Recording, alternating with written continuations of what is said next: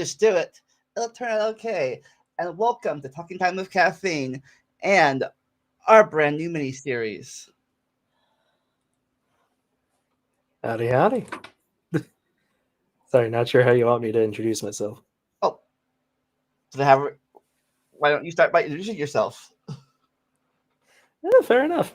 Well, for anyone who doesn't know me, I am Doc Dino. I am a paleontologist in training who really likes dinosaurs and talking about dinosaurs. And that's gonna be the main topic of this little series we'll be starting.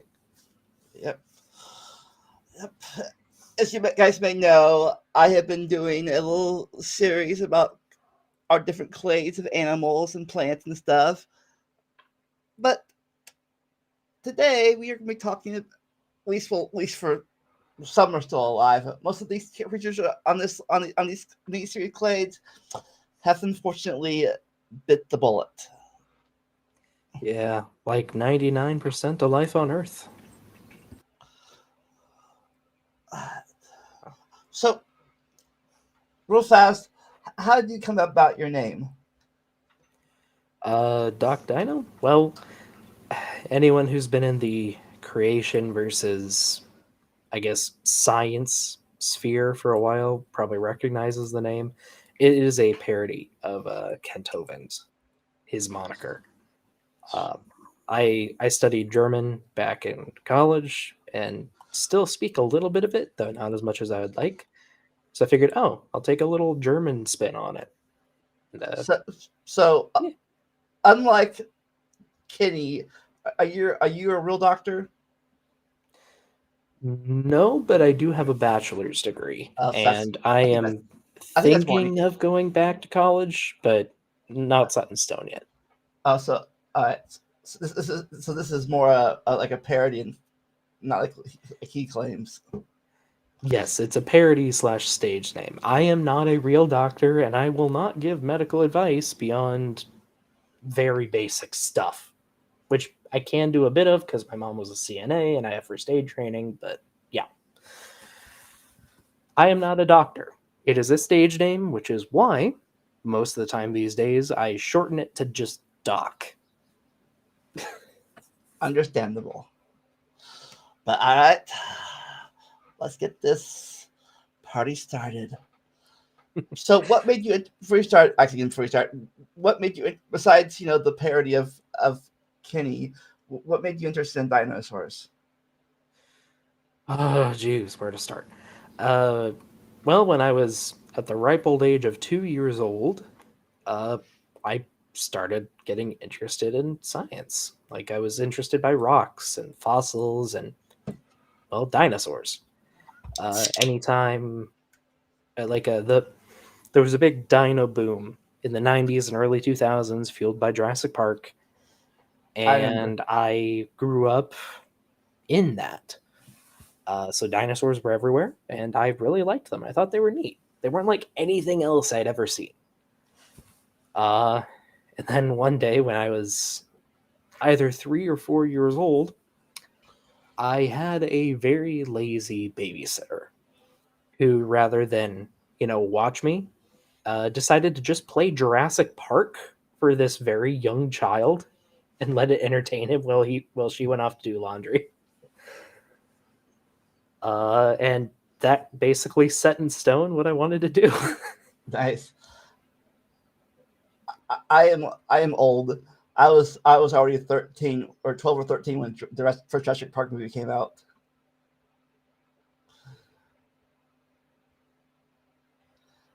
Yeah, I was not born yet when the first movie came out. I think I was born uh yeah, I was born before the third, but I didn't see that until much later. I was I was born before the big discovery of the asteroid. Oh, uh, wasn't that in the late 80s? Yeah, late 80s, early 90s. So yeah. So I have dinosaur books pre that discovery when different Oh, I things grew up with a lot of those. yeah when different things were things where they talked about uh, sauropods and rivers and stuff. Actually, funny thing, before they discovered the impact crater in the Yucatan Peninsula, there was an idea floating around that it might have been a meteorite that hit Iowa, which is the state I live in, that might have killed the dinosaurs. It also it also has the Dimetrodon in the book too, so you know how old that book is. Well, to be fair, there's still books that come out nowadays that say that it was a dinosaur, which, for the record, not, but what can you do? Yeah, more closely laid to us than the actual dinos. Yeah, synapsids were weird. And they're still around because that's what we are. Yeah. But anyways, Yep. Go ahead. From the synapsid side of the amniotic tree over to the diapsid ceratid side of the family tree. Yes, that is actually where our little slideshow begins. Yep. Sort of. Right. So we are starting from where the split, where the crocodiles went one way and our targets went the other way. Yes. So, for anyone who's not familiar, once vertebrates crawled up onto land, they split into three major types. You have anapsids, which just have a whole solid skull, and I'm not sure if we have. I don't know if we have any of them alive today, actually. We have synapsids, which have one hole in the skull. Let's see. Oh, hey, Breeze here, Hive Size. She can correct me if I'm wrong. I believe the hole was behind where we have our ear hole, where humans have their ear holes. It's basically a muscle attachment point. And it's called a fenestra. That's just basically Latin for window. And then there are diapsids, which have two. And you can say either synapsid or synapsid. I just say a synapsid.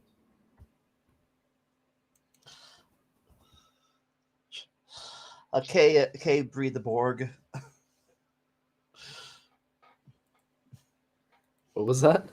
It's a joke. Breeze, I'm watching from both channels. I see. I see. Oh yeah.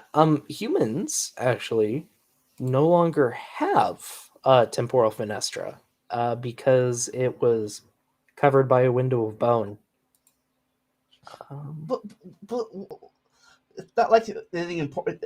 What's the big deal with a hole where our brain is? Not a big deal at What was all. that? I was making a joke. What's the big deal Oh, with a hole where our brain is? yeah. At least for some people. I'm sharing an image if you wouldn't mind popping it up on screen. Oh, okay. All right. I like to add visuals. So yeah, here's a pretty basic diagram. Bunch of identical skulls, just for ease of comparison. But you can see the synapsids, they have a hole right here. Diapsids have a hole right here. Here's another synapsid skull, and this is, I think that's Dimetrodon, but it could be another synapsid. You can very easily see the big hole right back here. Yeah, it's fun. And It's funny. Not funny, but for the longest time, I thought synapses and diapses split at the same place, but apparently it was synapses and sauropsids, and then diapsids that appear later on until in the sauropsid line, clade line. yeah, it's complicated. Honestly, when the farther you go back in time, the more everything starts to look the same. And the sad thing is, we also just don't have a ton of rocks from I'd say before the Mesozoic, honestly. Yeah. At least not at the surface. If anything, if possible, I know it's not possible. I wish we could get some DNA from some of these fossils. That way, we could either confirm our morphology is right, or we find out, oh, wow, we were way off on placing these trees here. We were. That would be really nice, but sadly, DNA and most other Doesn't last that long. proteins, they just don't last very long. I think the window for protein preservation was pushed back last year, though. Ooh, sorry, I just found a even better graphic to illustrate synapsids and diapsids. There was research that came out about a tooth of a Paranthropus, which had sequenceable proteins remaining, and I think that's about 2.5 million years old. Mm.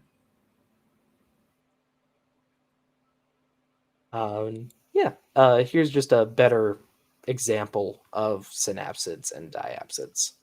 A lot of diapsids, they have one hole on the side and one hole closer to the top. Birds are actually another group that have closed up their holes. So even though they are diapsids, they don't look like it anymore. And well, also, so far, did dinosaurs get three holes? I think. I might be misremembering wrong. I don't know if some get a third. I know most dinosaurs have the two at the very least. Maybe I might be misremembering what someone said one time. Sorry. I'll go ahead and Yep, there we go. Oh, it just pops right back up. Well, here's the presentation again. And once you have your diapsids, they split apart even more. They split into, in particular, two major groups. Lepidosaurs, which are like lizards, most lizards, and snakes. And one other branch, I forget. I can never pronounce his name. I think it's the group that Tuatara belonged to. Yes, that's the one. Yeah. Or is the Tuatara a Lepidosaur? No, I think. Oh, I know the Tuatara is unique compared to other lizards. But yeah, from what I remember, it's a sister branch to Lepidosaurs. But the snakes aren't. They are within the Lepidosaurs. Yep, they're just scaleless reptiles. Or sorry, not scaleless. Jeez, legless. Though there are scaleless reptiles. But today. We are talking about the other side of their family tree. Yes. Today we are talking about the big branch, the one everybody knows, the big showy one. Archosaurs. Archosaurs are the group to which dinosaurs belong and living crocodilians. But they used to be much, much more diverse in the past. They used to have, pterosaurs are archosaurs and actually are closer related to dinosaurs than crocodilians are. But they all share a certain set of traits. They have an upright posture in comparison to lizards. Alligators are or I should just say crocodilians. Crocodilians do still have a sprawling gait, but they still walk more upright than other reptiles do today. I'm just glad that the hoofed ones aren't around anymore that chase us down. Oh, yeah. Some were alive fairly recently, which terrifying. They also have a thecodont dentition, meaning that, like humans, their teeth fit into sockets. A lot of other, well, actually, I think almost all other reptiles and amphibians, when they have teeth, they just grow out of a groove. It's called a pleurodont dentition. Um, Although there is at least one group of non-archosaur reptiles that re-evolved or that evolved thecodont dentition. Any guesses what they are? Say that again. There is a group of non-archosaur reptiles that evolved thecodont dentition, so teeth and sockets. Any guess which ones they are? Uh, the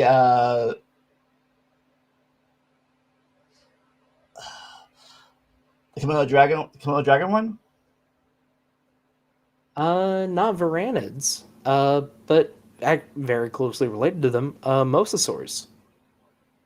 Mosasaurs independently derived thecodont dentition, at least in the later groups, which I find fascinating. But all archosaurs also have non-overlapping scales. So if you look at a snake or a lizard, their scales, they overlap. They go over one another. And archosaurs, they don't. They are each distinct. And as you get to it in the slide or not, archosaurs are also the first vertebrates that take to the sky. Yes, they are. Twice. Mm-hmm. Well, only maybe more. Oh, more than once? Yeah, It appears flight evolved in dinosaurs multiple times. Oh, nice.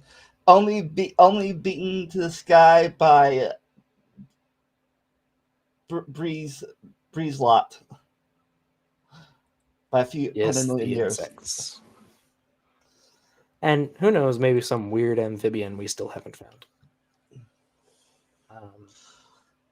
Anywho, archosaurs also have they have more complex respiratory and circulatory systems than we see in non-archosaurs. And in many cases more complex than we see in mammals too.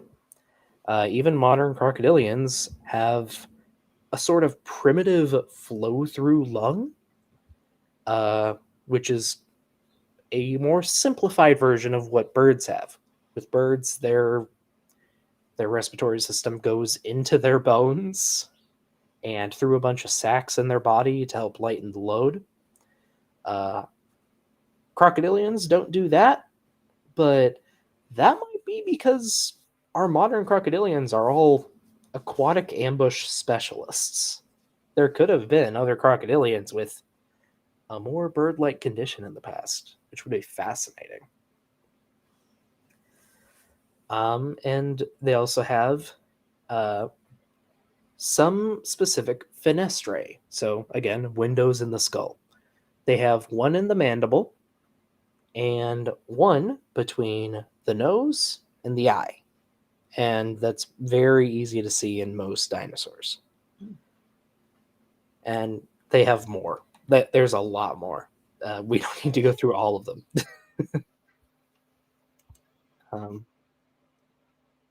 Hello, Al. But to cut down on a lot of this tree, there are two major groups of archosaurs. We have the Pseudosuchians, which are crocodilians and their relatives.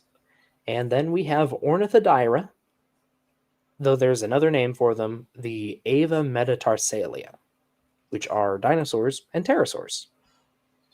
Now, on the Ava part, are we getting the warm-blooded side? Going to be warm-blooded yet, or that's further down the line? Yes, Avemetatarsalans are, as far as we know, almost all warm-blooded. We have direct evidence for it in I think all of the major groups of dinosaurs, or or at least a bunch of them. And we have evidence for it in pterosaurs too. So just to go really quick, go through the distinctions. Pseudosuchians, almost all of them have osteoderms, bones in the skin, literally what it means, for protection. Ornithodyrans do not, at least ancestrally. A lot of them do later on grow osteoderms, but that seems to be an independent thing. Pseudosuchians also generally have a slower metabolism compared to the hot-blooded, frankly, ornithodyrans. Pseudosuchians are less upright than ornithodyrans, and ornithodyrans, almost all of them have hollow bones. There are some exceptions, such as actually the sauropods on screen. Most of their limb bones are completely solid all the way through, just because they have to be.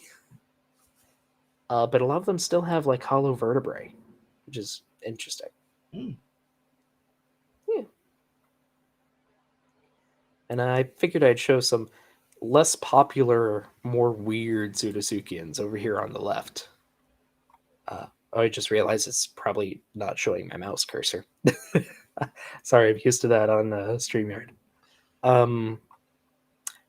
We have two here, which are an adasaur, which are a group of herbivorous crocodilomorphs. Yeah, they were herbivores. They had a really weird, kind of pig-like face. And a lot of them had really huge spines on their backs. The other one's the bipedal crocodile. Yes. I think this is Postosuchus, which I saw walking with dinosaurs in your intro earlier. Some people might recognize it from that, although they got a few things wrong. Well, to correct you, that was Walking with Monsters, the prequel. No, it was in Walking with Dinosaurs. It was in episode 1. I mean, the one I showed was Walking with Monsters. It was a Dimetrodon and thing. Well, you also showed the Ornithochirus, I did. which was in Walking with Dinosaurs. Yeah, I did not. yeah. All The Ornithochirus is in there. I think it was towards the end. You showed it like flying through the sky. Oh. Okay, I thought. Sorry, I know what species that was. It's okay. But anyway, this is Postosuchus, I believe. Again, it was in Walking with Dinosaurs. There it was portrayed as a very slow-moving quadruped, but we now know, and it had actually gone back and forth before this, or before Walking with Dinosaurs, but we now know it was in fact a rather quick-moving biped, which is terrifying. Because this thing is like the size of a modern saltwater crocodile, but it could run you down. Yeah, imagine that was in the Florida Everglades. Oh, they probably do very well. Anywho, we aren't focusing on the Pseudosuchians, at least not yet. Maybe we could do that later. Today, we are focusing on the Avemetatarsalia, which split into the Pterosauromorphs and Dinosauromorphs. Now, again, this is the hot-blooded, fast-moving, hollow-boned side of the tree.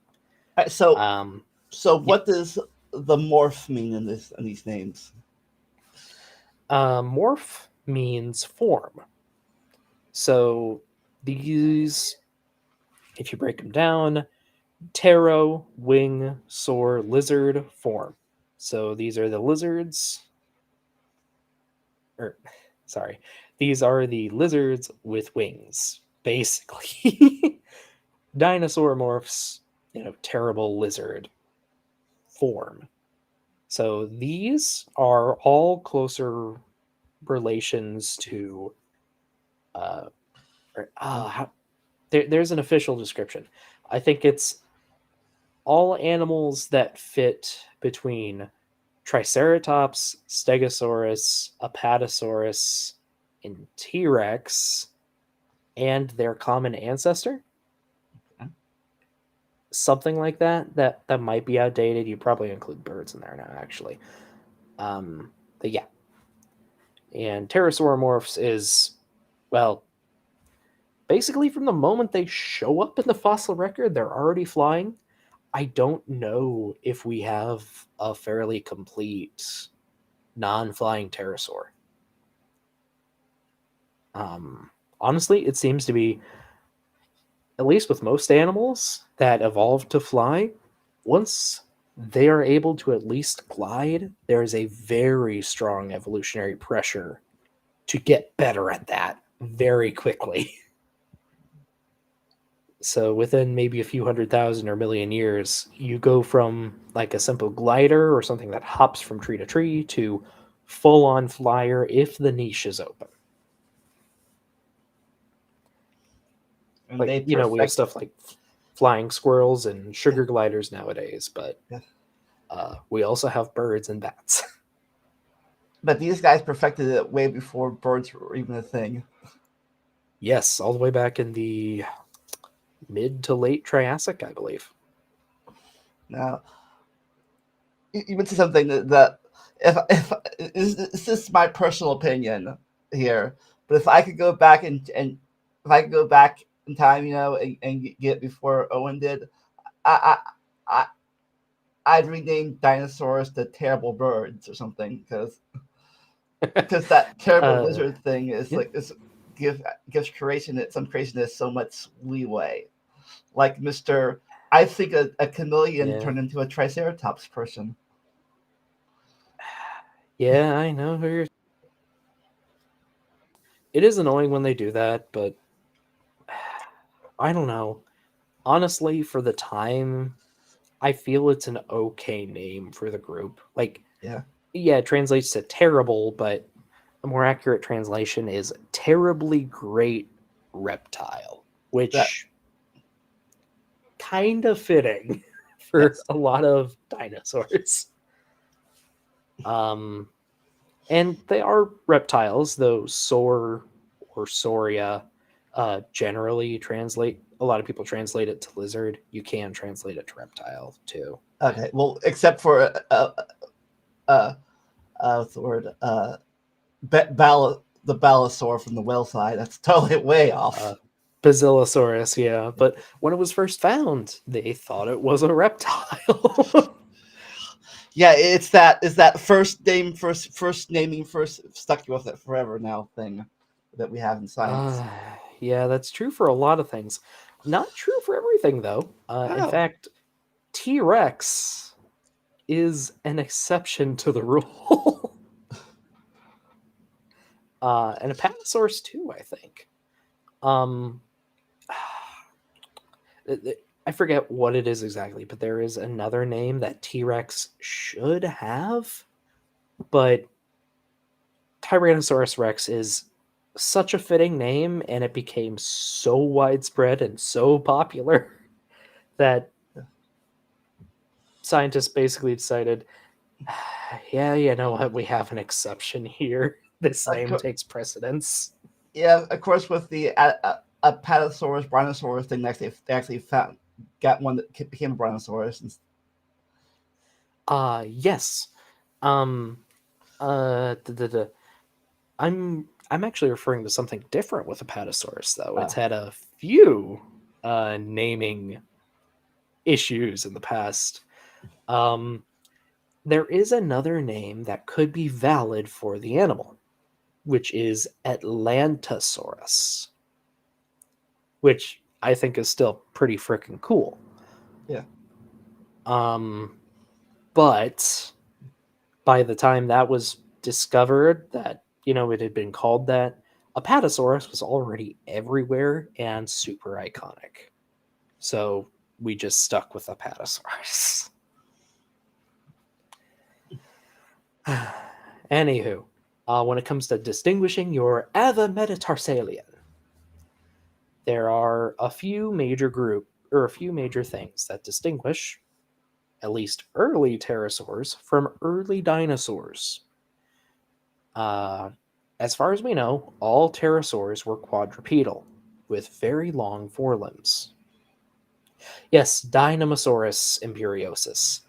Although, if I recall, that name was published in the same publication that named Tyrannosaurus rex. It was just later on in the publication. Also, I think did no, they still think that, but I remember a few years ago. I don't remember, but they thought a lot of different dinosaur species were actually different like ages of the same dinosaur. For what? Didn't they? Yes, that was a thing that started in the 80s, but it had a big bump in the late 2000s. Excuse me. Some of that has held true, some of it hasn't. Okay. There are three big examples. For T-Rex, there was a smaller tyrannosaur found in the same formation that some people decided to name Nanotyrannus.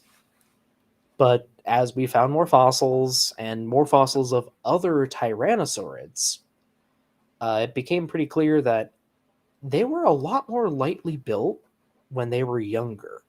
And then they grew up into the big, terrifying powerhouses. And following that growth curve, along with frankly, just a lot of anatomy, a lot of anatomical details, became pretty clear that Nanotyrannus was just a younger T-Rex. Some people still dispute that, but it's generally accepted by the scientific community. Another one was put forward about Triceratops and Torosaurus, which is another ceratopsian that lived in roughly the same place at the same time, but had big holes in his frill and a lot bigger frill than Triceratops did. It was said that Torosaurus might be the older version of Triceratops. However, the main paper that brought that forward had, from what I've heard, a few major errors in its math. And since then, like, we found a baby Torosaurus. So, a lot more research has been done. Again, we found not a big, like a little Torosaurus, and it just does not seem to be borne out, especially since we also have skeletally mature Triceratops. And then the last one was Pachycephalosaurus, which I have heard conflicting things about. From what I've heard, well, first, there were two other Pachycephalosaurs that were hypothesized to be younger versions. Those are Stygimoloch and Dracorex, both of which excellent names. From what I have heard, and I will just say this is mostly from a YouTube channel run by a bunch of paleontologists. So they're in the field. Their opinion is that Dracorex might be a younger form of Pachycephalosaurus, but Stygimoloch appears to be distinct. But it could be more complex than that. Most things are. Yeah. But it was at the very least a fair hypothesis, because again, we find them in the same places at the same time. And Stygimoloch and Dracorex are smaller than Pachycephalosaurus. And you can see what appears to be a transition between smaller and larger individuals. Sometimes that holds true in paleontology, sometimes it doesn't. It'd be a lot easier if we could just bring them back to life and watch them grow up. Just don't put them in a park for an audience. I mean, you can just put them in a 40-foot concrete pit. That's all you gotta do. Or even a 20-foot concrete pit. Like, they can't get out of that. Like, Jurassic Park, I love it. It's a great movie. It's a fun story. But they could have been so much smarter. But fast. We're gonna rant about that. I think even then they knew, but I know they did it for storylines. But come on, frog DNA. One, birds were closer. They could have done that. Crocodiles were closer. Lizards were closer. Hell, even mammals were closer DNA than frogs are to dinosaurs. To replace, to replace their DNA in. Yes, that's fair. There are a few reasons why frog DNA was chosen. First, I should specify that in the books, they didn't just use frog DNA. They used a lot of other different kinds of DNA depending on what they needed. Okay. With frog DNA, it appears that they used a specific type of frog that has been extremely well studied, particularly in embryo, because they were having problems with those species in their embryological development. Okay. So using the frog DNA to repair the gaps there made it easier to observe the embryos and correct mistakes. Okay. It just had the side effect of letting them change sex. Yeah. And actually the T-Rex had frog DNA, if I recall. So I thought they all had frog DNA in them.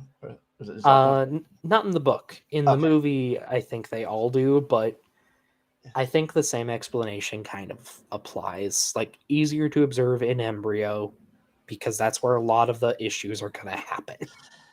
Yeah, I understand that. Just I'm not genetic, but it's just that like everything. A lot of other animals are closer matches to their DNA than frogs were. I'm like, come on, guys. Yeah. But to be fair, though, I think humans still share, what is it, 70 to 80% of their DNA with frogs? True. Like, in the details, they're quite different. But in the very broad strokes of like how the body is formed and structured, they're pretty similar. True. It depends on what gaps you have to fill. Yeah, it's funny when I tell people that. It's funny when I tell people that goldfish are more related to us than they are the sharks. Like, what? But they're both fishes. Yeah, but sharks are elasmobranchs. But anyways, forget that. We'll talk about that subject later time. Back to dinosaurs. They first were forming here on this page. Sure. So we've been over how pterosaurs were, as far as we know, all quadrupedal. Dinosaurs, ancestrally, appear to have all been bipeds, at least as far as we know. Even the groups that famously later on became quadrupeds, like sauropods and most ornithischians, they were ancestrally bipeds. They also had much shorter forelimbs than pterosaurs. Pterosaurs also all of them had really big heads. Like, this doesn't look right, but it is. And somehow they were airborne. Somehow that was a good flight model. Well, the reason they got airborne was because their bones were freaking paper. Like, even working, I've heard from people who work with their fossils today, their fossils, now made out of rock, weigh nothing. Like, it is terrifying. It's like having your entire skeleton made out of plastic straws. They are that light. Dinosaurs, on the other hand, had smaller heads, generally, and their bones were still hollow because, they're Avemetatarsalans, but they're stronger. They're much more reinforced because most dinosaurs were land animals. Now, with birds, they go more towards the papery route, but that's much later than anything we're covering today. Yeah, we're still in the Triassic right now, I think. Yes. And all pterosaurs, as far as we know, had big, leathery, just meaning covered in skin, wings. I Also, never get. Oh, sorry. Yeah. I know we're sticking they were still on the dinosaur side, but a lot of people, pterodactyls and pterosaurs don't mean the same thing. They're clade within a clade, right? Correct. So pterosaurs are all of them. Pterodactyls, or pterodactylids, are a specific subset within pterosaurs. There are two main subsets. There are rhamphorhynchids, which most of them have the big long tail, like you see on Dimorphodon here. And then pterodactylids have short tails, very short tails. There are other differences, but those are the main ones. Yeah. And I think all of the rhamphorhynchids actually die out by, I want to say, either the late Jurassic or early Cretaceous, actually. Oh. But yeah, these are our main groups. And something I don't have noted here, but you can see on the models on the pictures, they're fuzzy. Now, we've known that pterosaurs have been fuzzy for a long time, and modern birds have feathers. But as we find more and more and more fossils of dinosaurs, it's become pretty clear that almost all of the major groups have similar fuzzy coverings at some point. So kind of like downy stuff that baby birds have nowadays.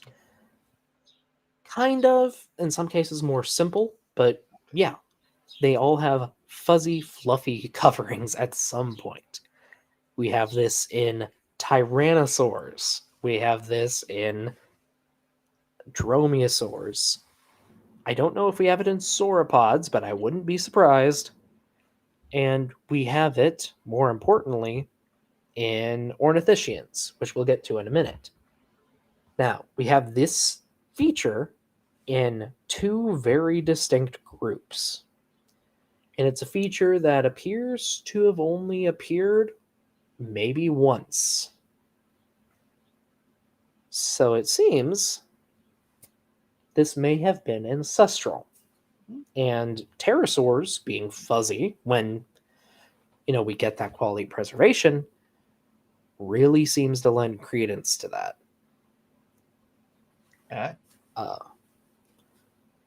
So, and maybe one day we'll go for the detail on that side. Yeah, but they are fuzzy and fluffy and feathery. They are feathers. Cuddly? Honestly, yeah. But diving more into the dinosaurs, there are two main groups of dinosaurs. We're skipping right past the dinoforms. Well, yeah, because there's a lot of confusing stuff that is currently under active study. Come back to that later then, once we know more. Once you're in Dinosauria, though, there are two major groups.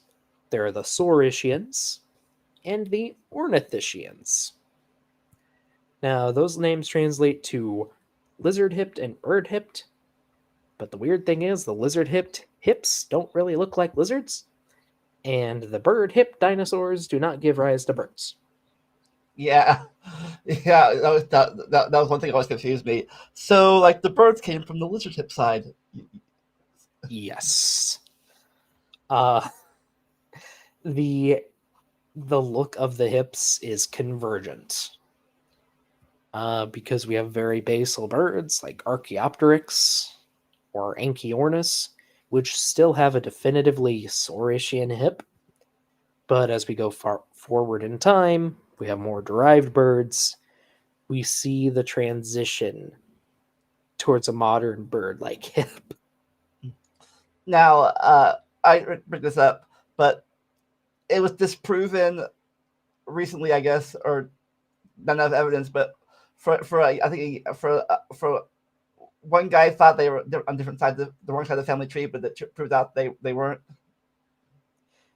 There was another tree proposed a few years ago, yeah. That does not seem to have held up to further scrutiny. Uh, These might not be the absolute correct trees, but as far as we know, with all the evidence we have, and at least our modern knowledge of phylogenetics, Yeah. this is as close as we can get with extinct animals. Yeah, like I said, until we can get DNA from ancient animals, like this is the best I can do until we can say until we can prove, oh, this was right, we were right, or like, wow, we were way off on this thing. Yeah.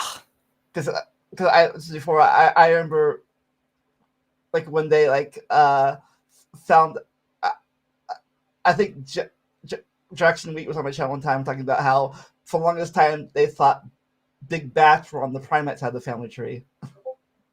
Yes. But now it turns out, no. In fact, if I recall, DNA evidence places them, I think their closest relatives are perissodactyls. So stuff like horses, tapirs, and rhinos. Yeah. And I don't know the big deal or not, they found out that whales were closely related to hippos.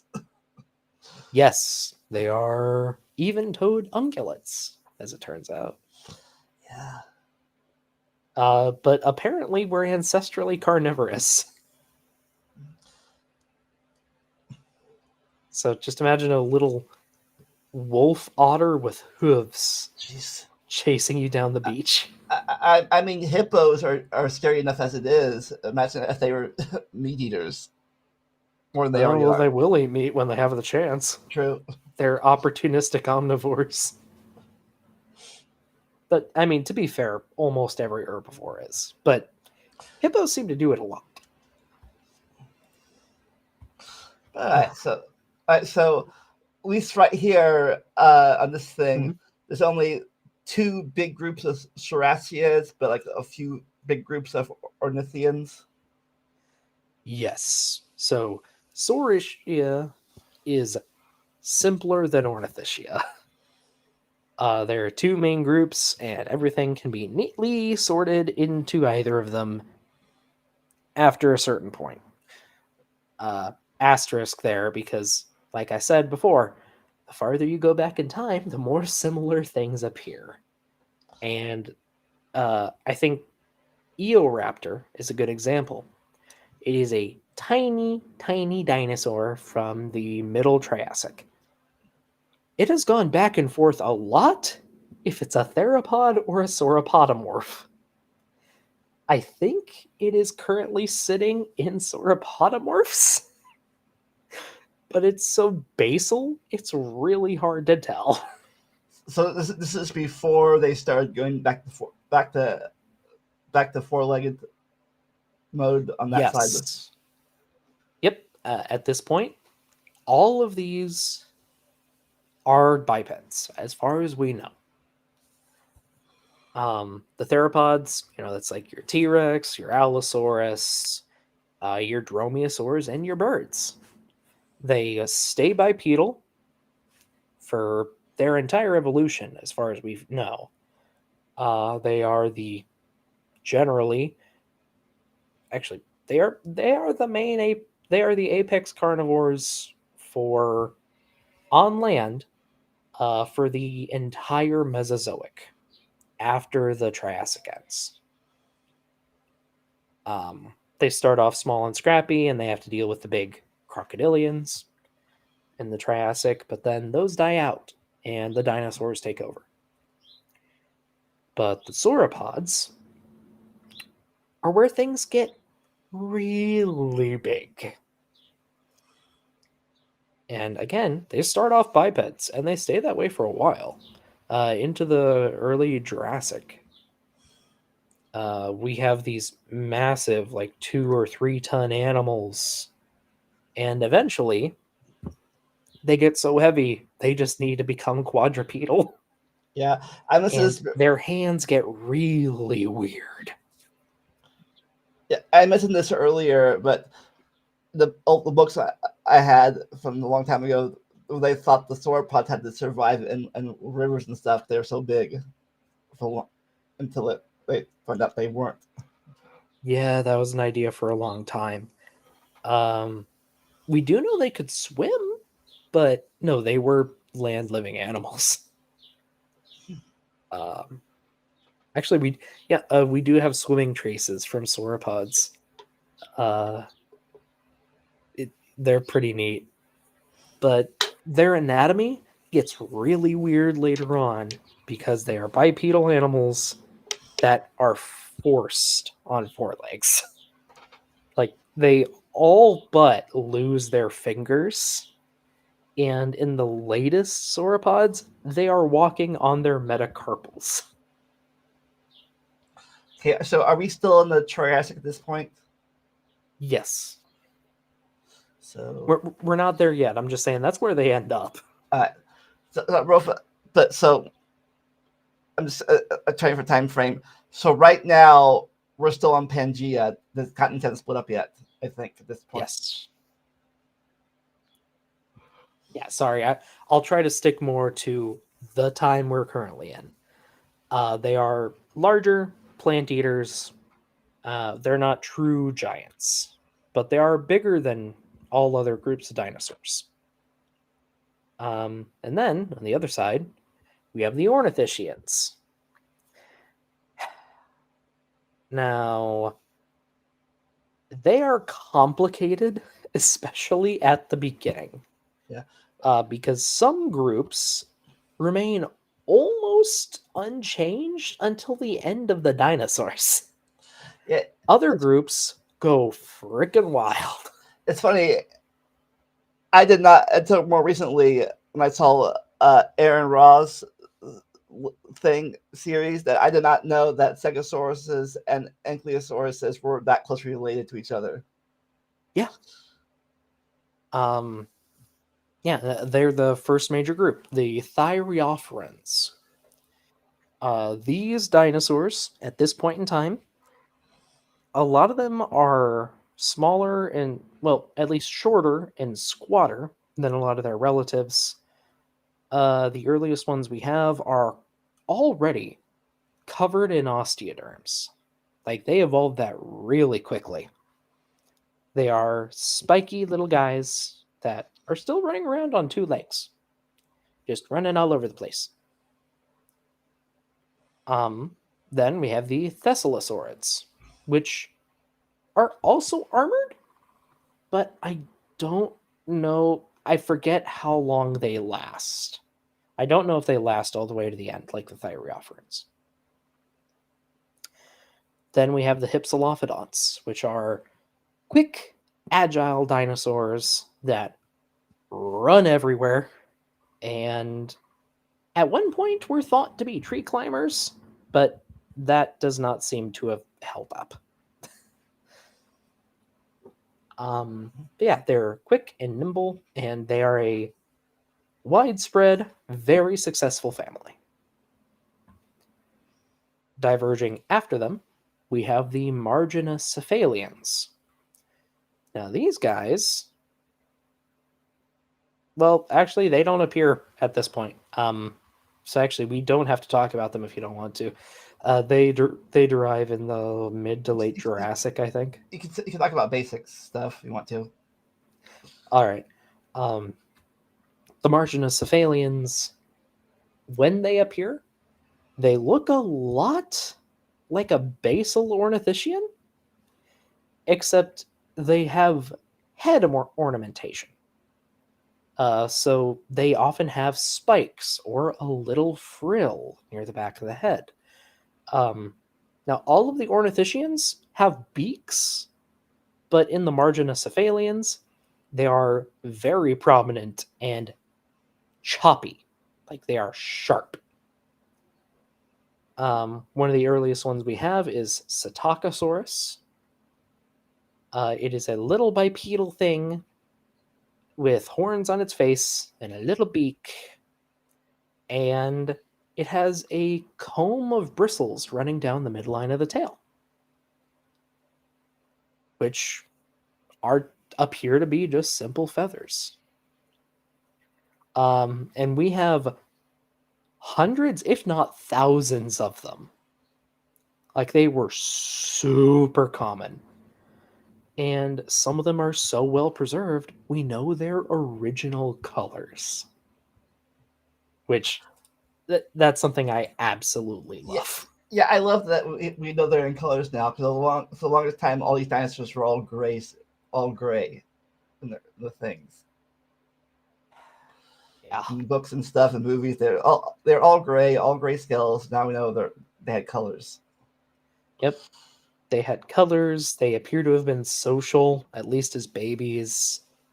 Actually, the weird thing is, if I recall correctly, the babies appear to have been quadrupedal, but the adults were bipeds. Okay, time to share this screen. Yeah. So yeah, here's Psittacosaurus. And here is one of the best preserved skeletons. That is original color. Like, that is actually remnants of the original color of this animal. Nice. Which is just absolutely mind-blowing. This species, at least, appears to have had like a pale brown underbelly, a darker brown, top of its body. You can even see the little quills over here on the tail. The image kind of cuts off, but you can see them going up like that.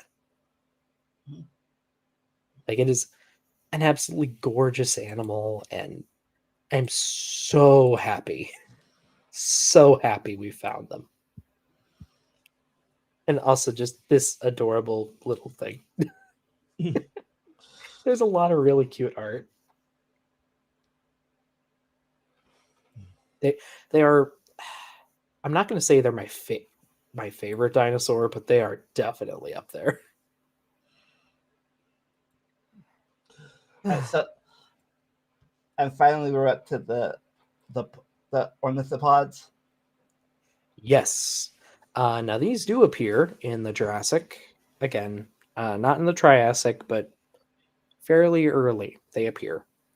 And they don't change very much. One of the earliest ones we have is Camptosaurus / Dryosaurus, I think. And those body types stay all the way to the end. They are very, very successful, arguably, possibly the most successful of the non-avian dinosaurs, which is fascinating. So, I mean, obviously, exceptions could be made, but of all of these, as far as I know, only one of these became mostly carnivores. The rest of these are mostly herbivores. I believe all of the ornithischians. Oh, I misspelled Ornithischia. Oops. Anyway, as far as I know, all the ornithischians are herbivorous. Well, I meant all of them together. The whole both clades. Oh, yes, the theropods. Unless there's some meat-eating sauropodomorphs that we don't know about yet. So, like I said earlier, most herbivores will eat meat if they find it, but I don't think they were actively hunting much.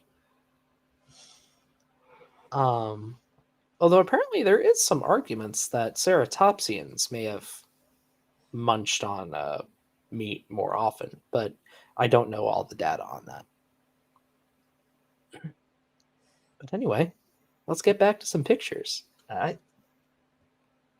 So On here are this some side of the examples. On this side of the family tree. Yep, some early saurischians. Here we have Coelophysis boweri, a theropod, and Plateosaurus trosingensis, a sauropodomorph. And again, both of them are bipedal. Leoningosaurus paradoxus. I don't know that tax off the top of my head.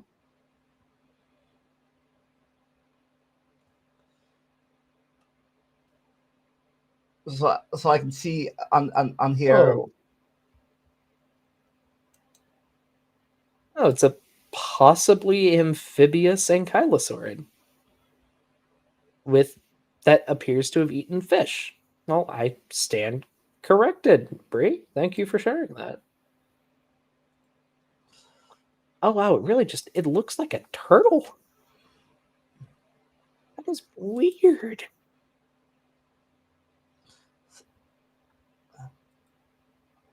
I've never heard of this little guy before. Learn something new today. Yeah. Huh. Oh yeah, and thinking about it, well,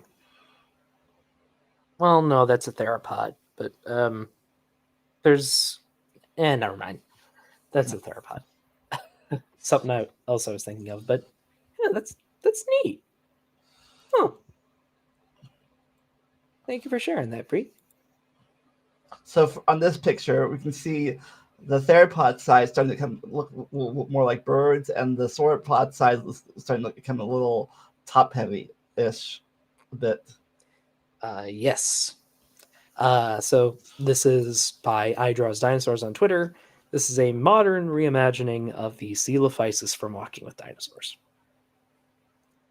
which I've always been a sucker for their color pattern. Just they look so pretty and cute in the episode. I love them.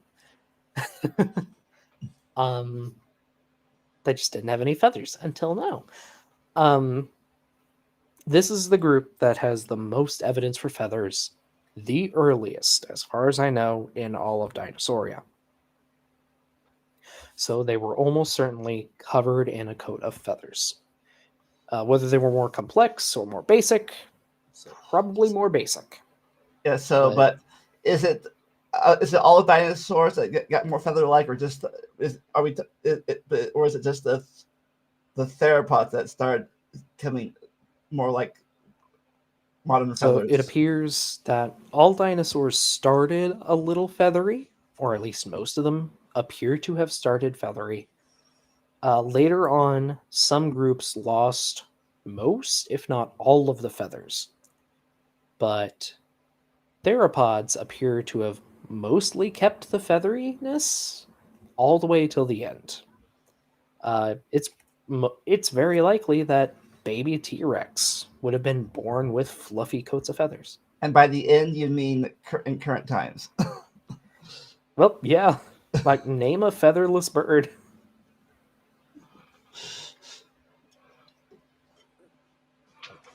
They're very useful for thermoregulation and display and a lot of other things.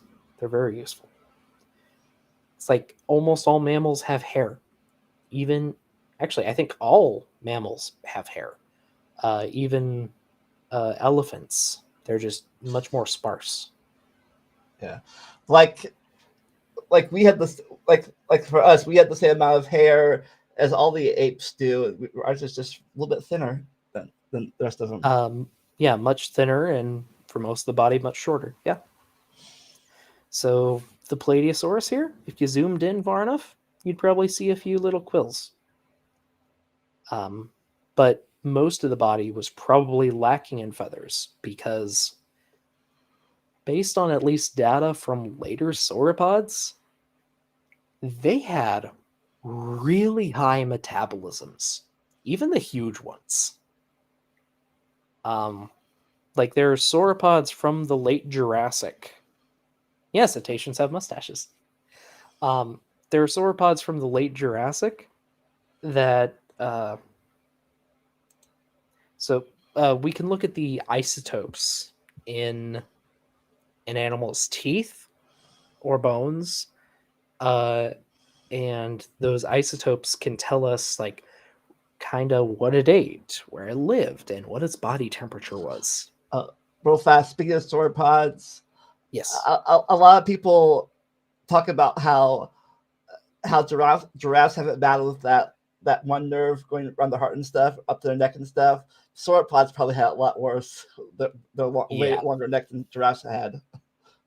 Unless they had some mechanism to subvert it, the recurrent laryngeal nerve in sauropods, some of them probably would have stretched over 100 feet, which is nuts.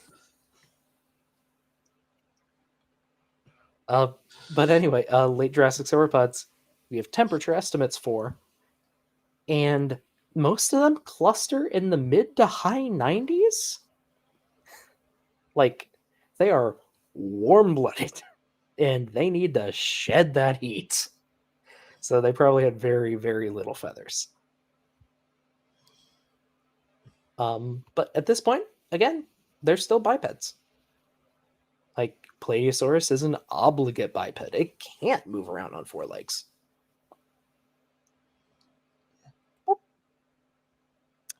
Then over here, we have early Ornithischians. So down here, we have Scutellosaurus representing the Thyreophorans. And then we have Eocursor and Heterodontosaurus, basically showing what most of the other Ornithischians would have been like at this time. And again, they're fluffy. They are fluffy, they are feathery, and, well, except in the case of the Thyreophorans, they seem to have just tossed the feathers out in exchange for armor.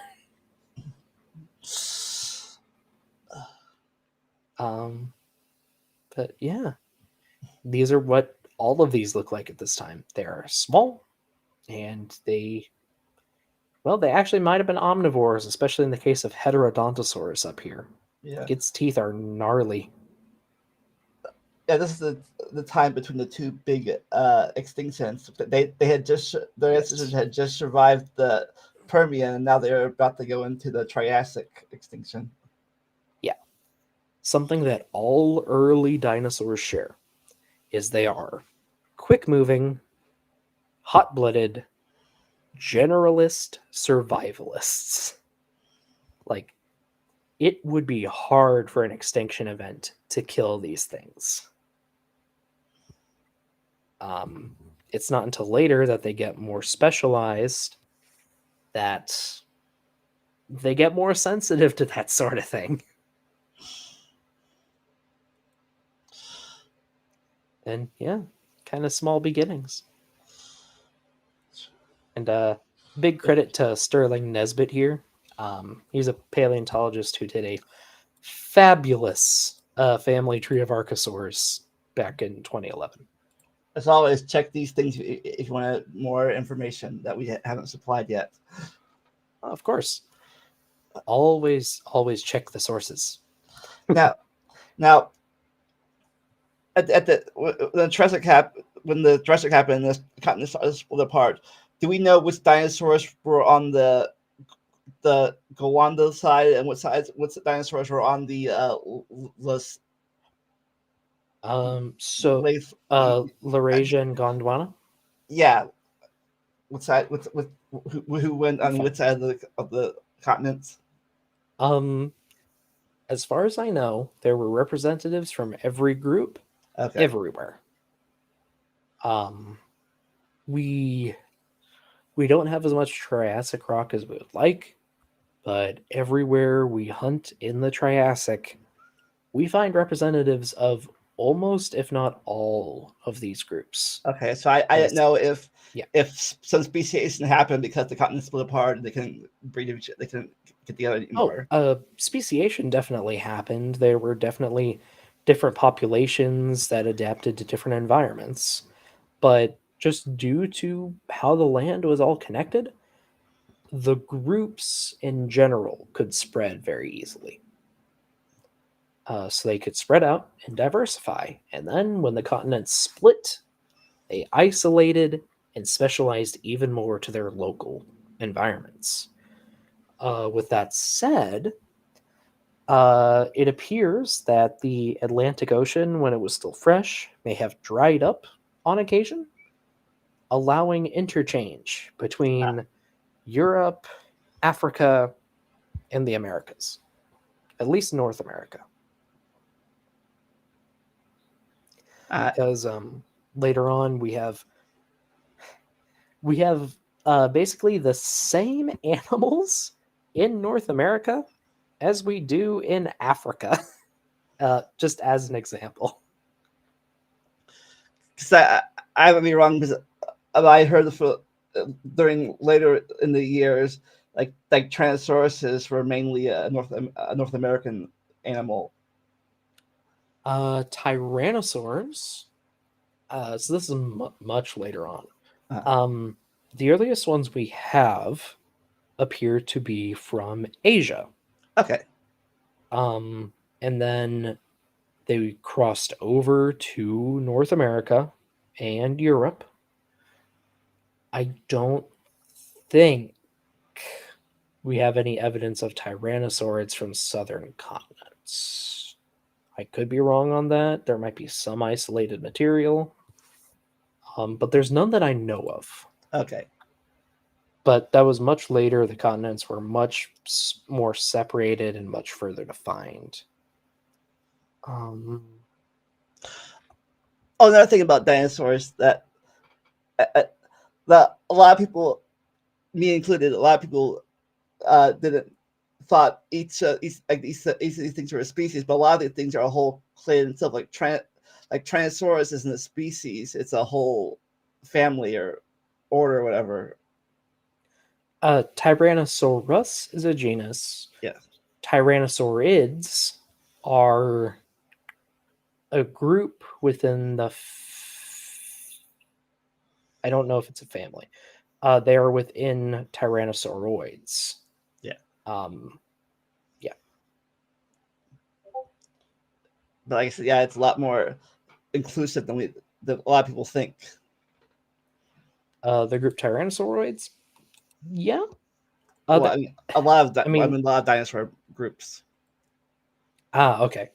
Yeah, like we have these big representatives of different groups, but a lot of them were way more diverse than most people know about. And none of them were on the Ark. Nope. And none of them were killed in a global flood.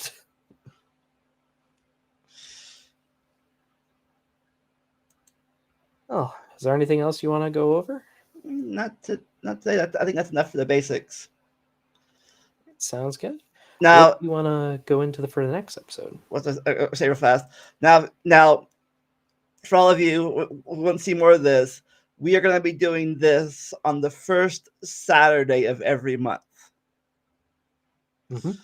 So you want to do a little more deep dive into this clade? Check us out check us out in April.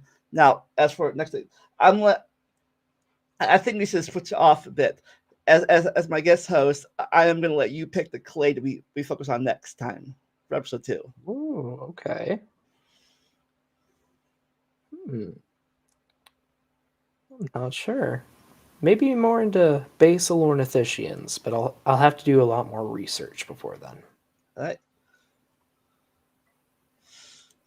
highest Bree says ranking the clades is so interesting among the ranks due to generation variability and cycle times. Yeah, there's a lot. There's a lot of complications. A lot. Yeah, sometimes like going from the old 7-layer system to the new clade system, you find out it's a lot more layers than you originally thought. Yeah. It ain't just kindly please order fries, give me some. That was taught in school. That little rhyme I learned to remember the different layers of the taxonomy. Yeah, a lot more. But anyways, all right. You want to advertise anything coming up on your channel? Nothing right now. Like, don't you have a show every Monday? Oh, but yeah, that's fair. Yeah, I do a stream every Monday talking about creationists misrepresenting science to make money. It's something that I really dislike. Yeah. If you want to check me out, channel name is just Doctor Dino. Yeah. I do wish I could watch more of it, but unfortunately, I work on Mondays and I catch as much as I can. It's just. It's okay. It's okay. Hey, work comes first. It's fine. And the streams stay up after. It's True. if you want, you can always listen after. As for me, uh, next Saturday I will have Jillian and Maya on my channel, and we'll be going over the Emancipation Proclamation. Oh boy. Yeah, and it's also my 400th episode of Talking Time with Caffeine. So it's a big event both ways. A big topic, and a big celebration at the same time. 400 episodes talking about science, history, and whatever else we felt like talking about. So check him out. Check out him out on Monday. Check me out next Saturday. All right, do you have a catchphrase you say, closing catchphrase at all? Just have a good evening. Have a good day. Have a good one. As I always say, never stop learning and enjoy the randomness. We'll see y'all next time. Bye.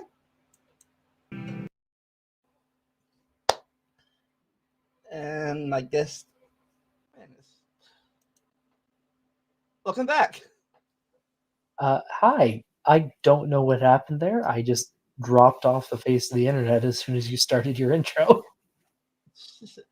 As I was saying, welcome to Talking Time with Caffeine. If you just do it, it'll turn out okay.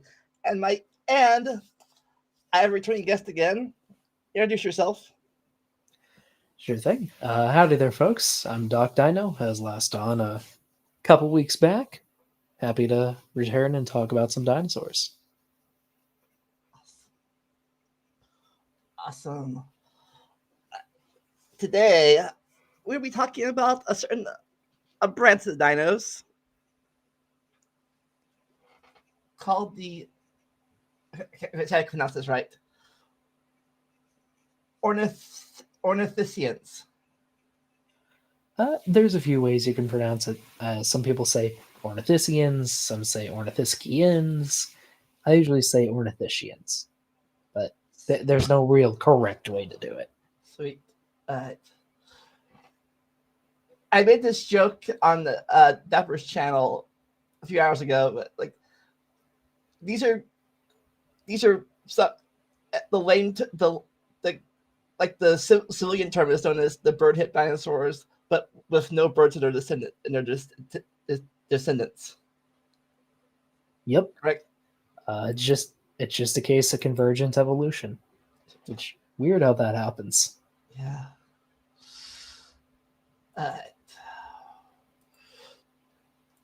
So what can you tell us about these dinosaurs? Well, they are the bird-hipped dinosaurs. Oh, It's weird. The text there is supposed to be gray, so it stands out. But these are the classically herbivorous dinosaurs. Um, if there are any known carnivorous members of this group, then that's news to me. Some might have been omnivores, but this is where you get like your ankylosaurs, your stegosaurs, your ceratopsians, and ornithopods. So some pretty well-known groups, even though they're rarely people's favorites. But when they are, they're cool people. So are the big dots here the ones we're going to be talking about? The groups? Yeah, the red dots up here are places where we're going to stop along the family tree. For anyone who isn't familiar with reading these things, we start at the base, all the way on the left, and slowly work our way upwards. Now, keep in mind, we'll be looking at some standouts along the line, but there are a few, let's just say, body types or archetypes of ornithischians that stay around all the way to the end of the Cretaceous. It's just some weird and wacky creatures kind of branch off as time goes on. As far as we know, there are no surviving lineages today of this group. As far as we know, yeah. Which is, it's at the same time kind of surprising and also kind of not, because a lot of things went extinct at the end of the Cretaceous, but there were still plenty of small ornithischians around.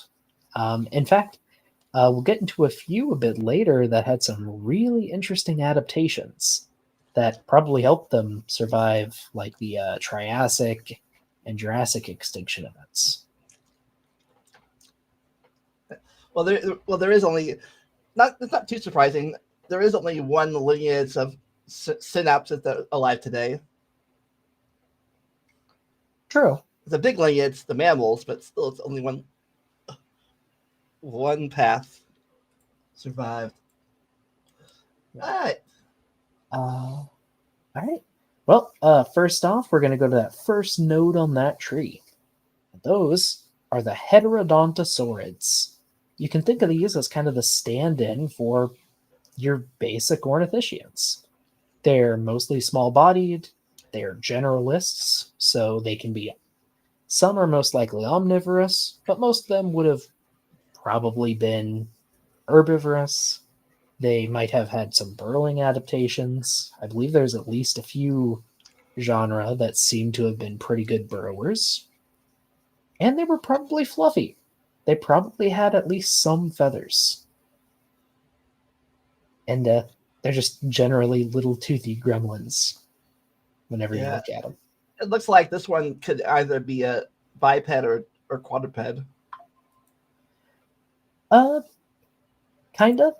So this is Heterodontosaurus tucae, and its arms were long enough that it could probably, stand on all fours, reach some low-hanging plants or something, but it probably moved around as a biped for the most part. Also, I do want to cite, because this is important in discussions of dinosaurs, the phylogeny that all this is based on is one from 2021, so it's pretty recent, though Okay. I've heard some things have moved around in recent years. It's by Madzia et al. And I had access through PubMed, if anyone wants to look it up. So it's always nice to have the most updated stuff you can get. So so you're saying it's not 20 years old, like a creationist source? No. I try to stay up to date as much as I can, while still making sure things are well supported. Because things can be new and wrong. You want to go for what's best supported, and this has been cited by quite a few people, so it seems to be pretty robust. So these used to go underground like moles and stuff? Possibly. at least it appears that they could have dug at least a bit, even if they weren't fabulous at it. As you can see on this reconstruction, they still had all 5 fingers, which most ornithischians lose later on. So they would have had nice kind of broad hands, pretty good for digging. They still would have had sharp claws because they were predominantly bipeds. And they were small. Heterodontosaurids, I think the biggest they got was maybe 5 to 6 feet long, which is pretty small for a non-avian dinosaur.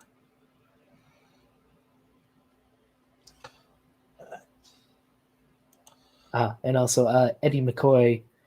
So the species name is tucki. I'm not sure who that's after, but that suffix means it's named after someone with the name of Tuck.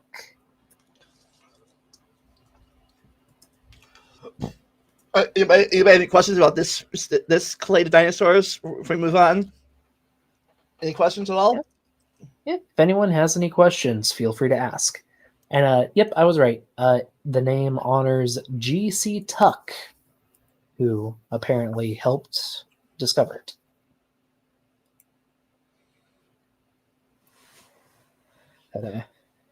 Well, I mean, if any questions pop up, we can come back to this slide. But until then, we're probably good to move on. Alrighty.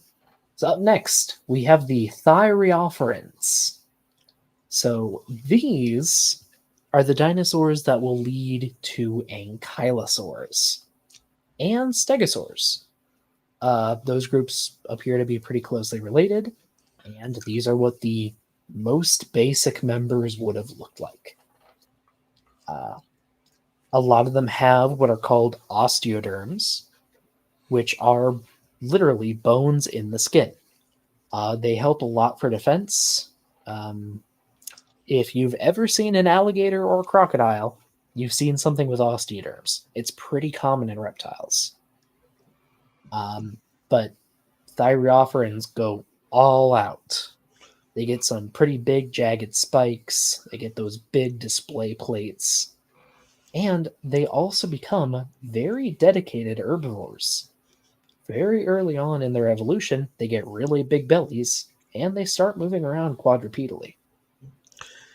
No, this was the one that surprised me the most when I first heard about that stegosaurs and ankylosaurs were that closely related. I was going to say that close related, but yeah, technically that close related. Yeah, they were.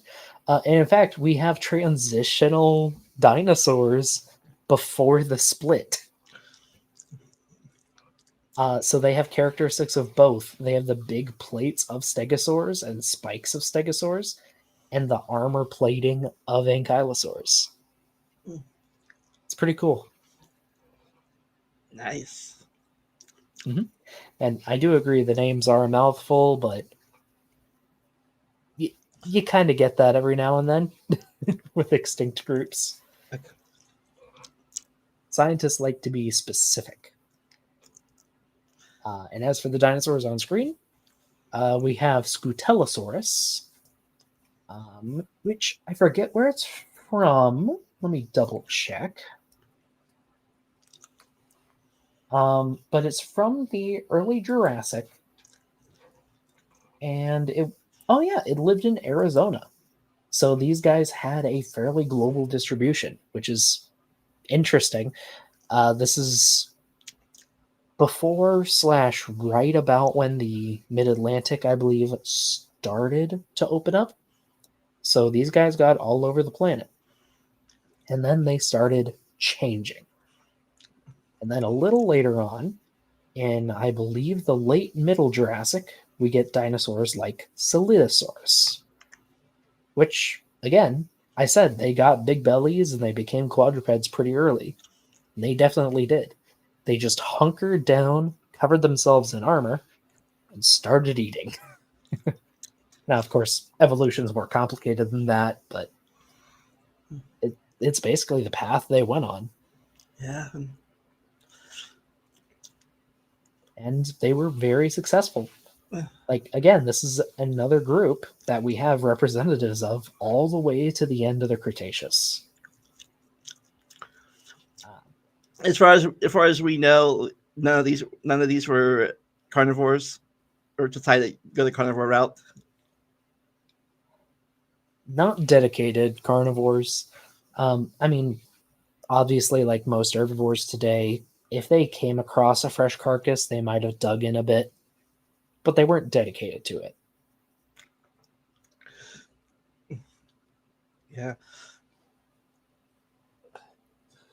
Oh, and geez, correct me if I'm wrong. Did you changed the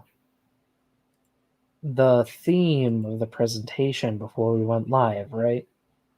Oh, yeah. It's sometimes it's easier to see it for some people's eyes. It's easier for black and white. Black. So, Okay. I'll keep that in mind in the future, but yeah, I'm just noticing some of the text is darker on your version than it is in mine. So if anyone wants to look up that piece of Solidosaurus art, which I would recommend, all of the artists for all of the art pieces in the presentation, they will be on screen, folks, if you want to check them out. Highly encourage it. The Solidosaurus in particular is by Teratophonius on DeviantArt.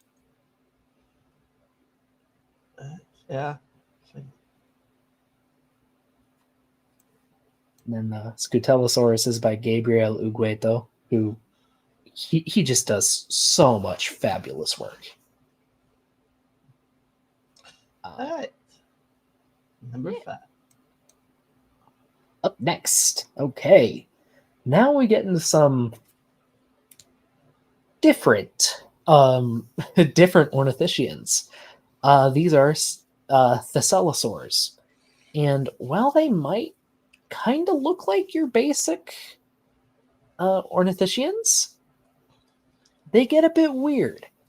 They get shorter arms, but it appears that at least a few of them became burrowers, because we have quite a few of them dead in their own burrows, where it appears they were like killed during a flood or a volcanic eruption. We have a lot of them. But wait, a flood, not quote the flood. Yes, a small scale flood. But almost looks still, like in their burrows, and like we find entire families of these dinosaurs just buried together. This almost looks like a bird, kind of. Kinda. So that is Calindodromius, which is one of these Thescelosaurs from, I think it's Russia, somewhere in Asia. And we have feather impressions and scale impressions all over the body. So we know what this thing looked like. It's really cool. And again, I'm saying that again, feathers. These things were fluffy. It appears that feathers, like the original dinosaur, whatever it was probably feathery, because we see these in ornithischians and in saurischians. So were these even in non-dinosaur archosaurs like pterosaurs? So were these like full-fledged feathers, or like more like downy baby bird feathers, or somewhere in between? Downy feathers they're not quite downy feathers, but those might be one of the closer analogs in the modern day. But yeah, they would have been fluffy. And let's see, there's one of these from China. Let me see if I can. Yes, something Lugiatun. Changmiania, Lugiatunensis, where we found just, I think it was, yeah, there was one specimen where there was just a pair of them curled around each other in a burrow.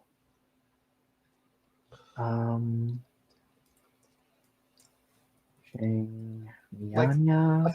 like a couple or a family. Yeah. Oh, geez, I'm having trouble finding an image of that particular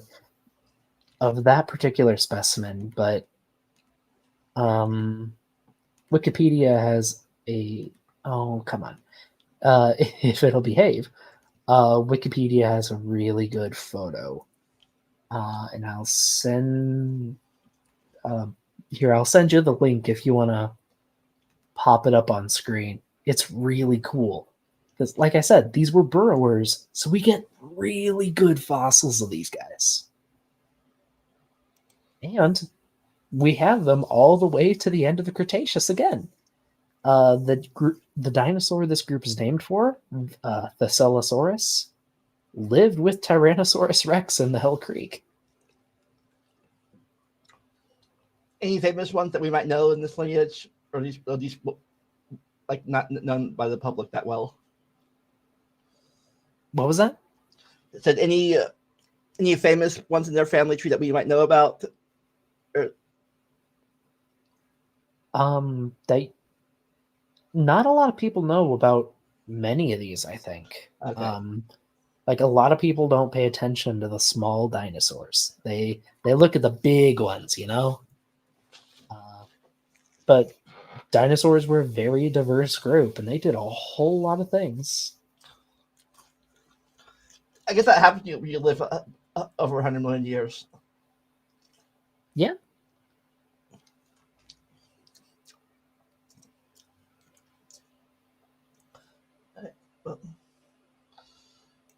Let's see. Yep, mammals weren't the only burrowers. I agree. They're pretty cute. And yeah, it should remind you of a bird. They are related. At least distantly. And not close to some dinosaurs, but still dinosaurs. Yeah. Would you mind popping up the link I sent you on Discord? Oh, you sent me on Discord. Okay. Yeah. I thought you sent me on private chat. Oh yeah, there is a private chat here. I can post it there too.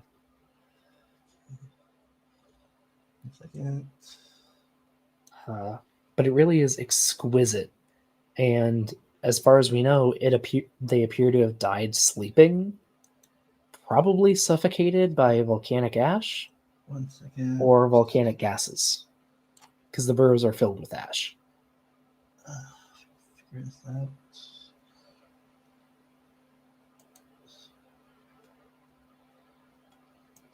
Take it over here. Check. 1 second.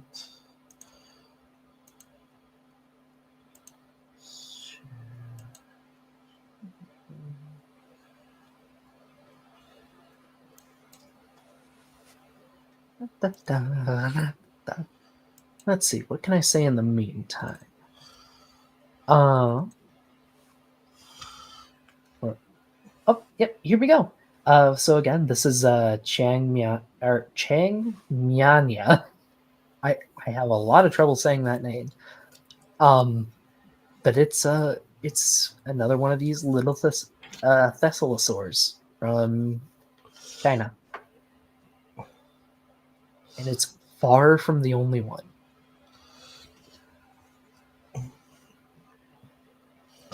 It is tragic, yeah, but what was it? I thought it's not something a question I thought about before. Okay.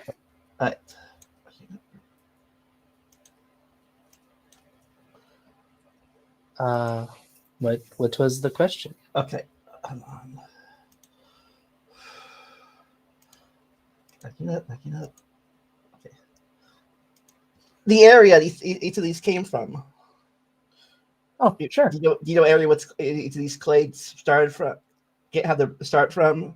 They might later. They might have they might have diversified other places. Well, the places they originated are a bit hard to say. Okay. Heterodontosaurus here is from South Africa, but we have heterodontosaurs from everywhere, I think. Yeah. Well, eventually, yeah, in a few million years, and probably very small continent, if anything, in the beginning Triassic, no continent divided. They could probably spread all over the place in the Triassic, since we're still one big continent. Yeah, and same for the Thyreophorans, because folks here, keep in mind, the latest we're going to go in this presentation is the earliest part of the late Jurassic. We are not hitting where dinosaurs hit their absolute peak yet, or started to hit their stride. They're still kind of in the growing phase. Yeah, but you can see hints of what would come later. Yeah, we'll get to that in a future episode. Yes, we will.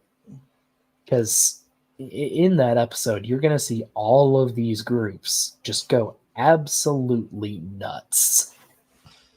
Right. And do we know what this is, Africa too, or someplace else? Calindodromes? Let me double check. I know it's from Asia. Yep, it's from Russia. Okay. The one above it, Eryctodromius.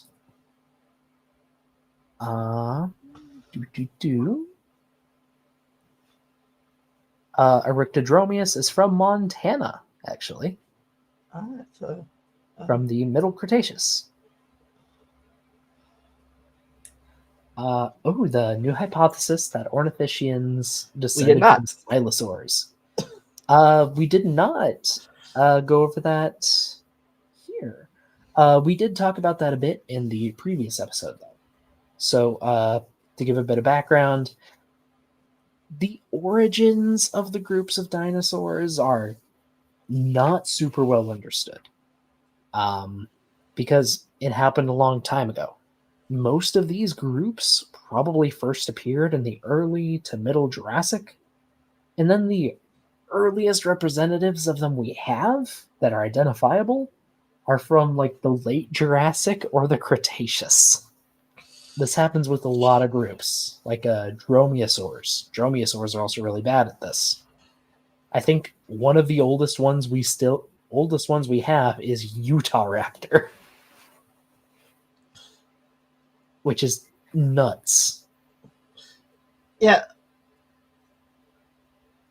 We'll get to that in a future episode, but is that what they confused the velociraptors for in Jurassic Park, Utahraptors? No. So in Jurassic Park, and it's very explicit in the book, the velociraptors are based on Deinonychus, me. They are too big, and they should have feathers, but they are definitely Deinonychus. They are explicitly Deinonychus. They're based on a very controversial idea, by which I mean one person put it forward and put it in his book, and then Michael Crichton read that book when he was writing Jurassic Park, that Deinonychus was really an American species of velociraptor. Okay, because I remember the Utahraptor was discovered around the same time the movie came out. It was discovered while Jurassic Park was in production. And unlike the velociraptors, it actually was could be the size. The velociraptors were much smaller than they said they were. It was actually the size of it. So I thought that might be one of the, but totally wrong family tree. Yeah, they're not too distantly related. But there is a big time gap, and the morphology is pretty different. But we will get to that time gap in either next episode or an episode after that, depending if we go after theropods or sauropods morphs. Theropod morphs next. Yes, and that will be far down the line, because the first dromaeosaurs we have are early Cretaceous. All right. Next. Not counting birds. All right. Then, this is our second to last group for today. These are the marginocephalians. So that's a long word. Let's break it down. I just realized probably should have done that for the last few. Um, but a marginocephalian, so cephala or cephalus means head. Margino, well, I mean, what English word does that sound like? Margin. They have a border around their head, specifically on the back of their head. They have a shelf back there. And these are a group of unarmored ornithischians, except for that head. The heads of marginocephalians are pretty solidly built, even starting off, and they have that little kind of head shield, though it's a little too small to be used as a shield. And they probably had some fluff too. From later marginocephalians, like Psittacosaurus, we know that even in the middle early Cretaceous, they still had some feathers on their tails. And if you wanted to pick a group of ornithischians to be generalists other than heterodontosaurids, you could probably pick these guys. Like, they, starting out, had really robust tooth batteries, so just big chunks of teeth in their jaws, as well as beaks, really sharp beaks. And there have been some hypotheses floated that they might have been more omnivorous than we'd think.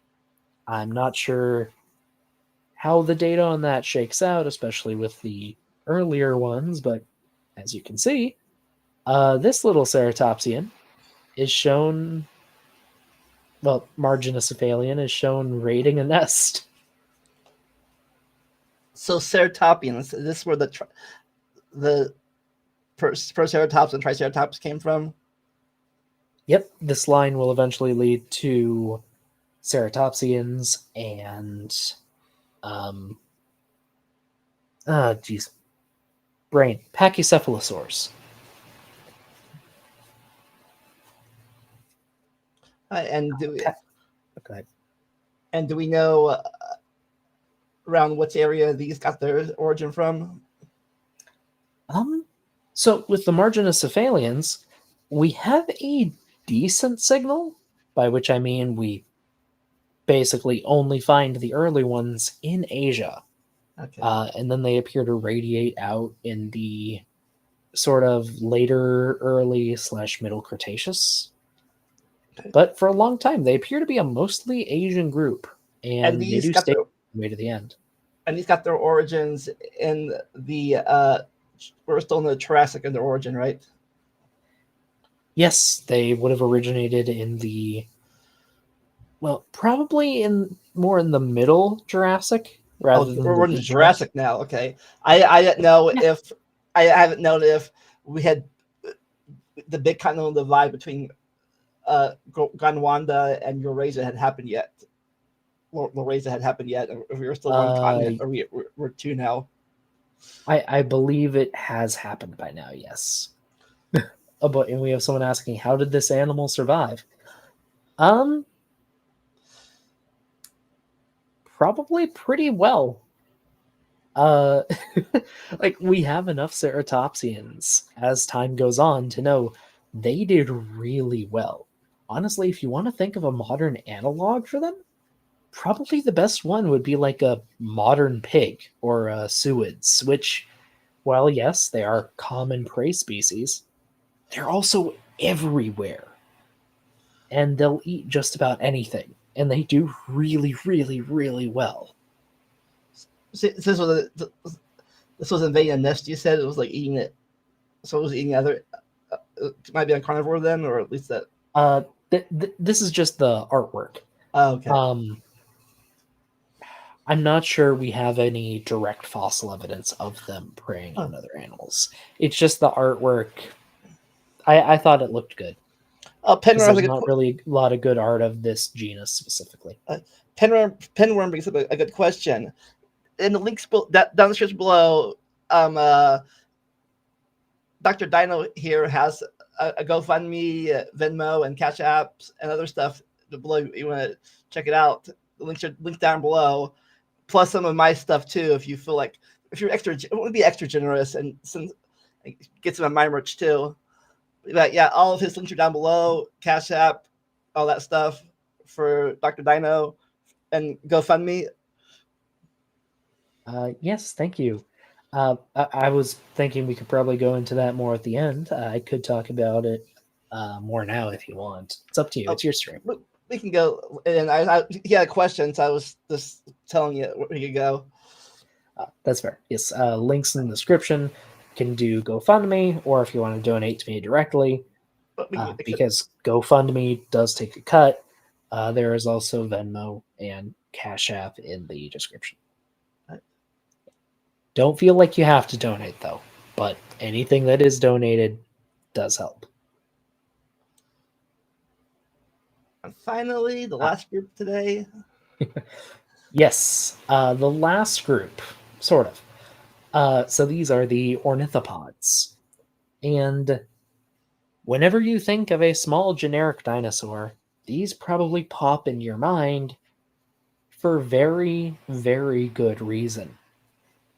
Ornithopods are possibly the... Sorry, there's some weird noise coming through. I think your microphone. I'm not sure how. Sorry, there was some like really high pitched feedback I was hearing. Weird. It shouldn't be. I have my headphones on, so. Sorry, maybe that was just me. These headphones are kind of dying. Anyway, ornithopods, as far as we have them, going back in time all the way to the end of the Cretaceous, are extremely successful. Most of them are pretty small, they're pretty agile, they're bipeds still. They keep that trait, although later ones do go down on all fours, probably for most of the time, though they could retain the ability to run on their hind legs. And they're still kind of generalists. Like, what data we have for their diets, it's like stomach contents and, coprolites, it seems they just kind of ate a little bit of everything. Staying as bipeds, they could reach up high and down low to the ground, just mowing down whatever they wanted. So these could have been omnivores then. Probably they would have been herbivores. Okay. But I'm just saying, like, whatever plant matter they wanted to eat, they could probably just eat it. I talked before about how the marginocephalians had robust, like, tooth batteries. The ornithopods take it to an absolutely insane extent. Like, they basically just have 4 huge sharpening blocks in their mouth that they use to grind their food. They're some of the only dinosaurs that develop an almost mammal-like method of chewing, actually. It's kind of crazy. But for this time period, they're still small.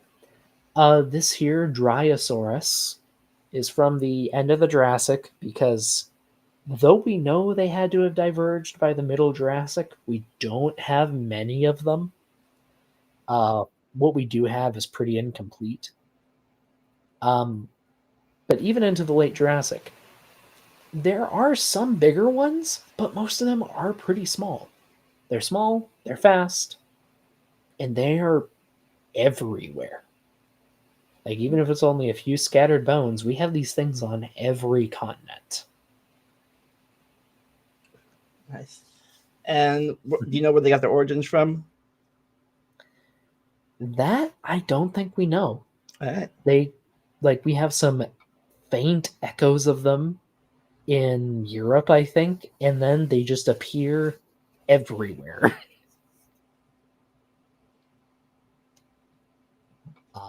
But I do believe that is all for this episode's presentation. Anybody have any questions about might have any questions for any of these particular clades, we can Sure. ask. Meanwhile, while we wait for questions, can you tell us a little bit about your GoFundMe and stuff? Yes, I can. So, for anyone who doesn't know me, I am Doc Dino, Doctor Dino. I am a Not to be YouTuber. confused with Yes. another person that claimed to be Dr. Dino. Well, yes, my name is a parody of his. Um, I like to talk about dinosaurs and geology and stuff here on YouTube. But in my daily life, I am a volunteer fossil preparator when I'm not working.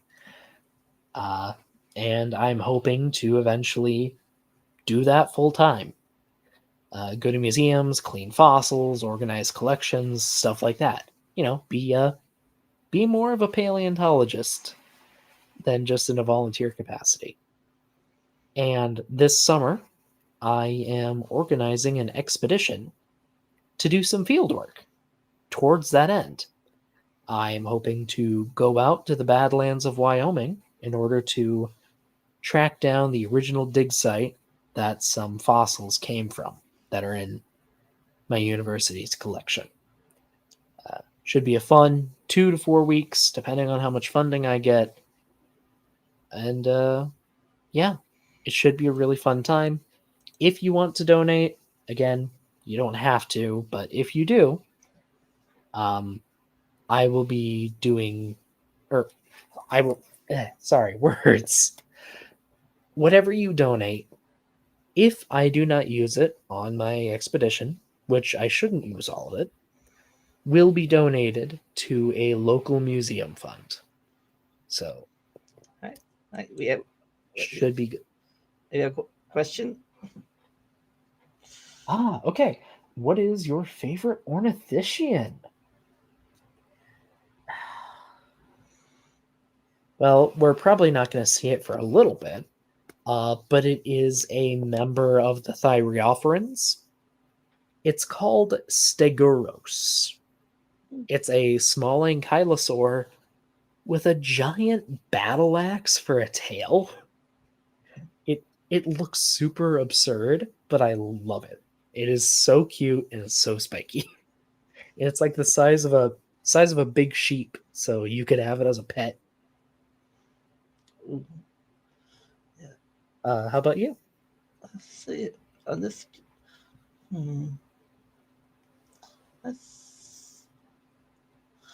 I think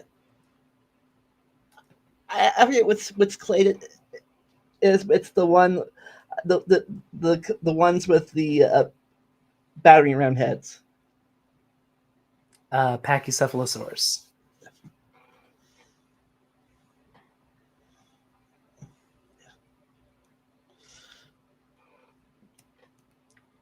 Are they in this? Are those in the same clade as the duckbill dinosaurs? The quote duckbill dinosaurs. They're not. They are actually closest related to the ceratopsians. Also, I just sent you a link to an image of my favorite dinosaur. It's in the private chat this time. I will put it up real fast. Katina has a fun question. How can hypotheses on their behaviors be tested? That's a good question, and that depends on which dinosaurs we're talking about. So when it comes to stuff like pachycephalosaurs, like we were just talking about, we think they butted heads for a few reasons. First, because they have big armored heads, like, say, bighorn sheep or a lot of other modern animals that we know butt heads. Their skull has a really unique morphology for a dinosaur. So if you look at a human skull, your spinal cord enters your head through the very bottom. That's actually kind of weird. For most animals, it comes in through kind of the back of the head. For pachycephalosaurs, it's the same way. So that would have made it so they could really easily lower their head and bash something with that dome, without risking injury to their spine. And then to top it all off, a large percentage of the Pachycephalosaurus skulls we find have dents in them that match other Pachycephalosaur heads.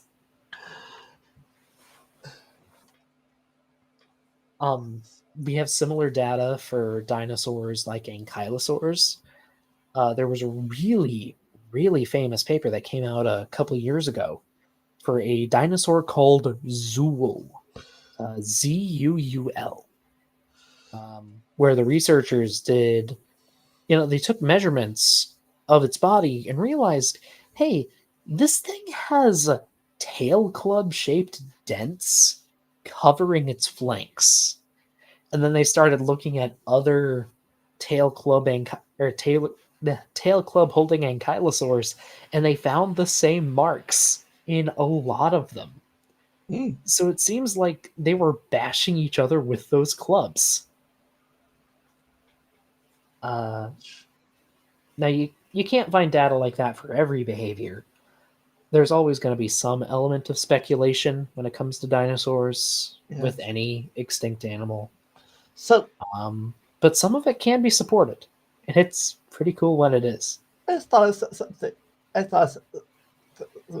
So, is there on the clades that we looked at today, basic clades at least today, was there one clade that had their quote weapon or whatever it's called on the back end, and the clade had their weapon on the front end?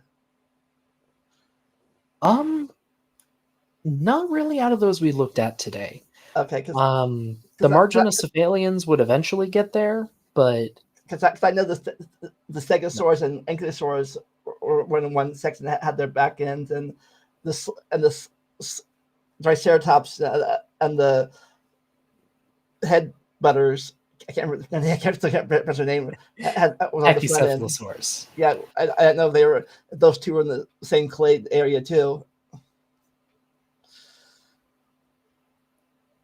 Yeah, and it. But dinosaurs are cool. Yep. But I mean, all of these things, like if they needed to, they could probably bite pretty hard. Most of them have beaks, and those that don't usually have pretty nasty fangs. Turtles have beaks, but they can still bite your feet. You want to be anywhere near their mouth. Oh yeah, snapping turtles are vicious. Even the herbivores. I don't know about us, but I saw a short YouTube video about some herbivore tortoises, and once a big one saw the little ones were in his territory, he started going after it. Like, this is my land, buddy. So planet eaters can be just as vicious as meat eaters sometimes.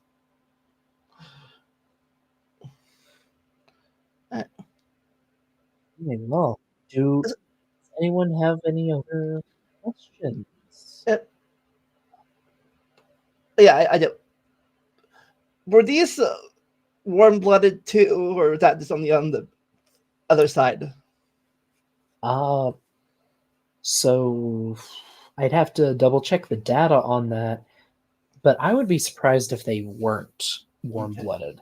At least when it comes to the smaller ones.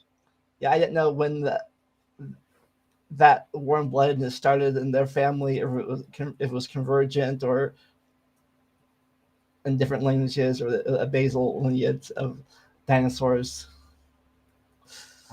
I would say, so starting out, at least for all these groups, they're small.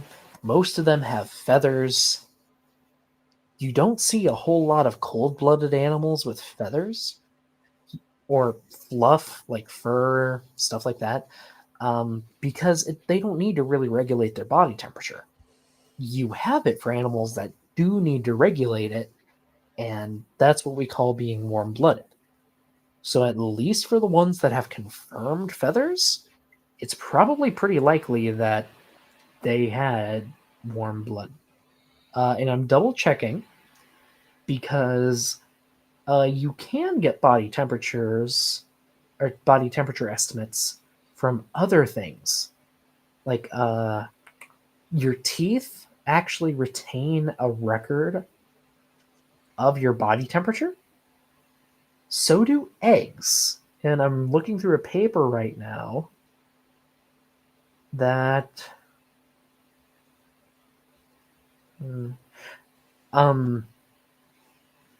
words. Wow.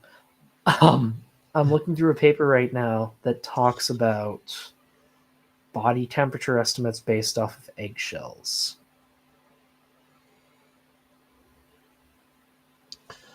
Let's see. Okay, results.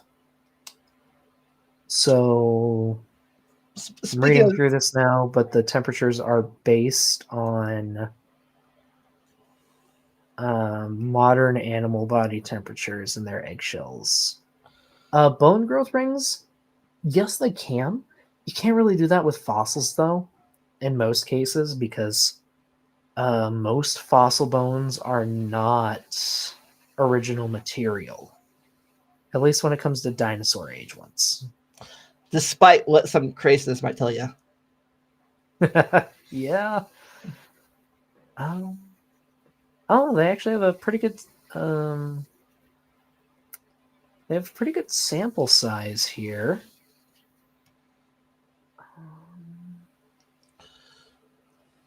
So let's see, morphology of eggshells. Come on. Come on. Okay. So. I need a picture. Yeah, I need picture share. You need. Yeah, I need picture share. Is there a way for me to share my screen? Yes. Just go to that little arrow, computer arrow thing. I got it. So here are their results. So again, these are body temperature measurements based on, modern animals. And so there's a wide range for theropods, which I find pretty interesting. For ornithopods, though, so like this is a Maiasaura up here, it has an estimated body temperature of about like 43, 44 degrees Celsius, which I think puts it right around what modern birds get. Like on the higher end, but still within what birds have. Same for some of these theropods. I'm curious about these lower ones, though. Those are low for what I would expect.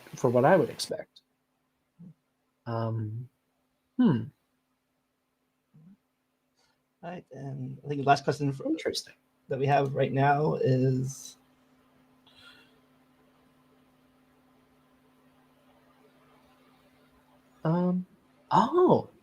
possibly a capacity for heterothermic metabolism. Okay, so they can operate at different temperatures depending on the environment. I think there are some animals that I think I could be wrong. I think bears do that. Like I think their body temperature drops when they hibernate. I could be wrong about that. It's pretty cool though. Wonder how accurate the Jurassic Park movies are with dinosaurs. See, it's weird. The first Jurassic Park movie is almost like a time capsule. There are some problems, but on the whole, the dinosaurs that you see in that movie are very accurate for the time. The raptors should have had feathers, but well, actually, they were originally planned to have feathers, but they couldn't due to technological limitations. They just couldn't get it to look good with the CGI they had access to. And surprisingly, that's one of the few CGI movies that still hold up to today's standards, I think. Yeah, because they knew what they could do and what they couldn't do. Or shouldn't. Or That's also why most of the time when you see a dinosaur in that movie, it's an animatronic, not CGI. yeah, couldn't do and shouldn't do. Yes, yes. For Jurassic Park, for the later movies, a lot of them, like 2 and 3, are still decently good Well, when when they it comes to accuracy. yeah, well, when they got into mixed genes, that kind of went off the rails there, maybe. Yeah, the Jurassic World movies are all over the place. Some of the reconstructions are stellar, like the Carnotaurus. Others are utterly horrific, like how they completely downgraded the Triceratops and the Stegosaurus. The Apatosaurus is awful, And they gave the and so is Mosasaur the Sinoceratops. steroid. They gave the Mosasaur steroids. I heard. Well, the Mosasaur size is just it's inconsistent between shots. But even at its smallest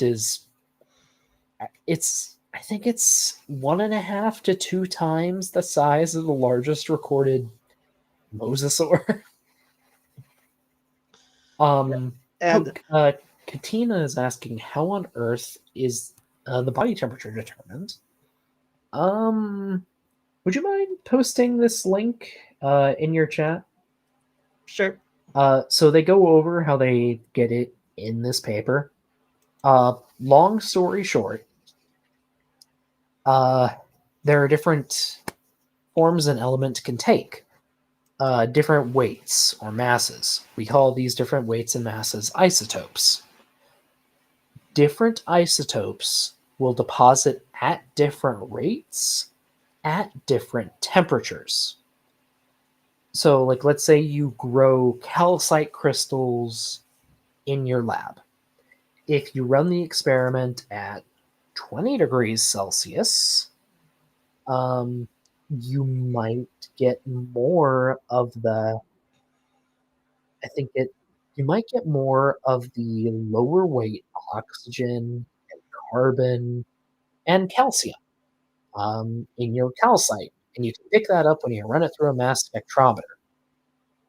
If you do it at 30 degrees, you'll get more of the heavier elements, 40 degrees, even more, so on and so forth. So after you do those experiments, or you analyze what the results are from living animals that you can monitor the body temperature of, you can replicate it on unknown animals. And you can test those results with animals you just haven't measured yet, and then go on to like extinct animals, which is what they did here. It's the same process. Awesome. Someone in room got something from your Amazon list. That's cool. Yeah, thank you. Like I said, if you want to support him or me, links are down below. Fund his go. Wow, fun there. Go fund his GoFundMe for his summer trip. Grazie.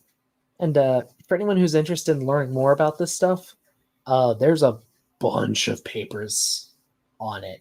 I think they started coming out in like 2007 or something, and they've just kept coming out every year since then. They're really cool, and they're doing it for more and more dinosaurs. We're getting more data. So far, it appears a lot of dinosaurs had body temperatures like birds. And what's really funny is once you get to a certain point, like being a sauropod, it's more important to figure out how to just dump heat than it is to gain heat, which might be part of why sauropods have such long necks and tails, just to help dump that heat. It's cool. Yeah. Too bad. Too bad the sauropods. Again, we'll talk about next time. But too bad the sauropods suffer from that situation that giraffes have with their nerve worse than they do. Oh yeah, it gets bad in sauropods. Temporary. I'm trying to find a good graph for it. Well, we're waiting for Um, we're waiting for that. You have the audience out there, unless Dr. Daniel's already decided. Next episode in a month or two, depending on a month or two, depending when he's free again. Would you like us to talk about the basal sauropods next, or the basal tetrapods? Tetrapods, tetrapods. not the really basal. I think we're a little beyond that. Sauropodomorphs, or God, Theropods. theropods. Next. It's okay. It happens. It happens. Basal tetrapods. Here. So this is a fairly good graph, though it depends. So here's kind of what I was talking about. So depending on the water in an area, you're going to have different isotopes of the water in different concentrations. As the temperature gets higher, you're going to have more heavy water, quote unquote. As it gets lower, you're going to have less heavy water. At least in proportion. And yeah, that's just kind of how it goes. You can measure this really easily. You can measure it in your own rainfall if you collect it and send it off to a lab to have it analyzed via mass spectrometry. You can figure out where your water came from. I had to do that. I actually had to do it in a lab. And yeah, here's another graph. This is measuring it in looks like travertine. It's pretty cool. Whichever seems more organic. Well, maybe I'll put up a poll or something, or unless you want to decide. Be a fun way to do it. Any last questions before, since this is a short episode today? Any last minute questions? I think I'm good. All right. Okay. Besides your big summer trip, anything else coming up that you want to advertise? Nothing right now. I'm working on a couple new shorts, so hopefully those will be out before long. Other than that, I think I'm good. All right. All right. Okay. All right. For me, in 2 weeks, I will be concluding my Before Earth mini series, where the Earth finally arrives. The star of the show is finally here. And then it's no longer Before Earth, because it is Earth. And then next week, we'll be reviewing my friend's That Pissed Me Off YouTube series, while we go back in time and look how cringy and accurate some of his old videos are. So look forward to that. Sounds like fun. Do you have a catchphrase you'd like to say at the end of your streams? Just have a good day, folks. Thanks for joining us. And see you soon. As I always say, never stop learning. Enjoy the randomness. We'll see you next time. Bye. Just do it. It'll turn out okay. And welcome back to our mini series, Dinosaurs with Dr. Dino. Yes, hello, folks. For those who are on my channel who may not know who he is, why don't you do a little introduction? Sure. Hi there, folks. I am Dr. Dino, not an actual doctor. My name is entirely a parody of Kent Hovind's moniker. Though I am more credentialed than him, I at least have a bachelor's degree. I like to talk about geology, paleontology, and evolution, and how creationists love to misrepresent all of those topics. Yeah, that's pretty much me. I'm not making a lot of content on my channel right now, but I am starting up another channel with some friends where I'm actually a lot more active these days. So, as soon as he gives me the link to that, I'll put that in my description below, so you can subscribe to that channel. Oh, sure thing. I will send it to you. Anyways, when he first appeared, we talked about the Allosaurus, the pterodactyls, and dinosaurs in general. And last month, we talked about the or oh God, the Ornithians. Ornithischians, yeah. Yes. And there's the link to the channel. We are called the Boneheads. We use science communication to. Sorry, we use a game called Ark Survival Evolved to do science communication. It's actually kind of fun. And we might be branching out to other games in the near future. Cool. So, you guys gonna play Spore or something? Spore could be fun, but we're trying to stick to stuff that has real life animals in it. Yeah. At least for now. We do go into Spec Evo though. Going from cellular to tetrapod might be a little jump there. A little jump. It's a great game though. Yeah. Yeah. No. No follow.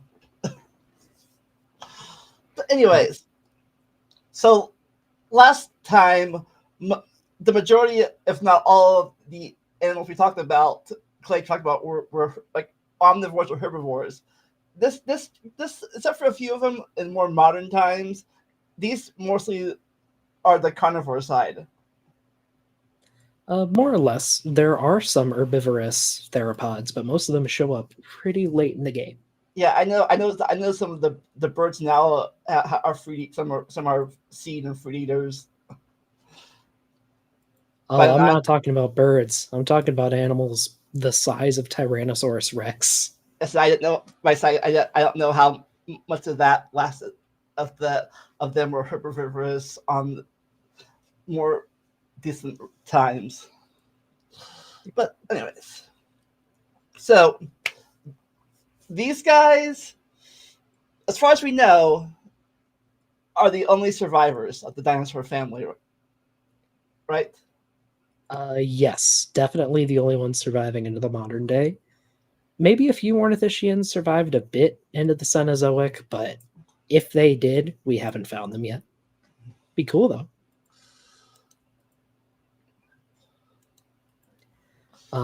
And yeah, so this time we are talking about the theropods of the early and middle Jurassic. Now, if you'll recall from previous episodes, viewers, or if you missed them, dinosaurs started off small. They all began as small bipeds that ran around really quick. A lot of them probably had feathers of some sort, and they were warm-blooded. Now, some dinosaurs retained all of those traits. Some lost most of them. It really depends on the lineage you're discussing. But this lineage, the theropods, eventually led to birds. Yeah. And there's some very interesting stops along the way that we'll be making as we go through this presentation. Also, real fast. Yes. Also, could be wrong here too, but most of the other clades that I know of eventually went back. A lot of them went back to all four on the ground. But these guys mainly remained bipedal for the most part, I think, if my memory shows me correctly. Yes, we actually don't know of any quadrupedal theropods. There are some hypotheses for that. I think one of the big ones is just that the way their wrist articulates with the hand, they can't really put a lot of weight on them. So that would have prevented them from going quadrupedal, even though there were some big herbivores. And that means that a lot of theropods had a maximum size they could really get to while still being bipeds. We won't be seeing any of those in this presentation. That'll be in the future. But it is kind of neat. So what are these ghost lineages? So ghost lineages are a really important subject in paleontology. Basically, when you find a fossil, it's in a rock layer, and that rock layer can be dated to a particular time. And as you uncover more fossils and different rock layers, you can usually draw a line between two different taxa, or two different animals. Like, oh, these things are really similar. They're probably closely related. They have all of these shared derived characteristics we don't see in their ancestors, stuff like that. Sometimes, though, the gap is a little lengthy.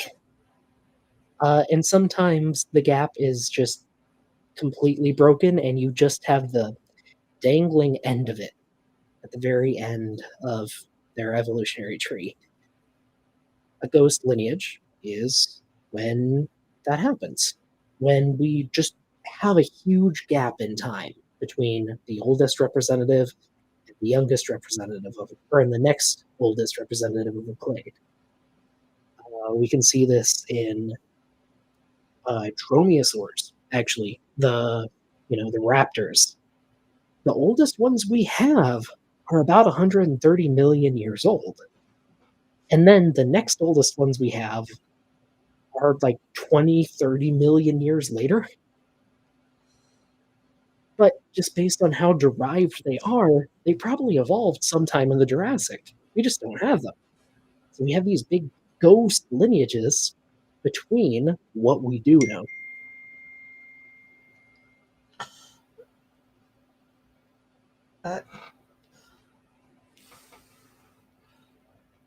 And we have this with some mammal groups too. It's unfortunate, but it's generally tied to just how rare fossilization is. It's an extremely rare process, so there's many animals that we'll never see representative of, no matter how thoroughly we comb through the rock record. Yeah, pesky created kinds.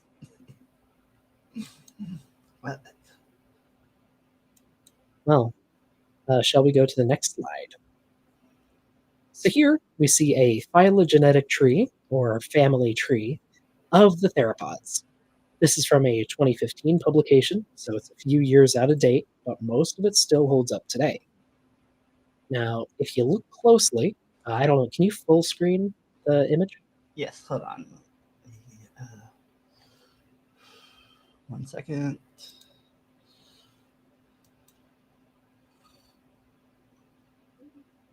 Yeah, that's better. So viewers, if you look closely, you can see that the horizontal lines leaning to different dinosaurs. Some of them are thick, and some of them are really thin. The thick lines show solid, direct fossil evidence, as in, this is when the oldest one was found, and this is when the youngest one was found. That black line is between them. The thinner lines are where we don't have any animals from those groups, but they're pulled back into when they probably diverged based on other animals or scraps of material that don't have a proper name, stuff like that. Like, for example, I just talked about dromaeosaurs, the raptor dinosaurs. There are troodontids, which are related to dromaeosaurs. They're not quite dromaeosaurs. The oldest good fossils of them we have are from the early Cretaceous, but we have what are probably troodontid teeth from the Middle Jurassic. So there's a big ghost lineage between their earliest evidence and the actually first named and described member. That's the ghost lineage. So, like most of the major clades, they started dividing up in the Triassic. A lot of them did. Some didn't start until the Jurassic. Most of the major groups of theropods appeared in the Jurassic. Not all of them, but most of them. And for this discussion, we will be talking about the section of theropods known as neotheropods. Those are theropods that are definitively on the lineage that leads to birds after sauropods split off. So, like stuff like Herrerasaurids and Eoraptor, they could possibly be sauropodomorphs, like just really basal, really old sauropods. What we in common parlance would call primitive, but that's not usually the term that paleontologists like to use or evolutionary biologists like to use. But common parlance, they're the primitive ones. So we will be talking about everything from Neotheropoda down. That's coelophysoids, all the way down to some rather interesting things near the bottom of the screen. Should be good to pop the chat back up. I just wanted to make sure people could see the diagram. And also, Vendalia, would you mind sharing the link to the presentation either in the description or in the comments? Sure. I wanted to embed the sources in the pages so people can just click the source and go to it.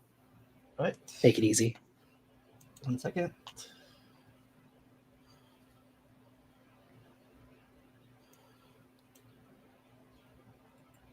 Well, I can't share. You have to share the link because I don't have permission to share. I don't think.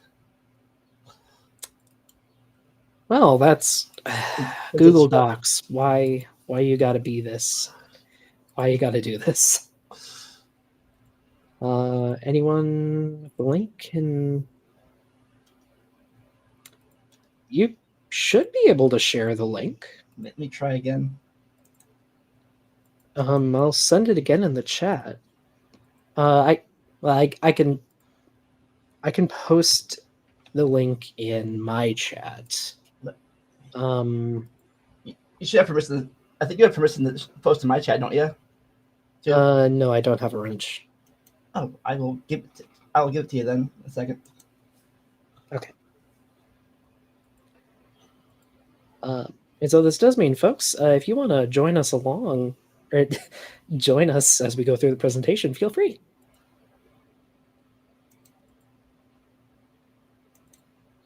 All right. You are a moderator now.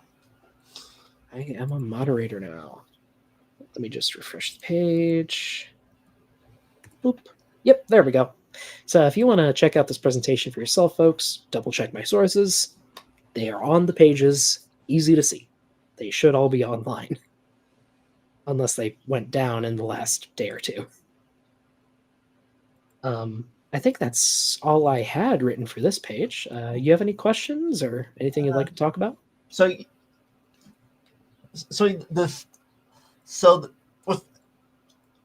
the thicker ones are ones we know about, and the thinner names are ones we don't know much about, or what?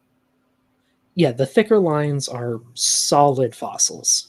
Like we have like half the skeleton or something like that. Like this is definitely a ceratosaur or a tyrannosaur. So the thin lines are scrappy evidence or based on inference, which unfortunately we have to do. But every year those thick lines grow. So the Ceratosauria, the Tenteri, and the Saurelias are those three thick names. Oh, the thick lines, not the thick names. Oh. Tetanurae, Silurosauria, and Theropoda, Ceratosauria, those are just major clade names. Okay. So major groups. Right. And there I see the one a lot of people hate because of the third Jurassic Park movie, Spinosaurus. Yeah, Spinosaurids are a little infamous. They're really cool, though. They're really cool dinosaurs. They're so weird. And honestly, we're still fighting a bit about what they are. Just because of how strange and derived they are. But with all that said, now we can get into our first example of like our first named example of the show. So this is Megapnosaurus. It is a coelophysoid. Now, again, in case you didn't catch one of the previous episodes, coelophysoids are small, really lightly built theropods. They could run really fast. They probably ate small prey. They generally had pretty weak jaws. They'd kind of be like the jackals that we have today. Like, they're not going to take down a moose or something like that. They'd probably eat rats if they were still around. But they're important. In coelophysoids, we see a lot of... Oh, go ahead. I say, but they probably don't give birth to their fake penis like the jackal. I think that's hyenas, but God no. It's okay. For anyone confused about that, hyenas are really weird, and the females have what's called a pseudopenis that they give birth through. So it's like they have to pass a kidney stone the size of their head every time they have puppies. Oh, and I totally got confused anyway, since hyenas are more closely related to cats anyways than they are to dogs. Yeah, they are. They're bizarre creatures. Anyway, we see a lot of important features appear in the coelophysoids that we see carried on to further theropods, even though the coelophysoids do die out by the mid-Jurassic. Let's see. And the interesting thing is, as a group, we have a lot of bone beds, like multi-individual bone beds. Sometimes there are dozens, or I think even hundreds in one case, of just coelophysoids and almost nothing else. Maybe a couple lizards or crocodilians. Now, that doesn't mean that they lived or hunted in packs. We can't say that for sure. They could be like a lot of modern birds and just have been really tolerant of their own species. That's something we see a lot of in reptiles, honestly. Like, they're fine with communal living, even though they don't cooperate or help each other at all. But it is neat to see. In fact, I don't think... Or there are two other kinds of theropod that I can think of that we also find in big death assemblages.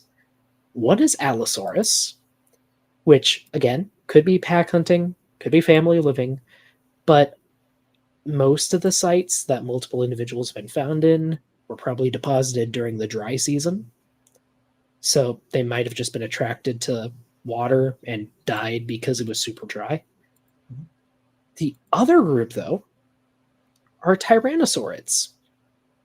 I think there are 3 separate genera of Tyrannosaurids that have been found in these massive death assemblages of multiple individuals. It is really cool when we find them. We have a question in chat. So the extinction of the dinosaurs, I'm guessing, is it supposed to be 65 or 66 million years ago? So it's closer to 66. Initial radiometric dating estimates were a bit off. They've since been corrected or refined. I think it's something like 65 point... I want to say 65.8, but I'm not... Let me double check. It's funny, when I first heard it was 66 million years ago, now instead of 65 that we thought before, I was like, did we pass the million year mark somewhere in the year 2000? Did we pass that mark already?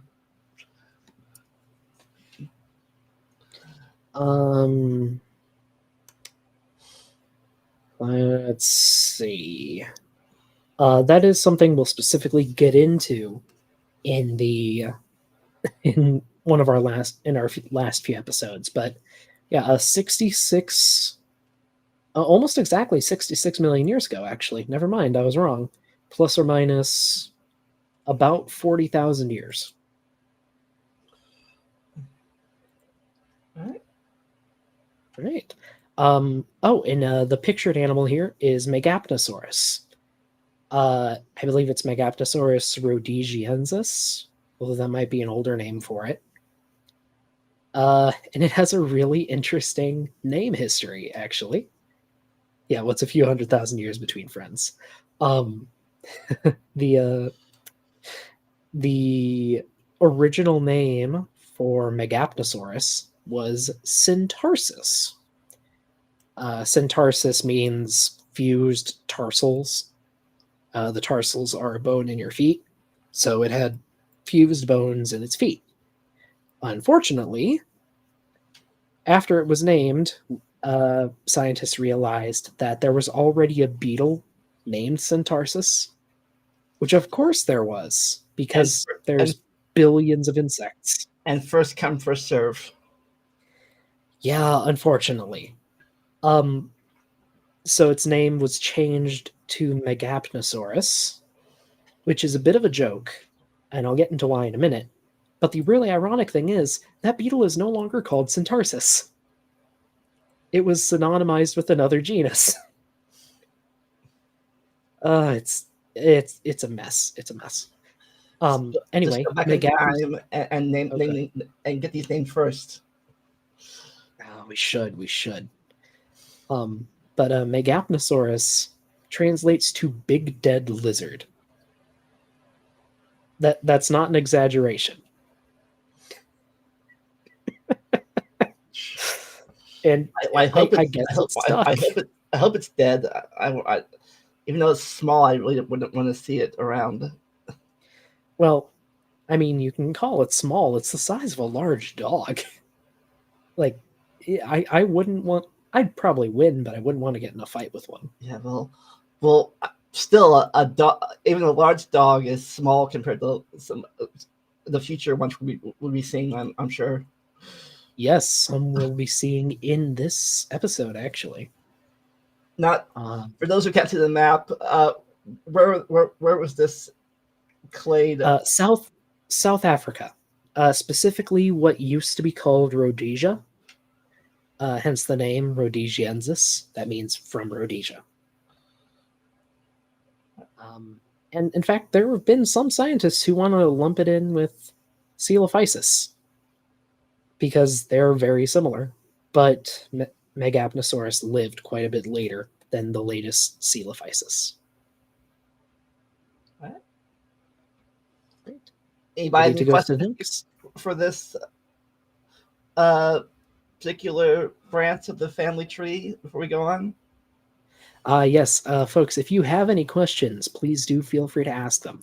Happy to answer any questions about dinosaurs that won't get our channels flagged.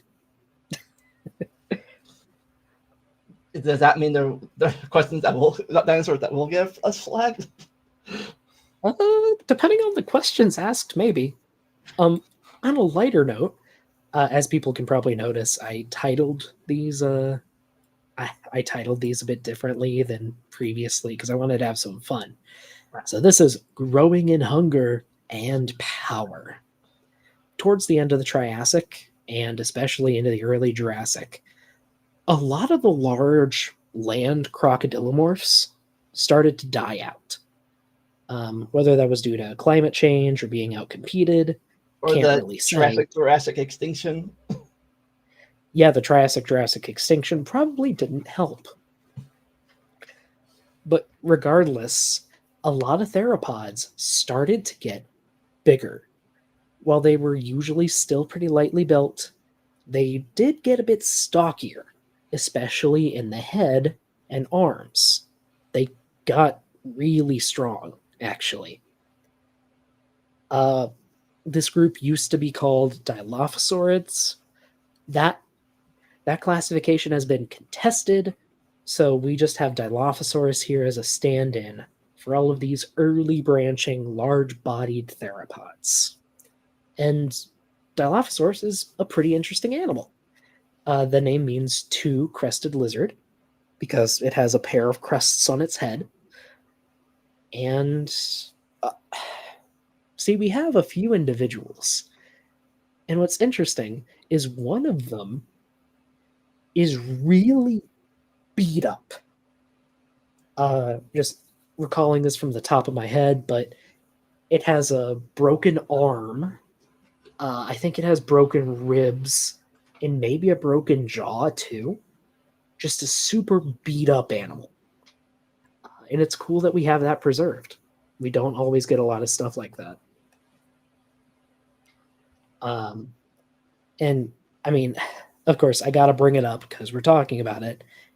This animal was in Jurassic Park, and everybody knows it was actually bigger than shown in Jurassic Park. Now, fortunately, since the movie came out, it's been leaked that the Dilophosaurus in the movie is supposed to be a juvenile, which is cool. But that might have been retconned in the most recent movie. Was that the one that killed the fat guy in the first one and the main villain in the last one? Yeah, the venom spitter, which is also a bit of speculative evolution, which honestly I don't hate. I don't hate it. It's wrong. We have no evidence that Dilophosaurus spat venom. We have zero evidence of that.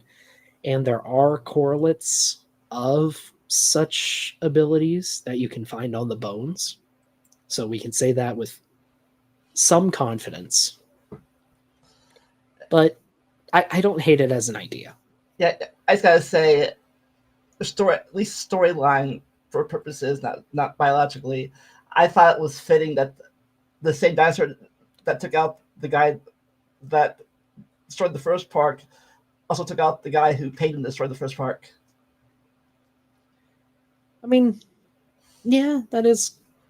I can agree with that. I feel there could have been a more fitting death, but yeah. Oh, jeez. Looking at the chat, Crow has a million cloaca-related questions, so horrifying. And Sydney Raptor asks if the big frill was accurate. No. We don't have evidence. We don't have evidence of any structure like that on any dinosaur, as far as I know. The structure in the movie was based on the Australian frilled lizard. And if Dilophosaurus had a similar frill, there would be very obvious signs of it in its anatomy. That doesn't rule out that some dinosaur could have evolved that, but we don't have evidence for it right now. Probably got it from his frog DNA. Australian lizard frill from frog DNA. Yeah, maybe. Oh dear. But yeah, Dilophosaurus, pretty cool, and it's one of the first large predator theropods. I think it's a bit bigger than Herrerasaurus, which we talked about previously, and it's definitely more lightly built, so it would have been faster. It says this could have been an apex predator. Yeah, I think so. I don't think we have any large pseudosuchians from its environment. I could be wrong on that, but I don't think we do. All right. This was drawn by Rudolf Hemna. Yes, Rudolf Hema. I literally just learned about this man 2 days ago. Fabulous paleo artist. Just jaw-dropping stuff. Seriously, go check him out, folks. Go check out all the artists that I shout out in this presentation. Really, paleo art is awesome. Let's see. Yes. Armoring up and biting down. So we're still in the early Jurassic, and things are starting to pick up. By that I mean some theropods are starting to slow down, get armored, and get much more powerful.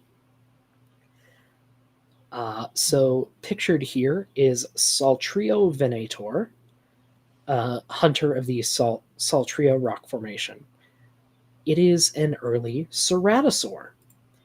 Now, the group is named after the very famous Ceratosaurus. I'm sure people... Like the kind that Dapper is? Exactly, like the kind that Dapper is, yes. And ceratosaurs are characterized from other early theropods by a much more robust build, flexible tails, and massive butchering knife looking teeth. And I do mean massive. I think Ceratosaurus has some of the largest teeth for its body size of... I'm not going to say all, but at least a large swath of carnivorous dinosaurs. Saltriovenator is pretty fragmentary, but we do have enough to identify it as a ceratosaur. Unfortunately, the fossil was discovered when a mining crew blew it up with explosives on accident. Which unfortunately happens quite a bit.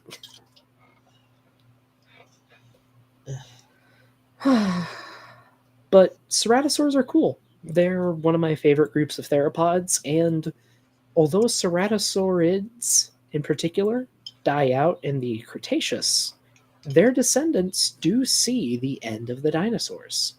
In fact, it could be argued they completely take over the southern continents. So where are these guys from? They're kind of found everywhere. We have ceratosaurs in Europe. Saltriovenator is from Italy, but we have North American ones. We might have a South American ceratosaurid. I could be wrong on that.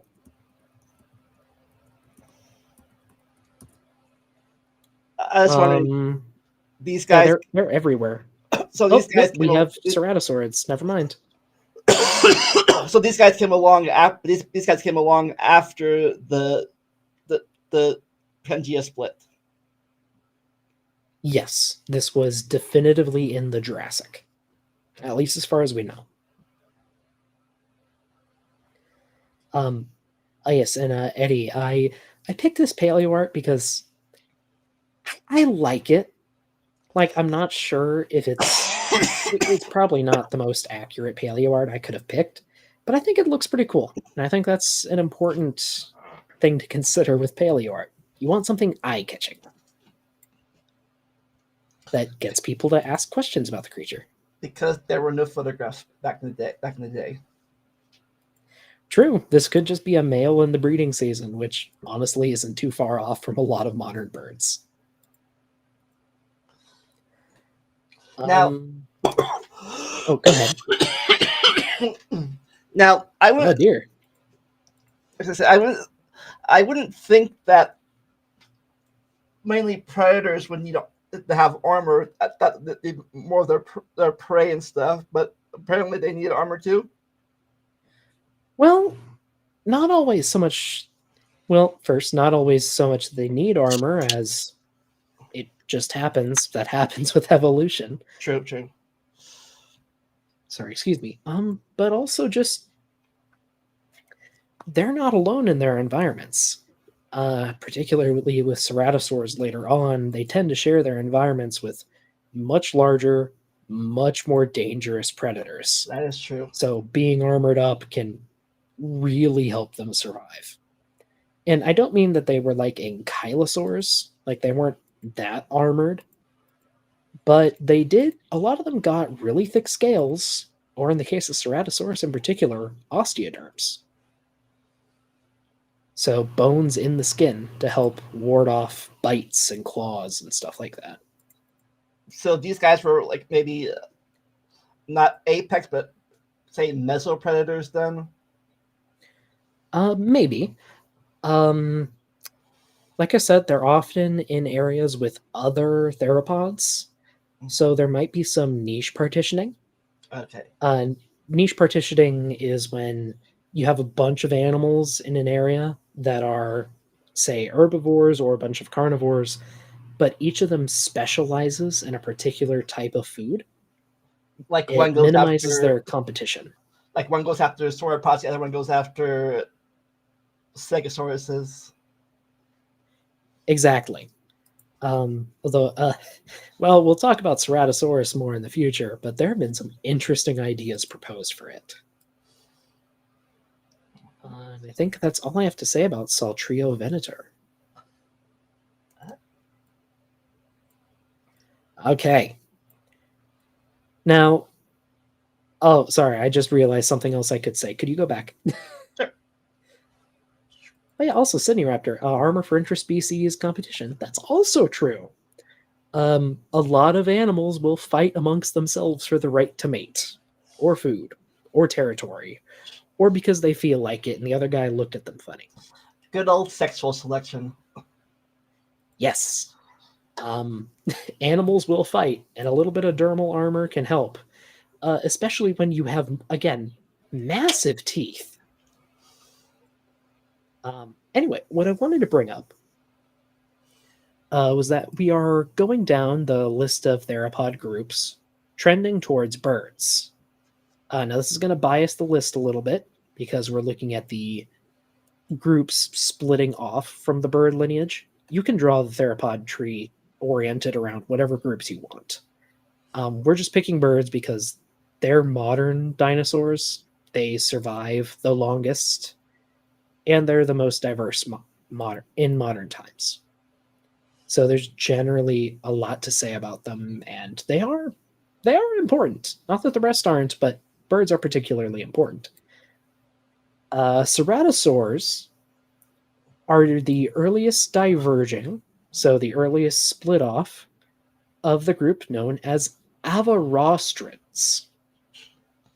So Avarostrans are a group within theropods. It translates as bird nose. Real fast. Apparently, a crow thinks birds are cool for some reason. I don't know why a crow would Hey, think that. hey, I agree, Crow. I agree, Crow. What was I saying? Oh yeah, the Avarostrans, the bird noses. As far as I know, well, not just as I do know, a lot of the dinosaurs in this group have evidence of an avian type respiratory system. Now, for anyone unaware, birds don't breathe like humans, and neither did a lot of dinosaurs. They have what's called a unidirectional breathing system, where air flows in, goes through the body, and then comes back out. They only have to breathe in, and it just pumps the air through. It's a lot more efficient. Like, it transports oxygen around the body a lot easier and faster. And that's why a lot of birds can fly like miles up in the air, but bats really can't. It's also why humans are awful at super high altitudes unless you've acclimated to it. But birds can go up and down several thousand feet without much problem. Anyway, in the Avarostrans, we have marks on the bones that indicate that they had the same bird type flow through lung, which is pretty cool. Even something like this that doesn't look anything like a bird was a really efficient breather, probably warm-blooded, and just a quick, honestly, I'm not going to say intelligent, but a quick animal that could probably learn pretty easily. It's really neat. Now, before we go on to the next thing, I'm fighting this. I don't know if it was this clade or all the clades, but their jaws were getting stronger, or their mouths were getting stronger as we go on. At least some of them are. Generally, yes. There are a few groups that lighten up later on, but a lot of the Avarostrans have very strong bite forces, yes. At least compared to earlier dinosaurs. Dilophosaurus actually had a pretty strong bite too. That's a paleo meme that it had a weak bite. More examination has shown that it had a strong bite. But basically everything from here on out could probably gnaw through your leg pretty quick, except for the really small ones. All right, now, Katina, did he answer your question? Or do you still need to answer it? Ask it. Yeah. Again, folks, if you have any questions, feel free to ask. Though I don't think we have much of a time limit tonight. Okay. So now within the Theropoda, once again, theropods, there is another smaller group within Averastrans. These are the Tetanurae. Tetanurae have generally stiffer tails than previous theropods. So their tails act like a balancing beam, not wiggling around as they run, but kind of bobbing behind them. It generally made them more agile and faster. Well, just faster in general, actually. The way dinosaurs move their legs backward is different than humans. Dinosaurs don't have a butt, right? Their leg muscles attach to their tails. So if you have a more stiff tail, it's easier to pull on to make your leg go back, and it helps it store up energy for the next step. It makes your walking way more efficient. They also generally have 3 or less fingers. Even modern birds have 3 fingers. It's just that 2 of them are fused. I did notice Crow is interested in how far back the unidirectional breathing goes. So, I don't know about the breathing of other extant archosaurs. They do share similarities. So, modern crocodilians have a reduced but similar system to birds. Let me see if I can find a diagram. Again, they breathe different than mammals do. Let's see. It's almost like they come from family trees that split off a long time ago. Yeah, really weird.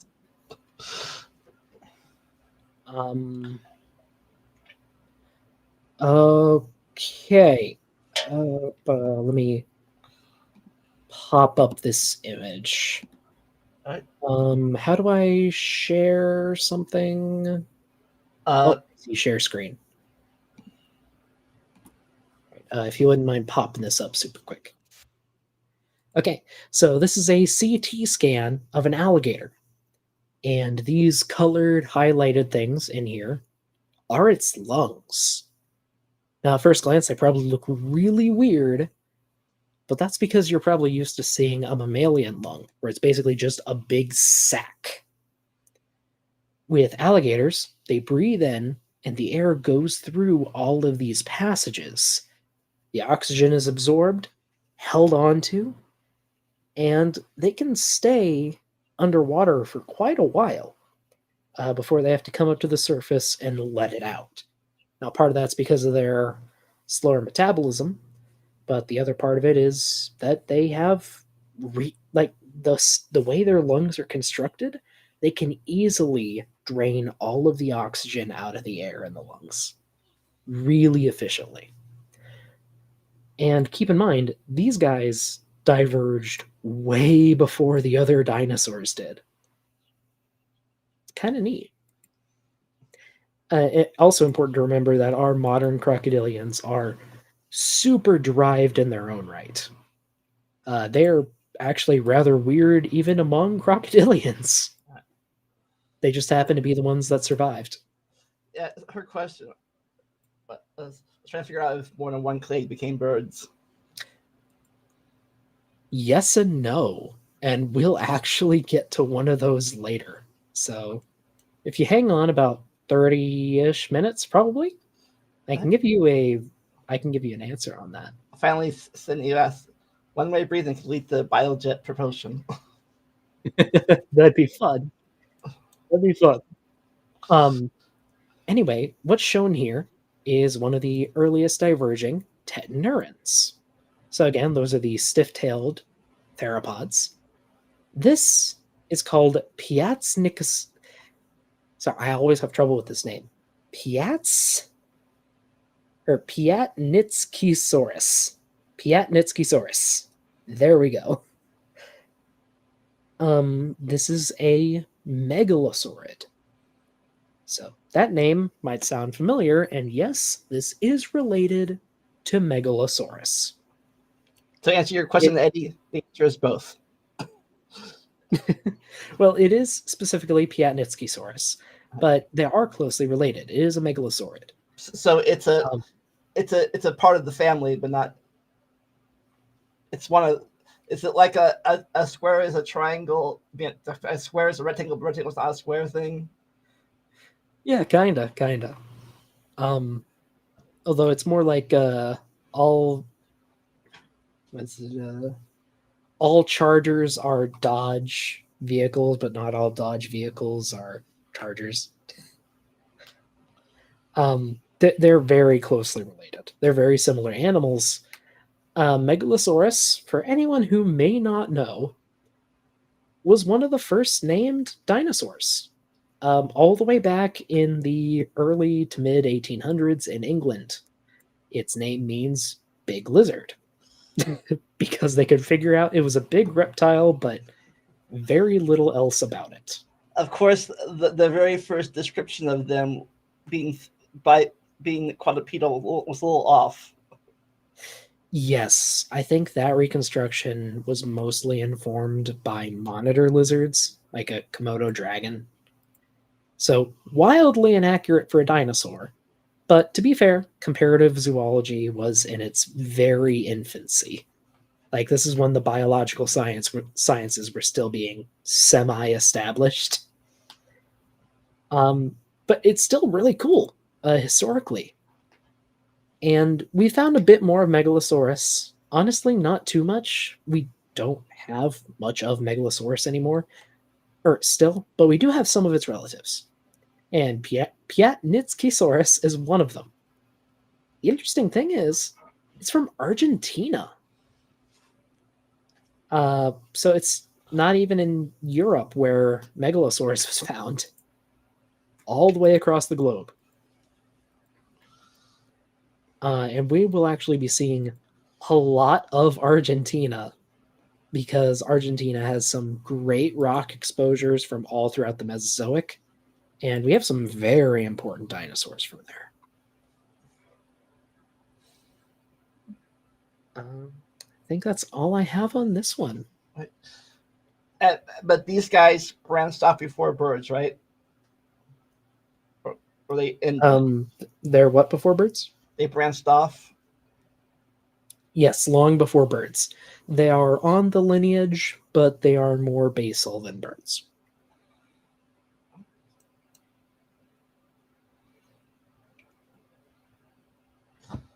The flesh gazers. Okay. Grazers. The flesh grazers. Yes, that is a reference to a lifestyle that we'll be going more into in the early Cretaceous. But the dinosaur pictured here looks a lot like Allosaurus, a super famous theropod. You said it's not like Allosaurus, and it threw me for a loop the other day when I was putting this presentation together. This is Asphaltovenator. Now, it's not named for asphalt. It's named for the Cañadón Asfalto Formation. I believe in Argentina. Again. But it is an Allosauroid. And that means it's related to the later Allosaurus.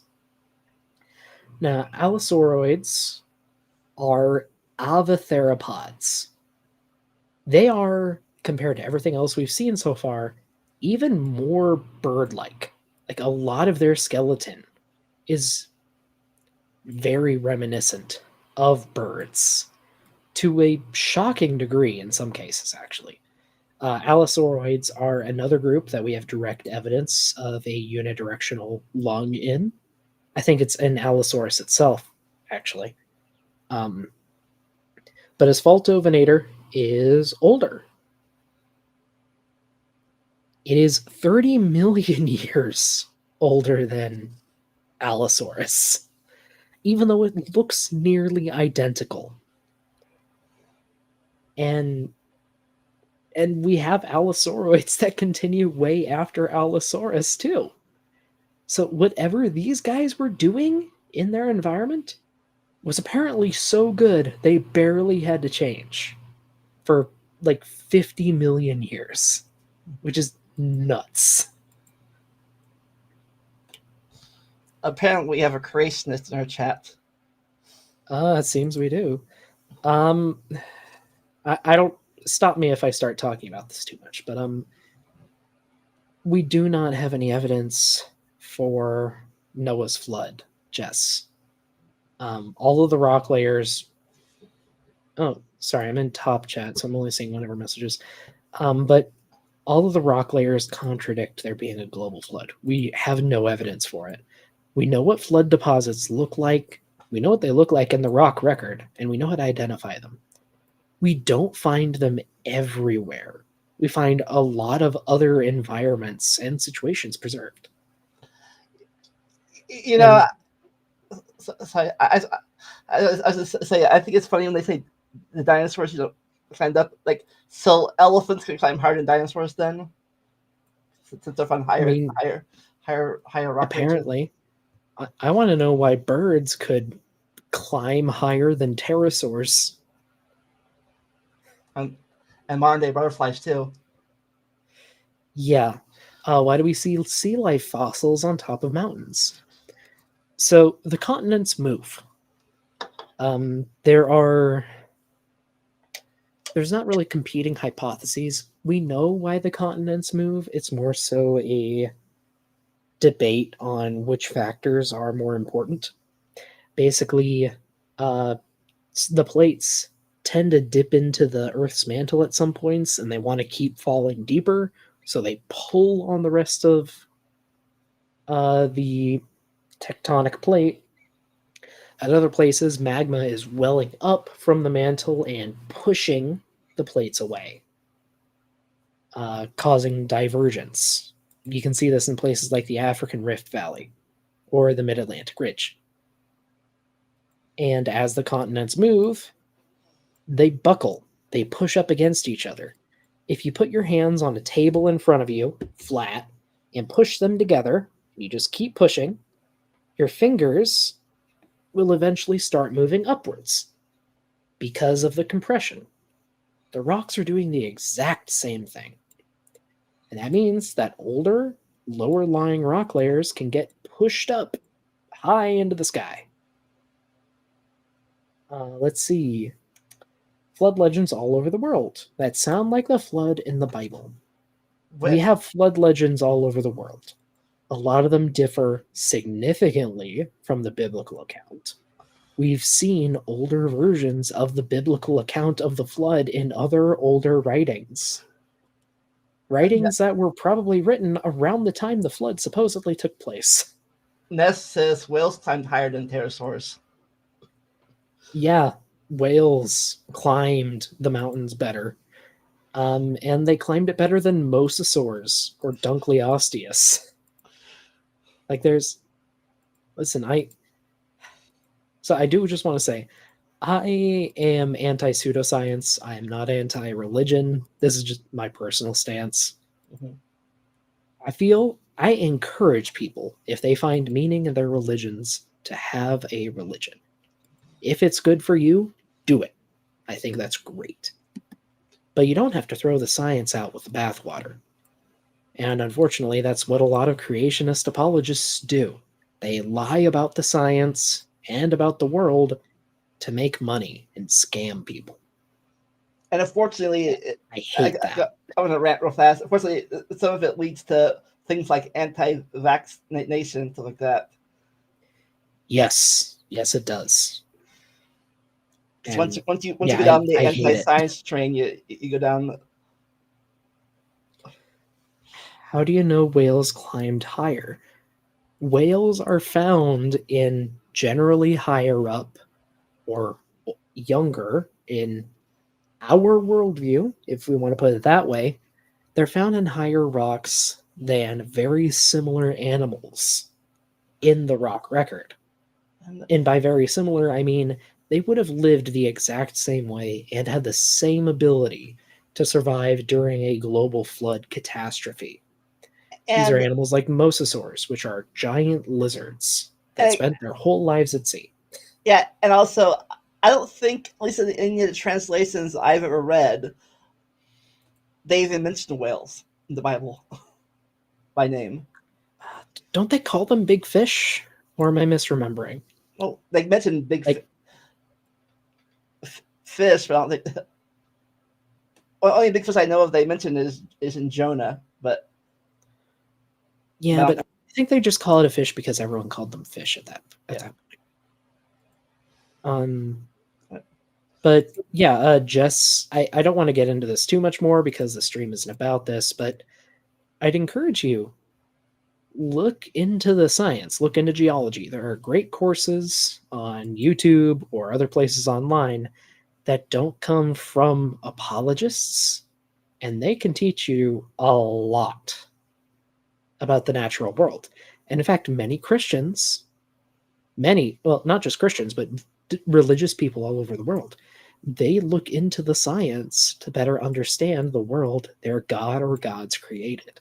And I think that's a wonderful thing. Anyway, where were we? We're talking about the not Allosaurus. Yes, Asphaltovenator. Its name is weird. Like I said, it means a hunter of the Cañadón Asfalto Formation. Yeah, Sydney, you're not wrong. So hunter of the Cañadón. Its species name is Validade, which when I first read it, I thought it meant like valid. But no, it refers to an organization that helped excavate the fossil that has Validad in their name. Or Validad in their name. Just kind of fun. But yeah, the Avemetatarsalia, this group, includes allosauroids all the way to birds. They are very birdy. Most of them probably had some feathering. And they were very successful. I think that's all I've got for this guy. So these guys are more closely related to birds than the last group is, correct? Yes, they have very birdy skeletons. They probably lived very bird-like. They grew like birds. Like they grew very fast in most. I think in most cases, most of these guys were full-grown adults. So from like a foot-long chick to a 30-foot adult in less than 15 years, less than 10 years in some cases. Which, considering how much weight they had to be packing on every week, that's pretty insane. No, I won't say this the wrong way, because they weren't quote were these arms still, I don't say useful, but were they getting smaller than normal arms, or they still? So for the allosauroids, later on they do. That happens after Allosaurus, because Allosaurus still has very powerful, very well-muscled arms. Oh, and also, I feel I should mention, we have a lot of Asphaltovenator skeleton, which is kind of cool. This thing is like 180 million years old, but we have almost the entire front half of the animal. It's neat. Oh, and we have a good question from Crow. How do we get the rate of growth? So, like a lot of modern animals, dinosaurs have bones. And the thing about your bones is they will grow faster if you have a lot of food, and they'll grow slower if you have very little food. In most animals, this represents like summer and winter, the dry season, the wet season, stuff like that. Because of how the Earth works, there are seasons around most of the globe, unless you live right on the equator. Even then, there's a bit, but whatever. So there'll be a season where there's more food and a season where there's less food. When this happens, the animal will grow more during one season than the other because they have a lot more food. That means that their bones will be more compact in some areas than others. It'll be more compact in the areas where they have less food because there's less growth. And that leaves lines in the bone. Just literally just like tree rings. It's caused by a very similar process. And you can count up those rings and figure out the age of the animal. And as they grow, eventually they will reach what's called senescence. Senescence is when you have essentially stopped growing. You might grow a little bit more, but you're an adult, basically. Like human males generally can keep growing until they're in their early 20s. But when you're about 19 or 20 years old, you're probably about your adult height.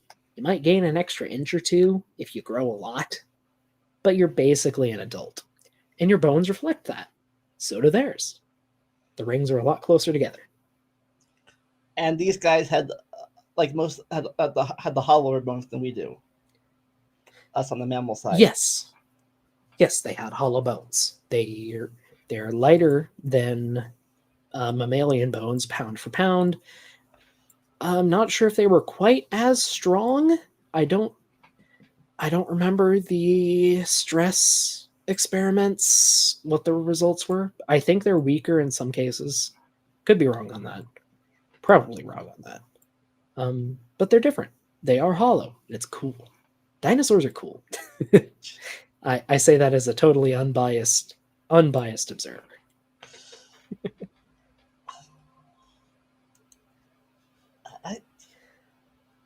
And here we have, yes, the tyrants.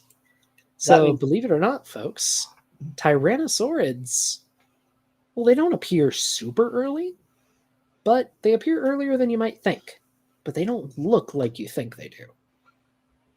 Sorry, were you going to say something, Vanilla? So these guys were the runts of their family? Yes, these were the ancestors. They were small, birdy, and quick. Shown here is Chilescus. Chilescus is a proceratosaurid. Proceratosaurs are a group of tyrannosauroids, so they're not super closely related to T-Rex. They may have been ancestral. We can't say that for sure, but they were definitely closely related. They took steroids? Eventually they did. Actually, not until about the end of the Cretaceous. They waited a while. But proceratosaurids were generally small, with a few very big exceptions that we'll see in the early Cretaceous. So by small, I mean between 2 and 5 meters long.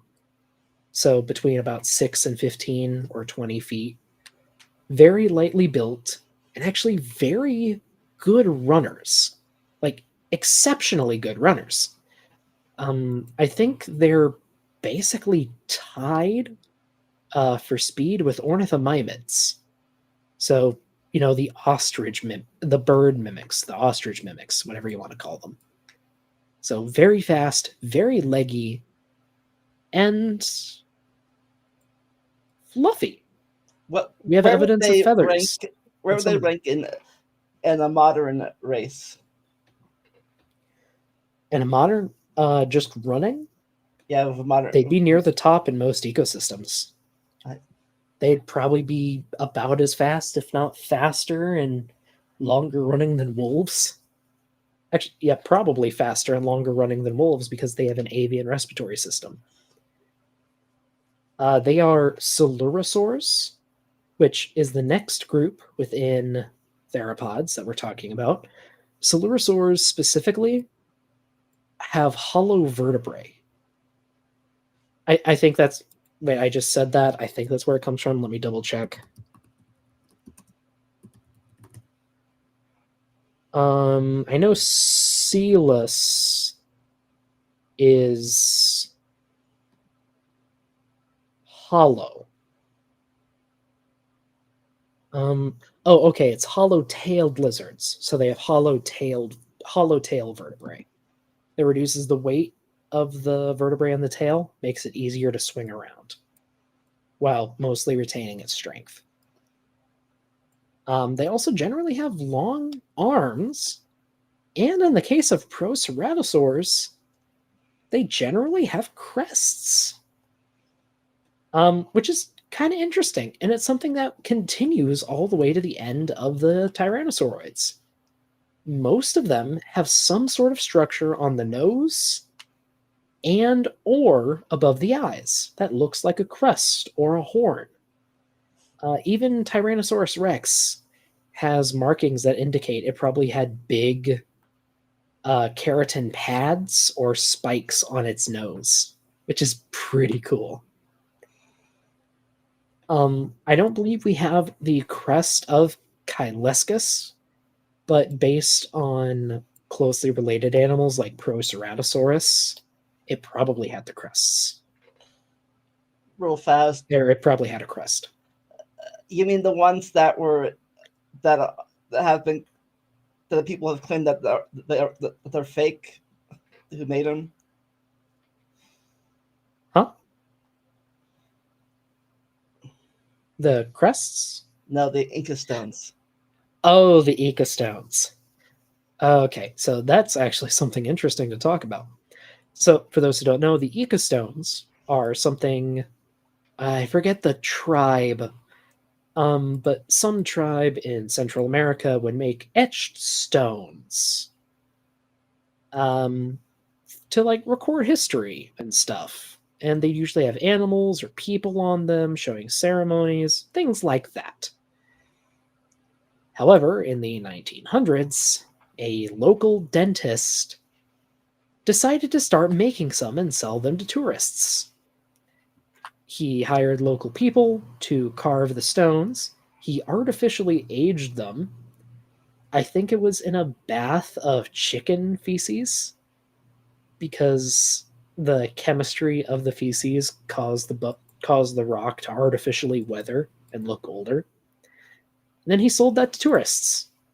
And it's been known to be a hoax for decades now. Like, it's a very well-known hoax.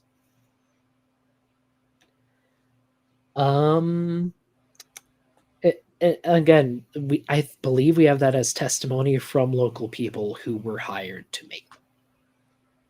They also depict things like heart and brain surgery and alien abductions. So, if you want to believe that that was happening, go ahead, I guess. But the people who made them say they were fakes. There was an older question before Nestlig. Crow asks if the keratin nasal feature is related to beaks. I don't know. I don't know. I don't believe we have evidence for beaks in tyrannosaurs, but we do have it in the next few groups of theropods. I think most of them have beaks. Not all, but most. So there might have been something going on there, but I can't say for sure. Let's see. As for Nestlig's question, T-Rex, I feel it had lips. There are more lipped. There are just more lipped animals on land than non-lips, and more lipped reptiles than non-lipped. So they haven't got to their beak stages of the birds yet. No, Tyrannosaurus probably didn't have a beak, but it almost certainly had lips, just based on every other animal, except crocodilians. And what we have to remember is that crocodilians are weird. Modern ones are, at least. They are aquatic specialists that may not be the best representatives of their ancestors. They have evolved just as much as modern birds have. Let's see. Jess is saying it's absurd. They're accurate depictions of dinosaurs. They are not. The Ecostones were based on toys, I think from the 1960s.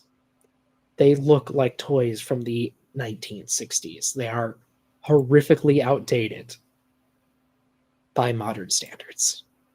They have dragging tails. They walk like kangaroo. The dinosaurs walk like kangaroos. They're just, I'm sorry, they're not real. If they were real, that would be cool and we would admit that. But they're not.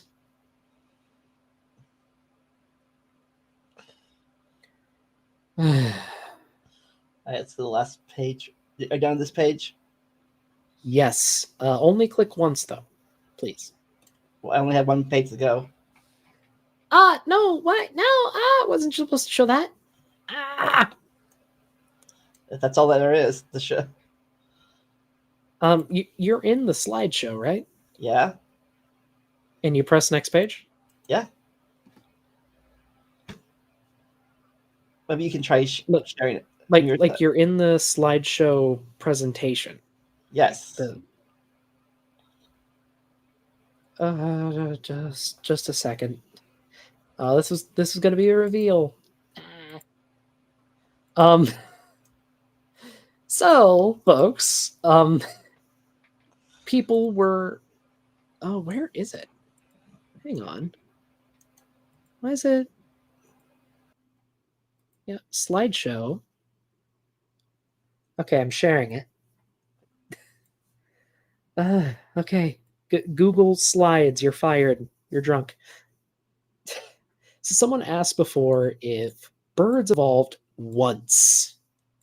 And I said yes and no. And the reason why I say yes and no is because of these animals that I'm about to show you.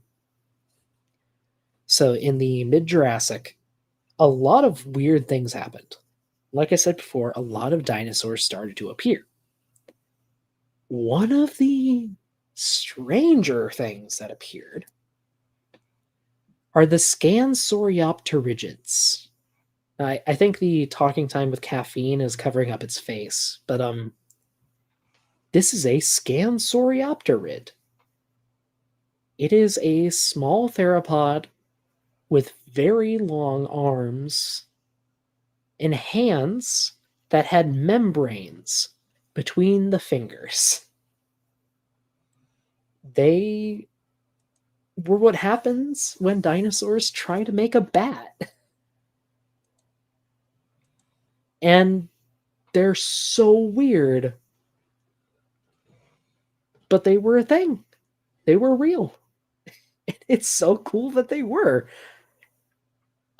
These appear a bit before the oldest definitive birds that we have, too. So these appear to be they're almost like a trial run of birds, in a way. And it looks like a dragon. It looks like a little dragon. It's so cool.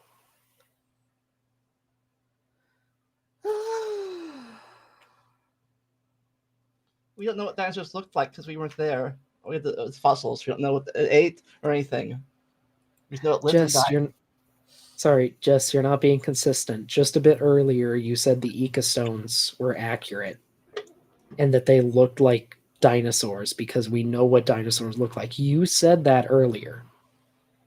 Now, as for what dinosaurs looked like, we know a lot of things about animals just by looking at the skeleton. We can't say what color they were. Usually, there are exceptions. But we can get a pretty good idea.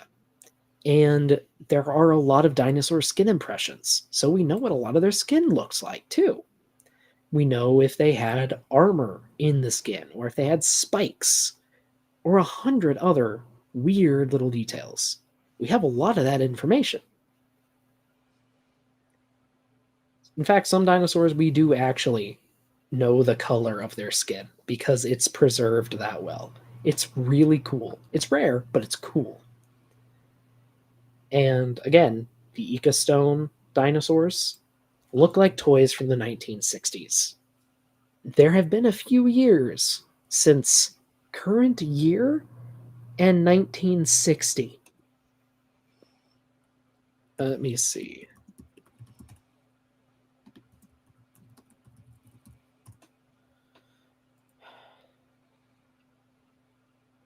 Yep. Okay. So here is an image of an ecostone from Wikipedia.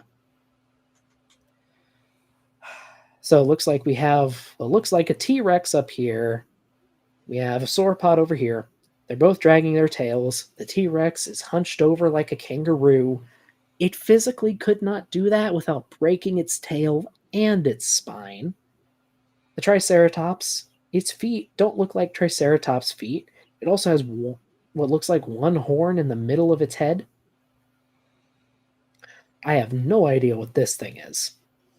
The only thing on here that looks kind of okay is the Stegosaurus. But that's really outdated too, because we have more complete Stegosaurus now, and they didn't hold their tails like that for one. They had long limbs and a lot of other features. Like, I'm sorry, these look like toys from the 1960s because that's what they were based on. And that's what the people who made them say they were based on. Also, we can date the carvings, and they're young. They're fresh. They're not 1,000 years old or 400 years old or whatever. They're young. I'm sorry, but they are. And we can go through as many of these examples as you want. Here's another one. Again, T-Rex posed like a kangaroo. That is not accurate. Oh, look, a Triceratops dragging its tail with feet that don't look like a Triceratops' feet. Also, the head's way too small. Like, oh yeah, there's this thing. This isn't the Ecostones. This is a petroglyph that has been quote-unquote enhanced. It doesn't actually look like that. And by that, I mean, I believe this one is two separate engravings that are near each other, and creationists connected the lines to make it look like a dinosaur.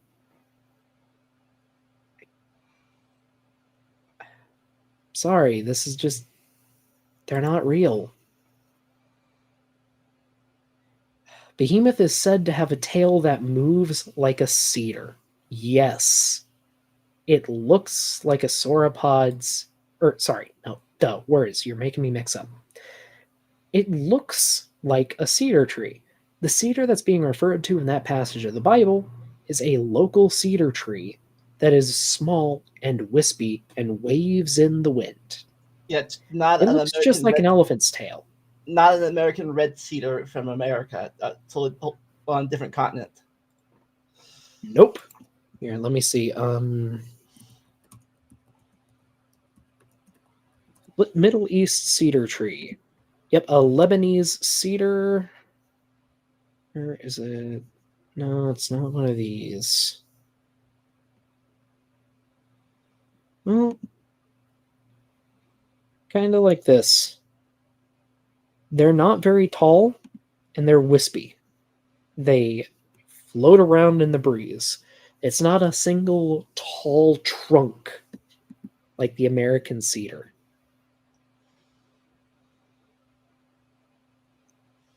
Like they're not the same. And I'm not the one saying that, just to be clear. I am not quoting them directly because I don't know their names, but I'm quoting Bible scholars here. I'm not a scholar of the Bible, but I have listened to people who are. Well, other than that, this was fun. Yeah. Um, So, anything else about the brands that led off to the birds you were talking about? Or was that for a future episode? that will be in the future because the oldest birds we have are from the later Jurassic. Right. So the only major clade that looks like this one I'm missing that we talked about still is the Sauropodomorphs, I think. I believe so, yes. who are more closely related to at least right now, since that hypothesis was proven to be false that I know of, that are more closely related to these guys than the last group we talked about. The Ornithischians? Yes.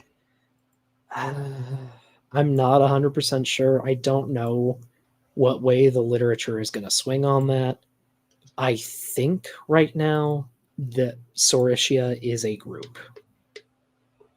But I could be wrong, and if I am, I'd be interested to see. All right.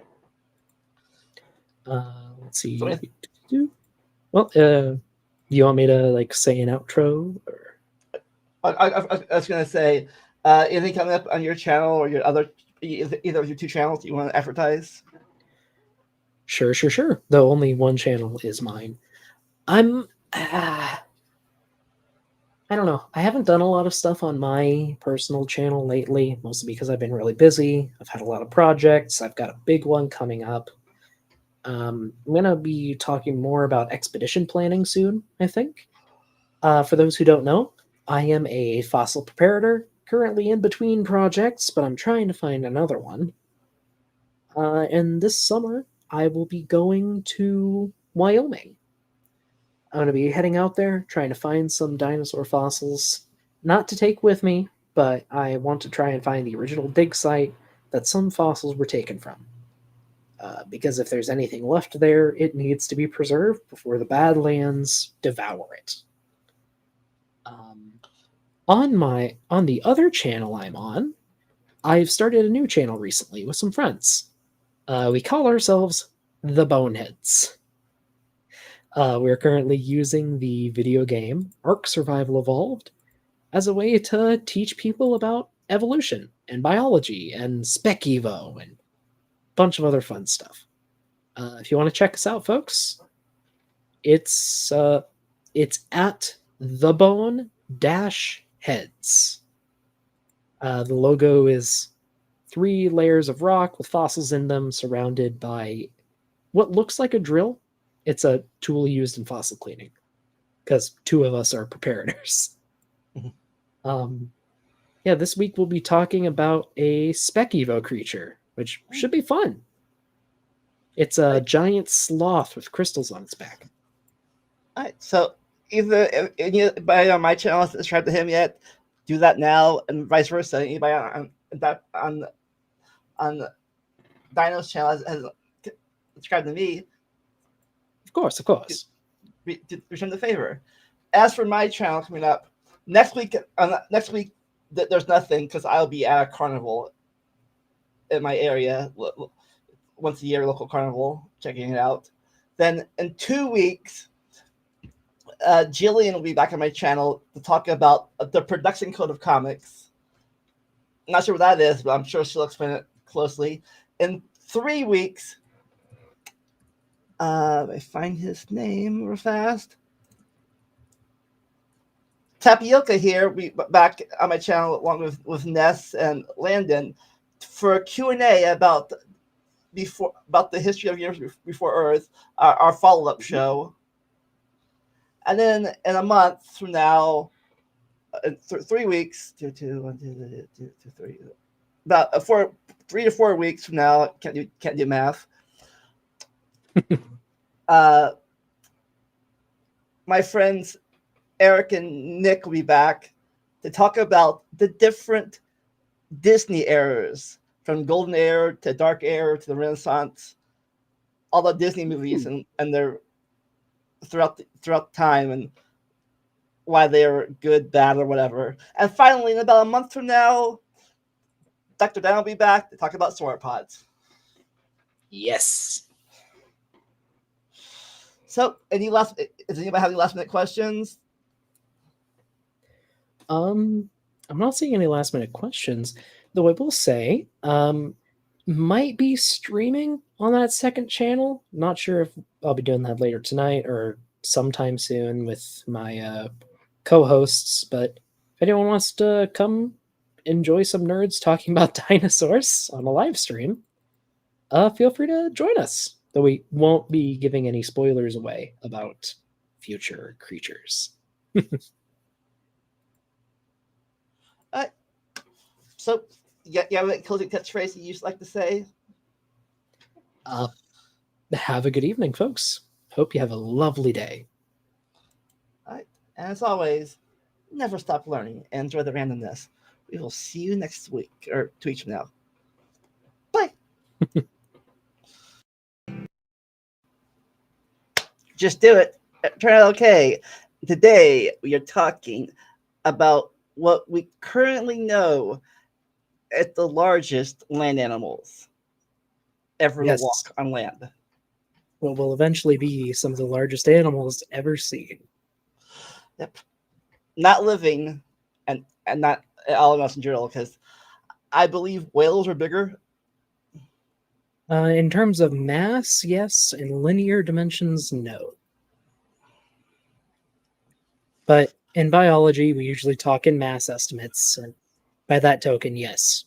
The blue whale is currently the largest creature we know of.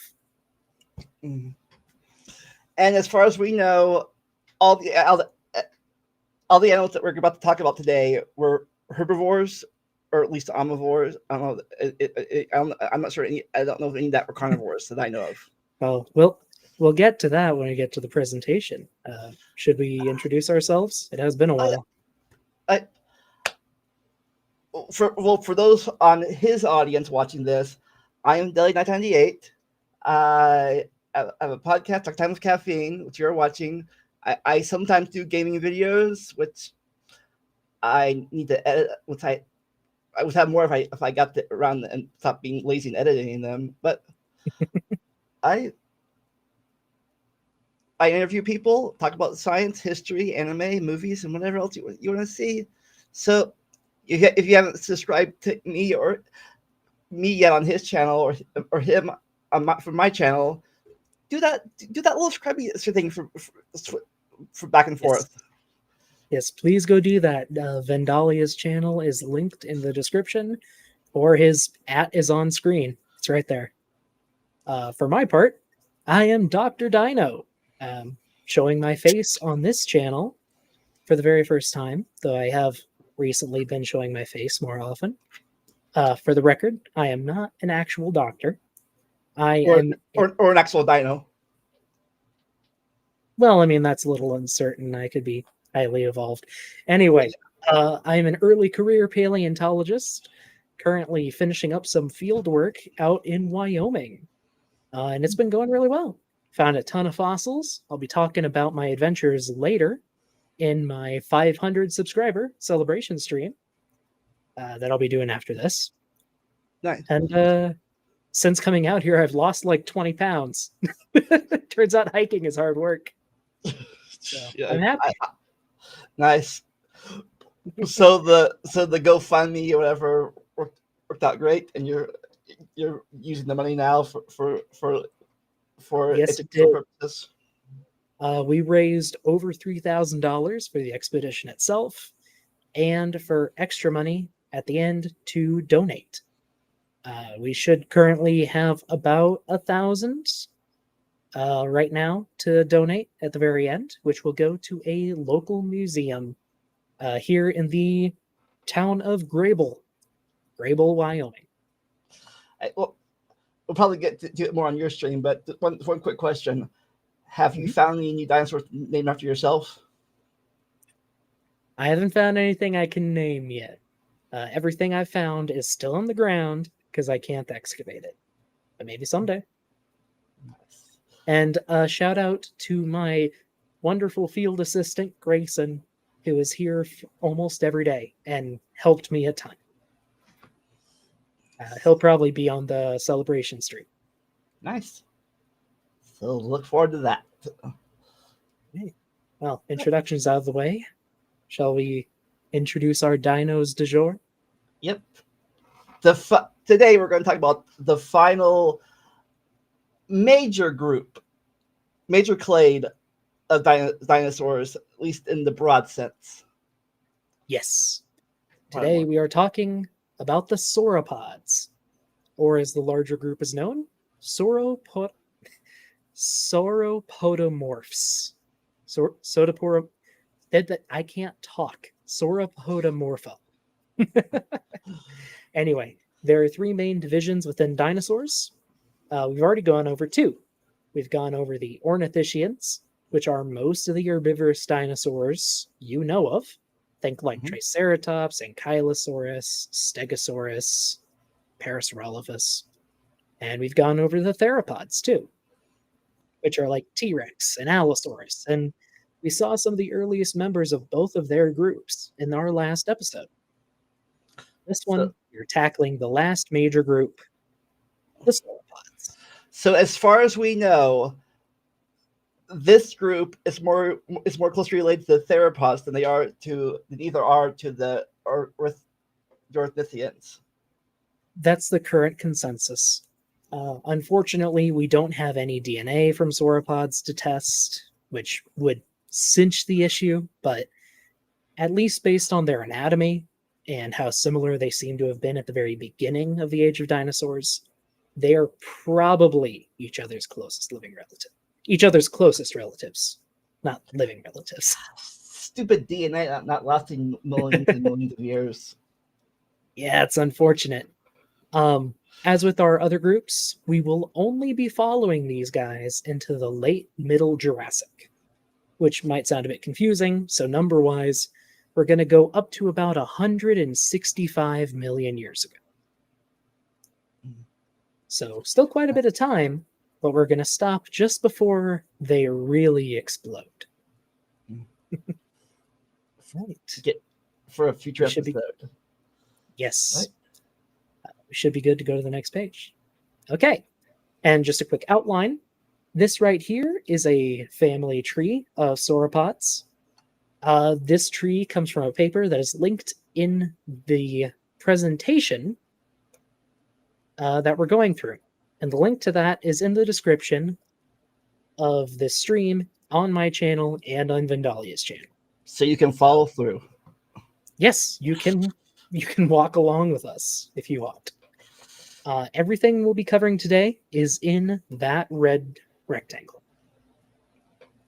So we're going to go from the very base to more derived sauropods, but not all the way to the end. Good to go. All right.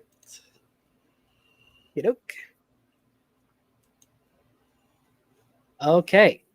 And now we get to go over groupings within sauropods, because they all look pretty similar, but there are some pretty major distinctions.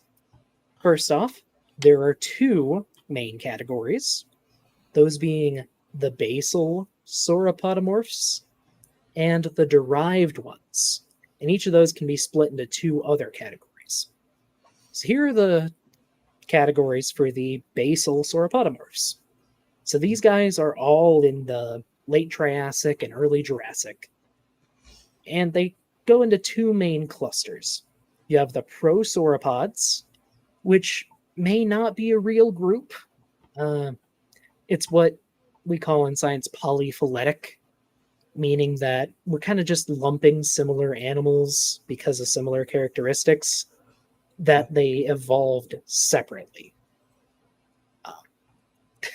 There's a lot of work that goes into differentiating those from real relationships. I can't really speak on it in sauropods, but is that like I'm trying to remember all the clade names and stuff.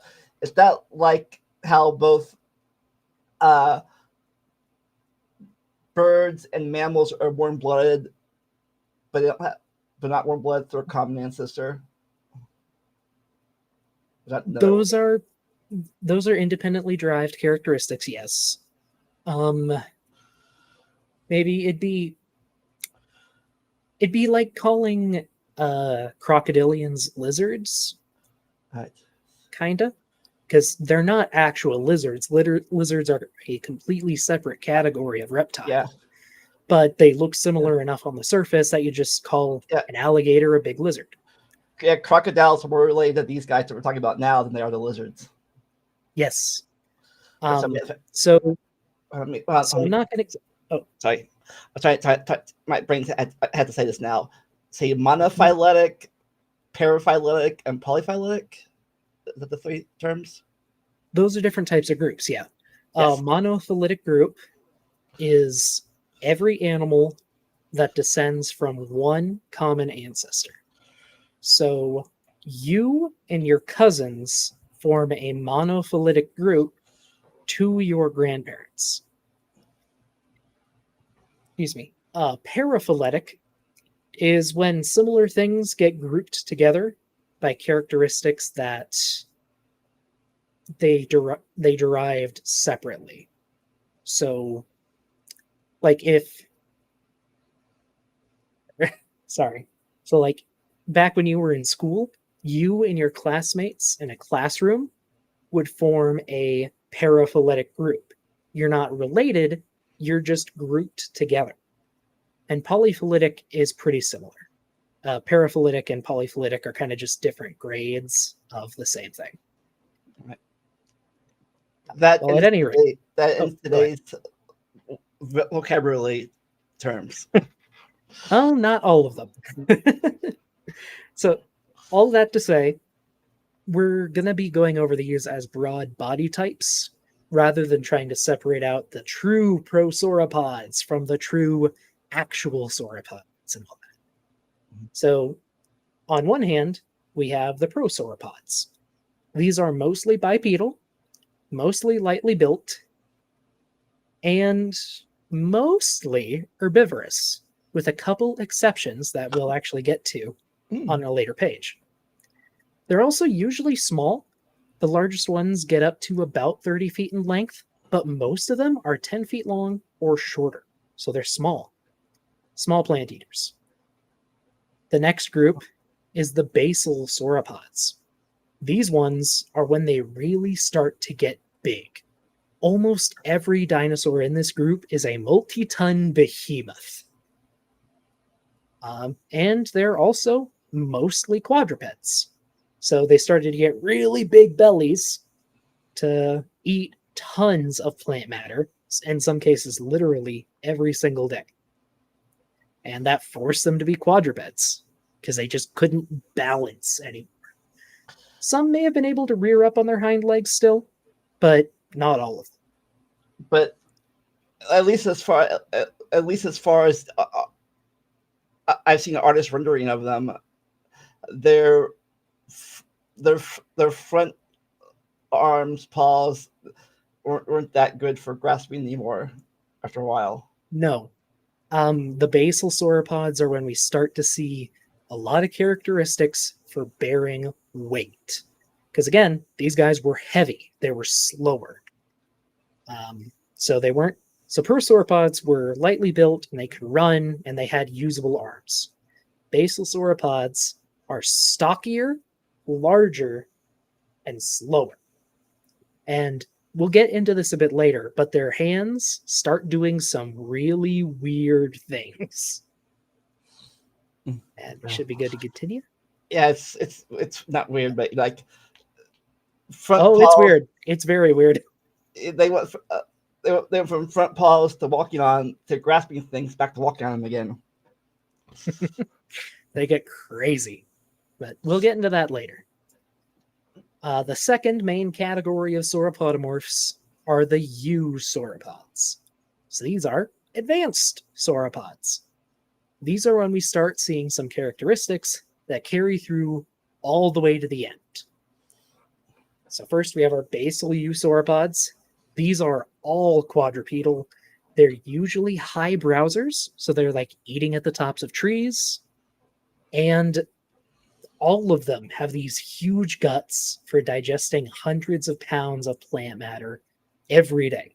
So they have massive fermentation chambers in their stomach. And they're also when we start to really get a ton of size adaptations. So their arms, they keep doing what we were already saying with the basal sauropods. And they just get bigger, they get heavier. Then the last group, which we won't get into today, are the neosauropods. These are the groups that make it all the way to the end of the Cretaceous. and they're very specialized. They go in a lot of different directions. Some focus on grazing, like grazing ferns and other plants. Others go into high browsers. They go to the other extreme. We basically have the difference between lawnmowers and tree trimmers. Yeah, I know we're getting to a future episode, but for the longest time, I did not even realize that sauropods made it all the way to the in Cretaceous. I thought most of them died off in before the Cretaceous started. A lot of them did die off in the late Jurassic and early Cretaceous, but there are a few lines that make it all the way to the end. And actually, in some places, they're going really strong. Like they keep going strong in Asia, South America, Europe, and Africa. They're everywhere except North America, oddly enough. But that's for a very far future video. Yep, they weren't patriotic Americans. Well, there was one that remembered the Alamo. We'll get to that eventually, though. Right. Here we have our first dinosaur of the evening. This is Saturnalia tunipiquim, or tupiniquim.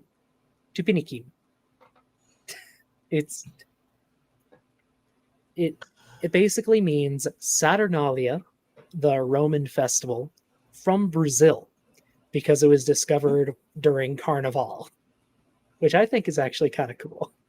So you could also read it as the celebration of Brazil or something like that, the festival of Brazil. But it's one of the oldest sauropodomorphs we have. It's also one of the oldest dinosaurs we have. It's from about 200. Oh, go ahead. I said back when they still bipedal. Yes, it was definitely bipedal. It was from around 230 million years ago, and it was probably carnivorous, which is interesting. We don't think of sauropods as carnivores, but when they were tiny, they probably were. Even so, this guy already had a really long neck. Even the earliest sauropods have long necks, it seems. Yeah, that's what I was going to ask. Sorry, that's what I was going to ask you. How do we know that this guy is more closely related to the sauropods than the other branches? But yes, I said the necks, I guess. Well, the neck is a big part. We actually have quite a bit of the skeleton. I think we're mostly just missing parts of the skull and the tail, but we have most of the rest of the skeleton. And it has a lot of little features that are only seen in later sauropodomorphs and not in theropods. It has those shared derived characteristics, which is how we do phylogeny in science. But yeah, it's just a little guy. I don't have a picture for scale, but it's about the size of a big cat or like a medium-sized dog. Maybe like a terrier. Well, no, terriers are small. Maybe about this, like the size of a bulldog, maybe. And so, was this when we still had Pangea, or the continent split up yet? Yes, 230 million years ago, still Pangea. So plenty of time to go ahead. Diversify in the one big continent before they got speciated apart from each other. Yep. And we have fragments of little dinosaurs like Saturnalia and some other ones we'll see later all over the world. In fact, I think the next one will probably surprise some people. Mm-hmm. Okay. So this wasn't the one I had in mind, but we'll go with it for now. So we're going up the tree still. We're going in order. Did I skip one? Nope. No, you're fine. Oh. So this is Lufengosaurus magnus, the great lizard of Lufeng. This is a member of a group that we would colloquially call prosauropods. So again, that term isn't really used anymore. The term we use now is massospondylid. after the dinosaur Massospondylus, which some people might have heard of. They're an early offshoot of sauropodomorphs, and they're kind of the first ones that get big. There are two species of Lufengosaurus. One is about 15, 20 feet long, which is still really big. But the other one, Lufengosaurus magnus, could get up to about 30 feet in length and weigh over 2 tons. So this is kind of the first large herbivore we see in the early Jurassic, which is kind of neat. So do we know what natural selection pressures might have got them big, growing bigger? There are a few things. When you're bigger, it requires less energy to move around, which is kind of interesting. You'd think it'd take more, but longer legs go a long way to reducing energy costs. It also makes it harder for things to eat you because you're bigger. It takes less effort to defend yourself, and you can reach more food sources, especially with that already long neck they have.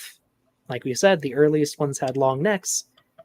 Growing a bit bigger means you can reach a lot higher and get a lot more food that other animals can't reach. So it's sort of not a self-fulfilling prophecy, but it builds upon itself. Because you're big, you can reach food, you get bigger, you can reach more food, you can reach food easier. You can also be selected for in colder environments because bigger animals lose less body heat.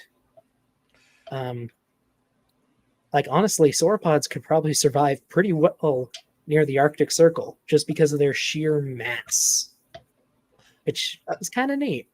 Of course, as far as I know, back then there was no Arctic Circle.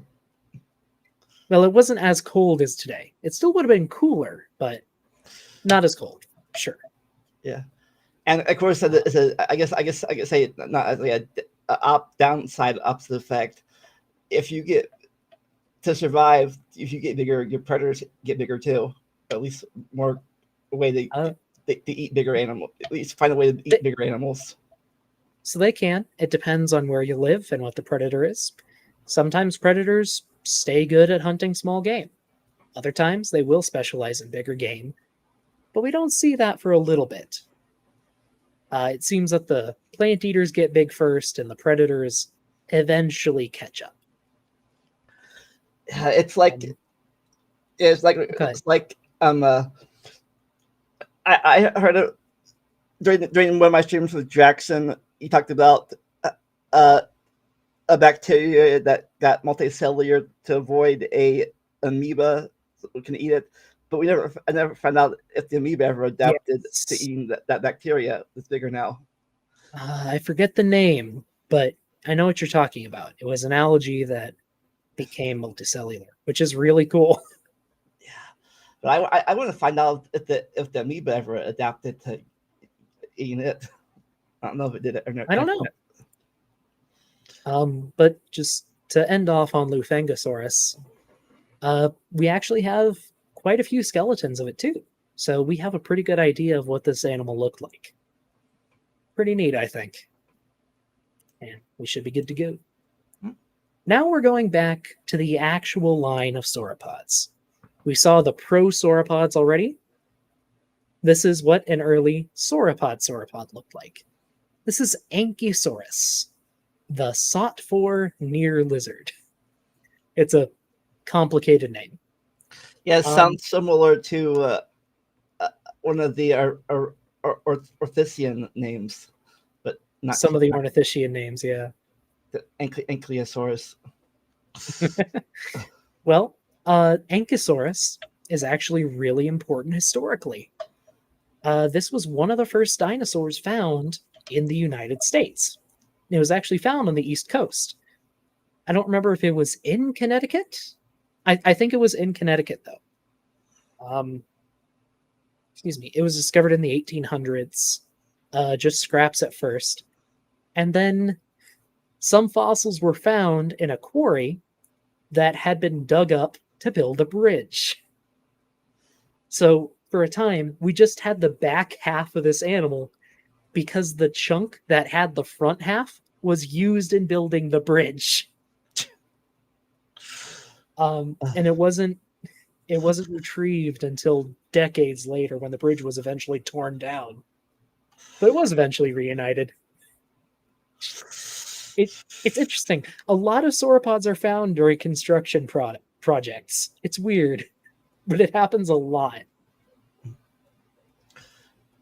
So, were there any sauropods where you're digging, or Lots, tons of them. I'm actually looking for a sauropod, which we might have found, but I'll save talking about that for my stream later.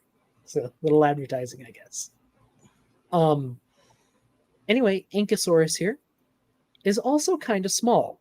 It's not a giant yet. It's not a massospondylid prosauropod. It's a mainline sauropod, and it's about the size of a large dog this time. So it's bigger than Saturnalia. still going the bipedal route of it? Yes, still bipedal. Still has these big hands with big claws, which it probably used to defend itself. But it does seem to be on the main sauropod line, which is interesting.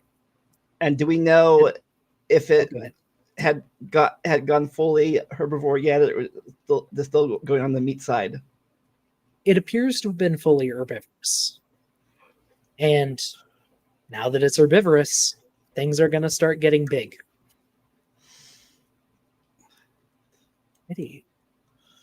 Well, sort of. So this is Mussaurus patagonicus, the mouse lizard from Patagonia.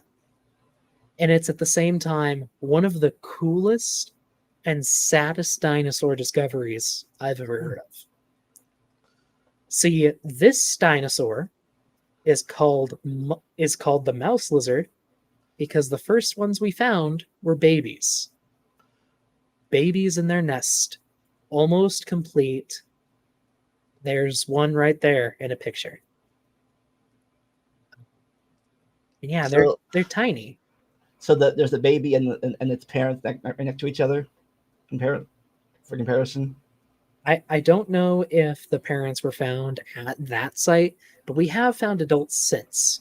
So we know what they looked like and how big they were. They were kind of average size for a sauropodomorph of their time, 15 to 20 feet long. But thanks to them, we know what the babies looked like for basically this whole group. And interestingly, the babies appear to have been quadrupeds, while the adults were bipeds. It's kind of interesting. Of course, even the adults, it looks like they're trying to lean more forward, at least in this picture, than other ones are. They look like it, but that's just kind of how a lot of prosauropods stood. Okay. Because they had really long tails and really big bellies, so they were mostly low to the ground. And eventually they just decided to go all the way and go on all fours. So the front legs here, arms, hands, whatever might still be of some use at this point. Yes, at least in the adults, they would have been in some use. So the big thing is, until sauropods figured out a way to get on all fours, which is kind of personalizing it a bit, they weren't actively trying to evolve, but until they figured out how to go on all fours as adults, they were forced to be bipeds, and that limited how big they could be, because you can only support so much weight on your hind legs while still having a huge gut. Because, no matter what, they have to be heavy, because they're herbivores, and herbivores are generally heavy because they need a lot of digestion. But the babies were small enough that they didn't really need to have any adaptations for being quadrupeds.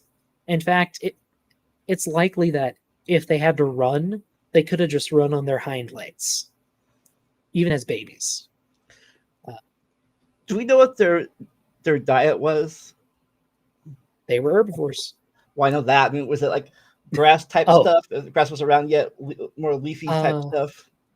So grass wasn't around yet. They would have probably eaten a lot of ferns, especially as juveniles, and as adults, graduated to larger plants, maybe leaves, seeds, stuff like that. Right. A lot of sauropod teeth they're either built for slicing early on. They're built for slicing like a lot of herbivores. Later on, they start to become more peg-like. The teeth do, because they're raking leaves off of tree branches. Like, that's how they specialize. That's why a lot of them are still high browsers, because they can just put a branch in their mouth and strip off all the leaves.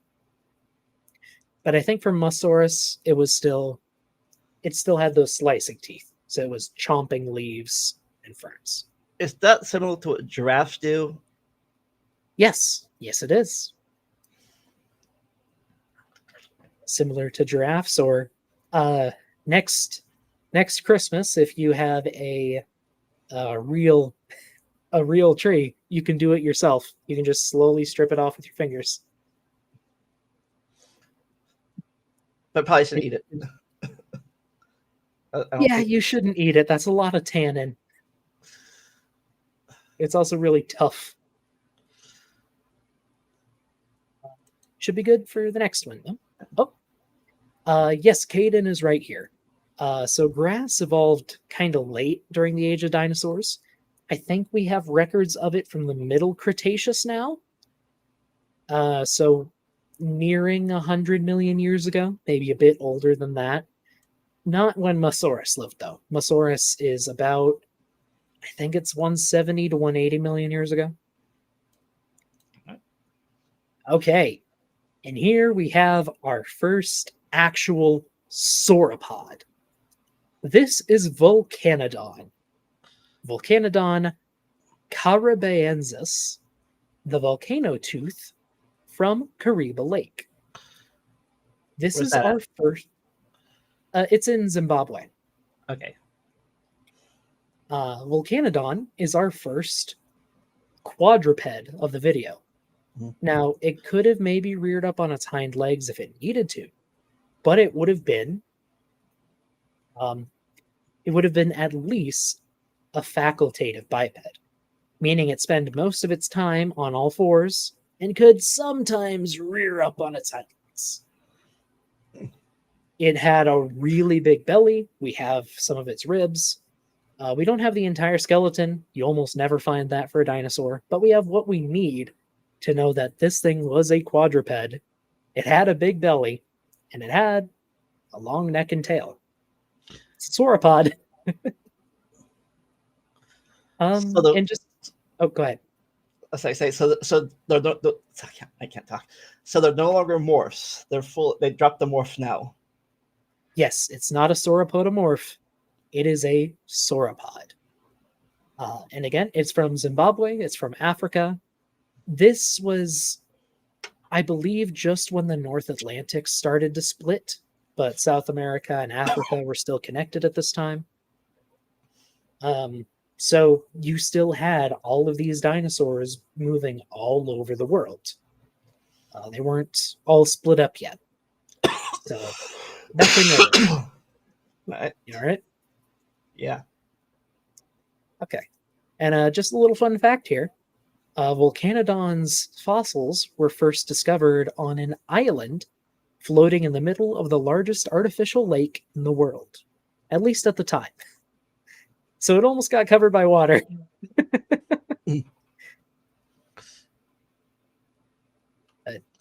Yeah, we have it now. And from this point on, sauropods get big quick, and they don't stop.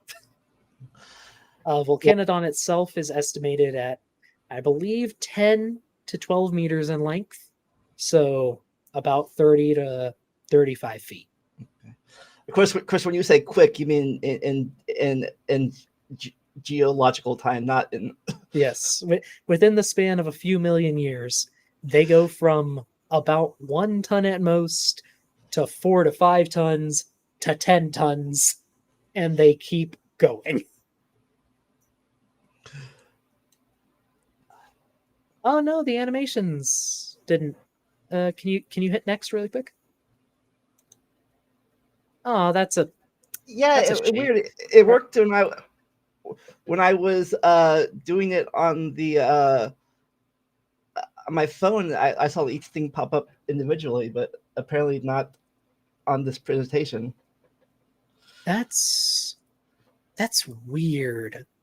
Can Yeah, you like? let me try to share the presentation. Let's see if that'll do it. Okay, it's my screen now. Yep. Okay, it's working. So, let's take a pause from our trip down the family tree and let's talk feet. Because sauropods Now they are all. weird. What's now by this point, it was all feet. Well, we're just talking about feet because sauropod feet are weird. See, because sauropods were historically bipeds, their feet weren't used to holding their weight, and they went through some really weird adaptations for it. So over on the left side of the screen, you can see what I think that's a diplodocid rear foot. There are some, I think, turtle feet, which aren't important, but you can also see a sort of family tree of different sauropod front feet. We start with Lufangosaurus, which we've already seen. That's kind of what the ancestral sauropod foot looked like. You know, it had kind of long fingers with a big first claw. And then we get to Shunosaurus, which is a bit more derived and we'll get to later.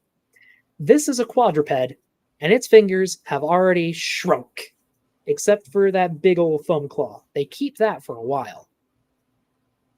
So it's got really shortened fingers, and it's almost knuckle walking because it's losing phalanges, so the bones of its fingers. It's losing them, and it's starting to knuckle walk.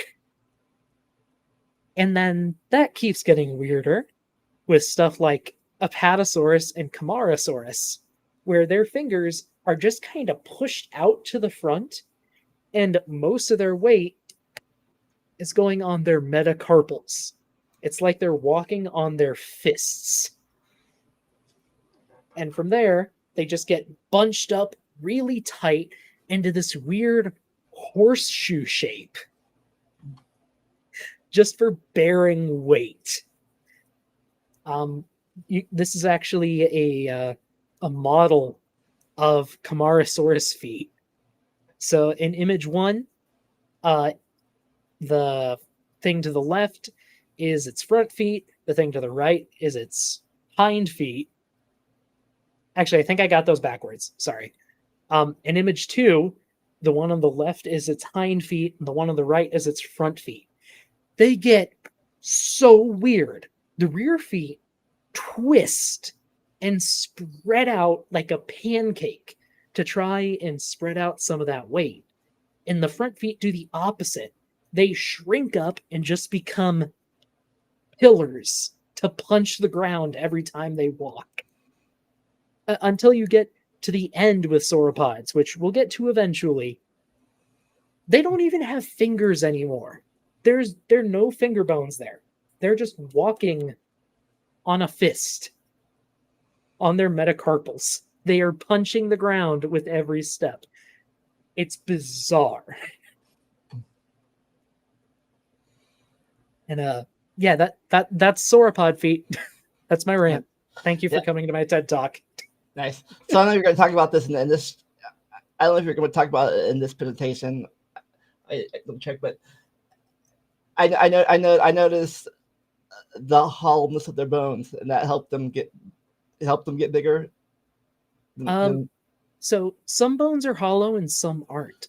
The limb bones are actually pretty much solid, They get that Okay. way really quick, just because they need as much there as they can to, help hold them up. But their vertebrae get hollow, and I Okay. think so do their ribs, which is weird. Yeah. Yeah. I was just wondering what made I'll say made let them get bigger than land mammal steak can get. So part of it is just that the hollow bones did help a little bit. I think the main thing that probably helped them, and there are actual studies on this, I'm just kind of repeating what they say here, or at least some of them say. There are some differing opinions. Dinosaurs and mammals breathe differently, or at least Saurischian dinosaurs and mammals breathe differently. With mammals, there's a muscle in your belly called the diaphragm. It shrinks down to pull your lungs down, and that draws air in. And then it squeezes up to push the air out. And that's how you breathe. It pumps up and down, up and down. With Saurischian dinosaurs, so sauropods and theropods, their lungs go into their bones. They have what we call a flow-through lung system. So there's a lot of open pockets in their body.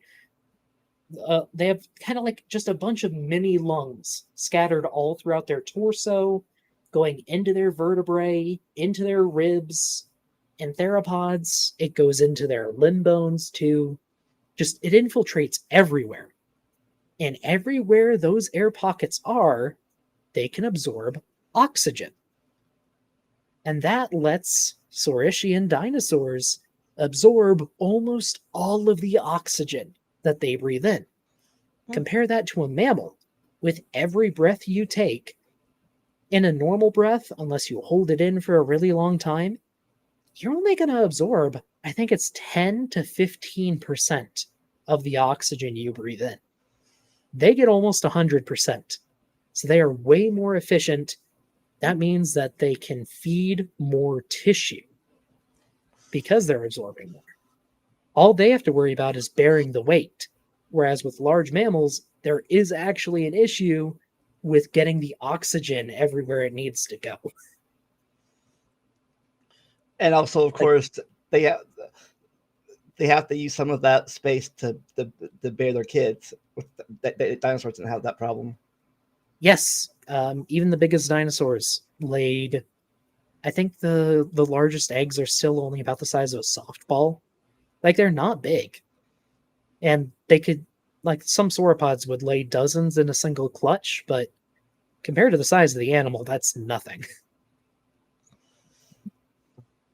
Yeah, there's a lot of reasons that mammals have a severe limit on size. At least on land, whales are different. Whales are really weird. Sauropods do things differently, and they get huge. Cheating because they have no mass in the water, or whatever that word is. They don't have to worry about bearing. They don't have to worry about bearing weight, and that allows their skeletal and it allows their body systems to change a lot more than they could if they were on land. Oh, how does it get explained by irreducible complexity? They don't have to have a flow-through lung. Like, if you shrink an animal down big enough, or small enough, or slow its metabolism enough, some animals can get by with just the air that exchanges passively through their skin. That's actually how hibernating alligators and turtles survive. Their body slows down enough that they can survive on the oxygen that passively goes through the skin on their anus. I'm not kidding. You learned it here today, folks. It's really weird. Anyway, that's the foot tangent. And we go on the foot tangent because we start to see weird feet. So what's on screen right now is a dinosaur called Jobaria tiguidensis, or the Jobar beast from the Tiguidi Hills. So this was discovered in Niger. It lived during the Middle Jurassic, about 160, 170 million years ago. And it's not close to any of the more derived sauropods. It's not a neosauropod yet, but it's the first big sauropod we get to see. And by big, I mean the adults would have been 50 to 60 feet long, and they probably would have weighed over 20 tons. Like I said, when sauropods start getting big, they explode in size. Like Volcanodon only lived about 20 million years before Jobaria, and Jobaria is already this gigantic. And as you can see, its feet are already getting weird. The rear toes are slanted to the side, they're starting to squish out, and the front toes are already forming that horseshoe shape. It also has an interesting skull. A lot of later sauropods tend to either have low, long skulls or tall, short skulls. Jobaria has a long, tall skull. It's just kind of interesting. I just remember something that Yeah. they used to teach us way back in the days of the 1980s. I don't know if it was outdated by then, obviously, but I remember cartoons and stuff talking about how they said sauropods had two brains or something, one the head and one the back of the head, one deeper down. Yes. I think we talked about that a little in the Ornithischians with stegosaurs, but we can explain that here. So, all of our viewers, you probably have a spine. And if you have a spine, you have a spinal cord. Now, the spinal cord is a long tube of nerve tissue that carries messages from your brain all the way to your butt, the end of your tail, which in humans has been resorbed back into the pelvis, basically. That spinal cord isn't just a tube. It actually has a few enlarged points. The first being your brain, which is, where you think and you remember stuff. But there are other places too. You have slight enlargements for every point that you have ribs, as an example, in your chest. There's an enlargement near the base of your brain. That's called your hindbrain. That controls a lot of your basic nerve functions. It takes over automatic breathing, your heartbeat, digestion, all that stuff. And as you go down, eventually you reach your pelvis. Now, your pelvis is very important. It does a lot of things. It takes care of waste evacuation, reproduction, and movement, because humans are bipeds. You walk on your hind legs. Now, the more functions an area of the spinal cord has, the bigger it's going to be. So you have an enlargement in your pelvis. So does almost every vertebrate. So does basically every tetrapod. So anything with 4 legs, because they have hind legs. Sauropods, including us for tetrapods. Yes, sauropods are also tetrapods. So they also have an expansion of the spinal cord in their pelvis. Now, it's pretty big in sauropods because they have a gigantic tail and 2 huge hind legs. So it's a bit bigger than it is in a human, but it's not unknown. Like, it's not a second brain. It is an enlargement of the spinal cord, but they only have the one brain. And the reason it's bigger is because not every signal that reaches your spinal cord goes back to the brain.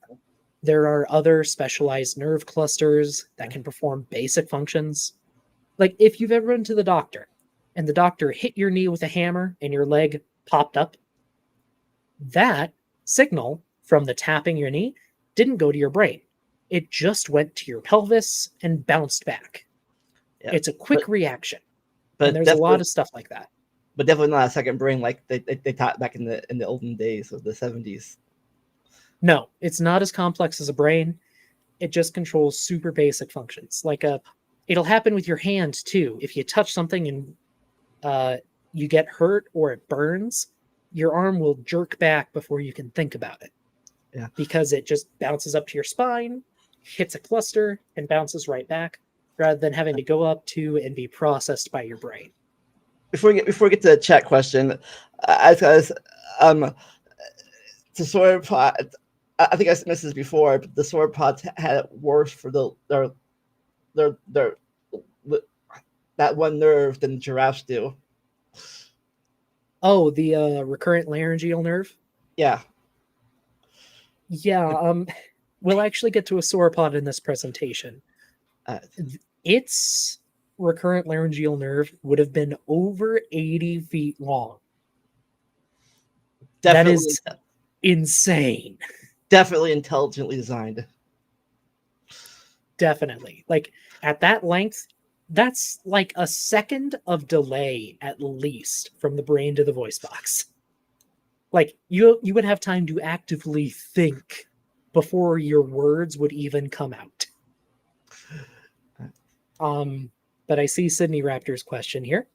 So I'll just go ahead and read it out for anyone who's just listening. Do any creationists still claim that the sauropod's mouth was too small to have taken in enough plant material for energy needs? I haven't heard a creationist say that. I can believe that some of them would. And it's actually not a bad question. Could they have eaten enough food to satisfy their bodies? And the answer is yes, and maybe no. The larger your body is, the more you can usually get out of what you eat. So a huge sauropod has room for huge stomach and huge intestines. That means they can ferment the food longer and get more calories per pound of food. Now, there is a limit to that. There is a ceiling to that, of course. And that might have been the cap on their body size, or it could have been other physical things. Okay. But they could eat enough to sustain their body. If you wanted, you could probably do the math on that. You need to know like the scaling for body size to, I guess, digestion efficiency, how much heat you would lose through your body. A lot of calculations, but it's thermodynamically possible. Speaking of that, were the sauropod lineage endo or ectothermal? Okay. So the big thing is that endotherms and ectotherms, it's not a dichotomy. Okay. They're two ends of a spectrum. All dinosaurs ancestrally were probably endotherms, strict endotherms.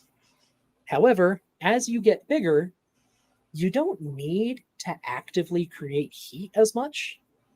At a certain point, your body's natural processes take over, and you don't have to worry about heat. If anything, you have to worry about getting rid of heat to maintain body temperature. And this is just a personal thing, but I think that might be why sauropods kept such long necks and tails all the way to the end, to help dissipate heat from their giant bodies and fermenting tons of plant matter. That's a personal thing, though. I don't know if there's been any work on that. There probably has. I just haven't read it yet.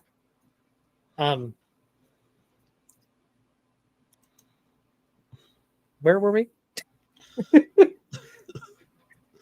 Sorry, my brain just like exploded internally and I forgot what we were talking about. No, I did not check that body size limit with Dr. Kent, the Jerk. Also, thank you, Captive Desk.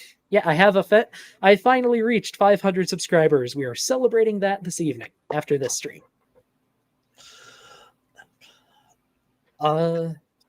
See, any other questions about Jobaria, or shall we move on? I'm good. Mm-hmm. Right. Tuscan. Oh yeah, I'm in control. I forgot. Okay. Here we get to one of the big boys. Not just in size, in importance. This is Cetiosaurus oxoniensis, the whale lizard of Oxford. This is the first named sauropod, and one of the first named dinosaurs ever. Although it wasn't recognized as a dinosaur at first, because it was discovered before the name Dinosauria was coined. Originally, it was thought to just be like a giant sea monster, like a giant crocodile. So it was given the name Cetiosaurus. And it was a huge animal. Cetiosaurus was another dinosaur that could grow up to like 50 or 60 feet, up to 20 tons. It was huge. But the problem is, as with most other early dinosaurs, it became what is known as a wastebasket taxon, meaning that a ton of different dinosaurs got lumped in with it because they were vaguely similar. Kind of like how they used to put what's that? Protistus in one big lump. Like Protista, yeah. Protista is a wastebasket taxon that just happens to be an entire. Was it a domain? Yeah, I think it was a domain. Yeah, it was. Yeah, I back in the ancient days when I grew up, they had divided into bacteria, protista, fungus, plants, and animals. Yeah, okay, so phylum. It would have been a phylum, but yeah, it was kind of like that, but on a smaller scale. If you found a sauropod in northern Europe, it probably was called a species of Cetiosaurus. At its height, there were 18 species. That's insane by modern standards. But it was common in the 1800s and early 1900s. At this point, there's only one valid species of Cetiosaurus, and it's still one of the largest sauropods we know of from Europe. This would have lived about 165 million years ago, pretty much the same time as Jobaria, just farther north. And yeah, it's really important historically. Like, really important. Interesting question from Eddie McCoy. How accurate are the original Jurassic Park movie dinosaurs? By modern standards, basically everything is outdated. For the time, especially Jurassic Park 1, it was state of the art.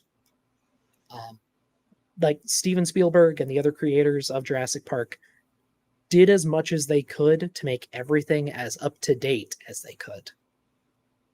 There are some exceptions, like at the time, the raptors should have had fuzz, if not full feathers, but they didn't have feathers in the movie because of technological limitations. They just couldn't get the feathers to look good. Yeah, what about this? From what I saw, at least I could be wrong, the sauropod ones looked. Oh, the Brachiosaurus? Yeah. The Brachiosaurus is basically perfect, except for a few very tiny details, even today. The only thing is, it's not called Brachiosaurus anymore. It is a near perfect representation of a closely related animal called Giraffatitan. Excuse me, from Africa, which we will probably see the next time we talk about sauropods. Excuse me. But spoilers for the animal it's trying to represent, It's just about perfect. The only thing is you should move the nose holes down to the nose. Sorry, to the tip of the snout rather than up here on the head. But that was a trope for centuries. Yeah, I think we talked about this before too, but I remember again back in the olden days of the 70s and 80s, Your days. where they said they used them to breathe underwater because they Yes. because they couldn't they were so massive they couldn't walk on land that well. They said back in the day. Yeah, that was an idea for a time until someone finally decided to do the math on that and realized if they did that, they could not breathe. But that's how things work in science. Sometimes you'll come up with a fun idea and then testing shows it's infeasible. But that's a feature, not a bug. Something I like to say, in science, we want to be proven wrong. You just need to bring the evidence for your claim. If you can support it, we'll believe it. That's how it works. Anyway, that is Cetiosaurus, and it is, again, really important and pretty neat, even if nowadays it's a more basic sauropod. This one is anything but. So this is Shunosaurus Li, or Li's lizard from Sichuan. This is a Chinese sauropod, a rather small one. It lived at about the same time as Cetiosaurus and Jobaria, so 165, 170 million years ago. And it's a good example of just how diverse sauropods could be. Like, we think of them all as long necks, long tails, and fat bellies. But there was a lot of variation in that group. Shunosaurus, for example, had a spiked tail club, like an ankylosaur. And it's not the only one that had it, which is weird. Like, it's one of those features where we can say, okay, this was used for something. Probably either to, like, for males competing during the breeding season, and or for self-defense, which is kind of neat. And also, Shunosaurus, we have a lot of individuals, at least a dozen.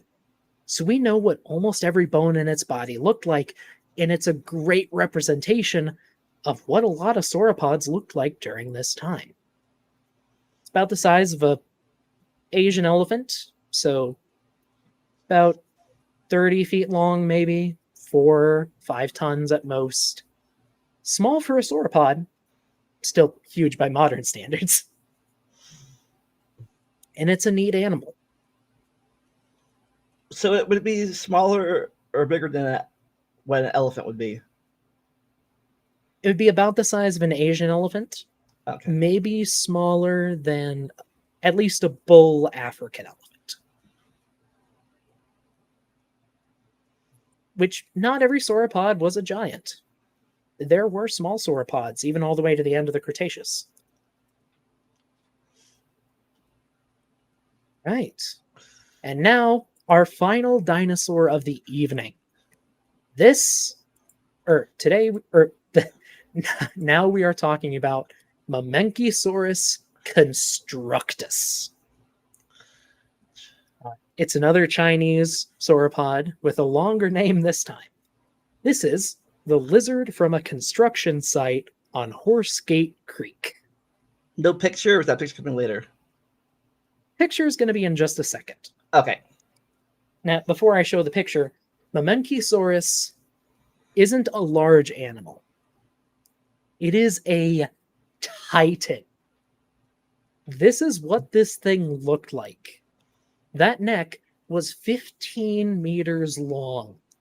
That's 50 feet long. It is absurd. Oh, your logo is covering up the artist credit, but sorry. if anyone, it's okay. Anyone can see it on the presentation itself. Again, links in both of our descriptions. But yeah, Mamenchisaurus constructus. Gigantic. And just riding the line of the middle and late Jurassic. So it is the last one we'll talk about for now, but this is giving you guys a taste of what's to come. From here on out, sauropods continue to diversify. They get crazy.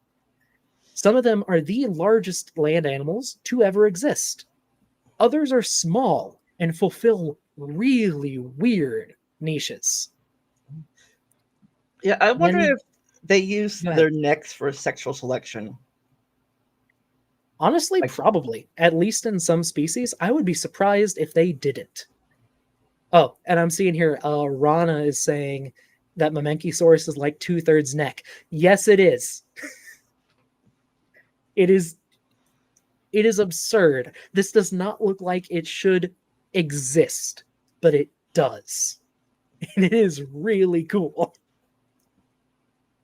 And it's just the first of these insane sauropods. Like in future episodes, we'll see some that tower 6 stories off the ground. We'll see others that could have weighed over 50 tons. We'll see some with tails that were longer than a school bus and a half. Like, just absolutely insane animals. Awesome. Uh, Yeah, the next page is if you're really looking, it's the sources. You want to check them out yourself. Don't take our word for it. Yes, I did not create any of the art shown in this video. All artist credits go to the individual artists. The way the sources here work, for most of them, I put the artist credit on the page. If it came from a paper or something with a really long title, it is here with a direct link to the image. Awesome. And yeah, that is Sauropodomorpha. They meant to. Okay, you might question in the chat, not like that's now, but they mentioned this earlier. For any creationist that might be watching, how do we know that these sauropods weren't the animal they talked about in the Book of Job, like some of them claim? Okay, so there's a few things for this. Okay, now granted, I am not a Bible scholar, so what I'm saying here, some details may be incorrect. Okay. The creature described as Behemoth in the Book of Job is a large, powerful animal with, sinews of iron and bones of bronze or brass. Yeah. It's huge, it's strong, and they list a few things. They say that his nose pierceth snares, for one. They say he has a tail like a cedar, which we'll get... Sorry, his tail moves like a cedar, is how you should say it, because it's specifically describing the motion of the tail, not the form of the tail, which we'll get to in a second. And also that he braves the rivers, like he braves the Jordan when it floods, undeterred. So, good swimmer.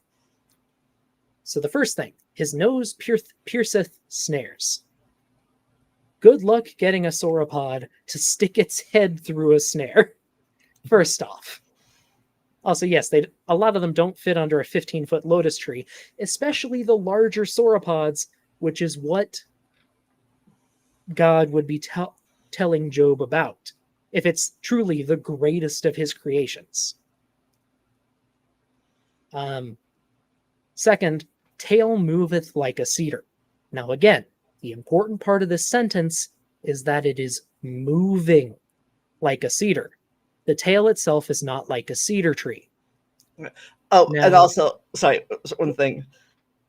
I might be wrong about this, but I think a lot of creationists get confused, at least Yes, they American get ones, confused about the type of cedar. because the redwood cedars Yep.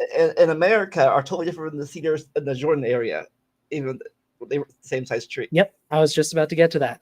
So, where the book of Job was written, in the Middle East, there are cedar trees. Those cedar trees are not like those found in North America, where a lot of these creationists are, because a lot of them are American. I think it's specifically the Lebanese cedar tree that the book is referring to. The Lebanese cedar is a short, wispy tree that shakes furiously in the wind. They definitely can't drive a car through. No, you couldn't drive a car through it like you could with a redwood. But yeah, it would flick from side to side really quick. Now, when elephants get mad, their tail flicks up. It's like a big warning sign. If you ever see an elephant with its tail raised, walk away carefully, because that thing is ready to destroy whatever is in front of it. And the last thing, it swims through the Jordan undeterred. Elephants are incredible swimmers. They ford through rivers all the time. And in fact, the reason why there are elephants in Sri Lanka, so an island south of India, is because they swam there. Elephants can swim for tens of miles at a stretch. And they're undeterred because they can just use their trunk like a snorkel. Now, some scholars disagree on what the behemoth is. Some will say it is a hippo. Some will say an elephant, or some will say a rhino. I personally think an elephant is the best fit, but I am not a Bible scholar. Or biologist. I've just listened to their. I'm a geologist with some biology interests. So if you want to, I listen to what the scholars say, and the consensus is probably an elephant. All right. All right. So anybody else in chat have any questions before we start? Before he had to get ready for his personal stream. Well, just before any come in, yeah, I'm celebrating 500 subs tonight. I'm not monetized yet. YouTube seems to take a couple of days to sort that out. But I do still have a method if people want to send super chats, because I have PayPal, Venmo, and Cash App, and you can send money on those and send a message. And unlike with YouTube super chats, it's not limited by how much you donate. Nice. Which I think is a plus. The links for both his and my Venmo and PayPal in the description below. I also have a merch store. Anybody wants to buy it? Anybody wants to wear a Talking Time caffeine T-shirt or drinking from a mug with the logo on it? Hey, it's there if you want to buy it as a present or for yourself. And as always, just for both our channels, just a like and a subscribe, and that little bell thing helps a lot. Oh, and comment too. Comments help. Yes. With the almighty algorithm. Right. I think I got all my stuff out of the way. No more questions from the chat, so should be good to close it out. You got any more questions after this? Put them in the comment sections, and we'll get to them as soon as we can. For me, coming up either this Wednesday or next Wednesday on my channel, we'll be talking about the Universal monster movies with a possible. Sorry. Oh, sorry. You finish. With a possible guest, a daughter or son of one of the Dracula, like I forget how she's related, but I think she's the daughter of Dracula. Oh, that's cool. Right. I was gonna say, I am finishing an expedition in Wyoming, and I am starting production on a documentary about it. It's going to take some time because I want to be thorough. I want it to be well put together. If you want to help me make the documentary, a like, subscribe, a comment, anything helps. If you donate any money, that means I have to work less hours and I can devote more time to creating the actual documentary. Nice. All right. So You'll that's my spiel. You'll have 45 minutes to do what you want to do before the stream starts. So get your phone out of the way. It'll be fun. Right. Never stop learning and enjoy the randomness. I'll see you next time. Bye.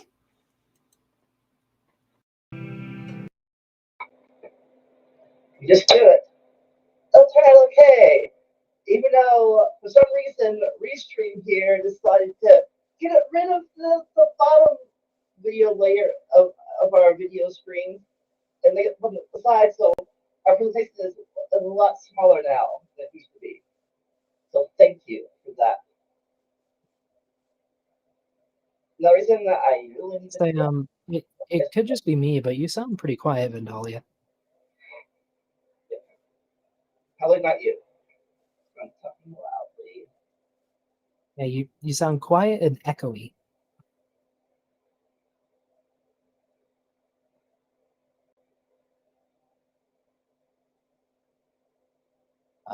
But while you're getting that figured out, hello there, everybody. Today we have a slightly different episode than we have previously. For most of the past few episodes, we've been talking about dinosaurs, but now we're going to take a look at the other two main branches of Archosauria, so the ruling reptiles. There's a lot of really weird and wacky creatures along both of the lines we'll be following today, so I hope you're excited. Right. Am I still echoey or silent? Much better. You sound much better. I put the microphone right in front of my face. Yep. Today we are talking about not two groups. One, the closest living relative to dinosaurs, and next a closer but extinct group of related dinosaurs. Not counting birds, yes. Crocodilians. Birds are dinosaurs, and that can't really be close to dinosaurs. I mean, they can be close to other dinosaurs. True. Well, at any rate, yes. Today we're going to be talking about the often forgotten branches of the Archosaur family tree. That being the Crocodilomorphs, or Pseudosuchians, and the pterosaurs. We're going to go over the places they sort of originate and how they change going through the first couple periods of the Age of Reptiles. When reptiles ruled the land, sea, and sky. Yep. Also, new to this stream, at least on my channel, if anyone wants to send super chats, feel free. We'll try to answer any dinosaur questions, but if the chat picks up, we might miss you. Yeah. So if you want to be sure we'll answer, make sure you send in a super chat. Congrats on super chats. If you want to, on my channel, all I have is restream questions. So either or. Either works. Again, we'll try to get as many as possible, but sometimes the chat moves a bit fast. Yeah.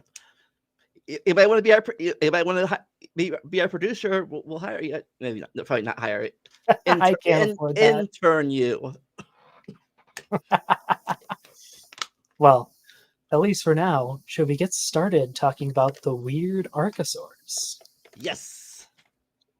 And as we've discovered with this new update, I can switch the slides. Technology is terrifying. So, bit of an overview here. For most of the previous clades, we've been going through them step by step, from the most basal or earliest branching to the latest branching members. And there's been a steady progression through time. It's a bit harder to do that for these groups, in part because their phylogenies are complex, and in part because I don't research them. I am a dinosaur researcher, even if I am just stepping into that field.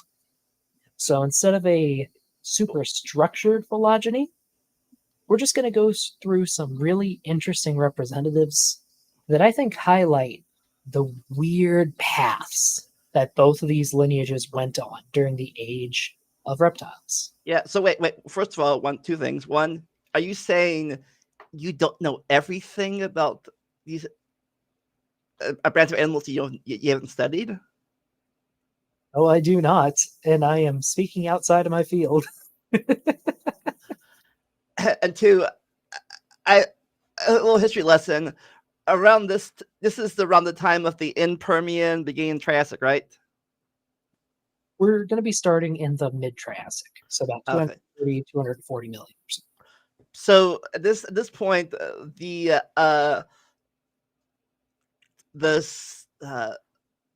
synapsid therapsid line it has no longer control of the Earth, and these guys are taking over for a few million years until the KG thing. Well, but if by a few million years you mean 3 times the length of the age of mammals, then yes. Pretty soon after the end Permian mass extinction, reptiles just exploded.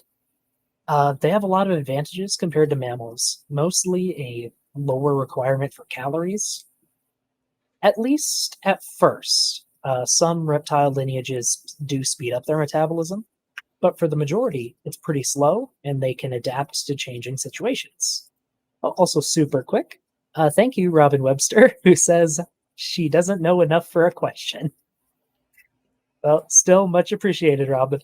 And if you do think of one, just at me. But what was I saying? Yes, anyway, I don't know everything, and I'm happy to admit that.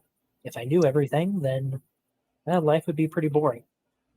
So if there's anyone who knows a bit more about these guys in the chat, please do feel free to correct me. With that said, we can take a look at the Archosauria. Now, this diagram is a little complex, but I'm going to walk you all through it. So starting at the bottom, we have Archosauriforms. These are a group of reptiles that are different from all other reptiles in a few certain ways. Real fast, if you had trouble following these slideshow, the link to the slideshow is in the description, at least of my video. I don't know if Doc put in the description of his video yet.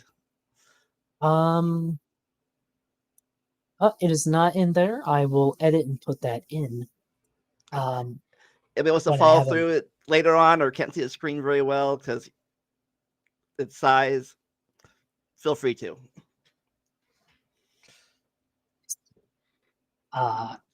Anyway, archosaurs are different from a lot of other reptiles.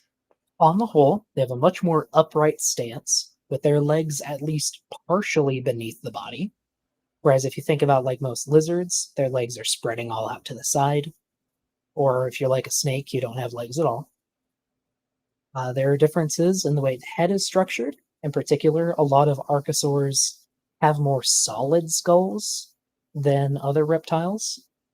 It's like a snake can extend its jaws to gulp down lots of food. A lot of other reptiles can do that to a similar degree, but it's rarer in archosaurs. A few groups can do it, but it's relatively rare. They also have a more advanced respiratory system. A lot of archosaurs have air sacs that flow into and out of the bones in their body. It's much more efficient than most other groups, and it means that they can be active for a lot longer. It's part of why birds can fly hundreds of miles and at really high altitudes. So do both sides have the hollow bones or just the pterosaur dinosaur side? So that's kind of a difficult question. All right. So pterosaurs and dinosaurs definitely have them.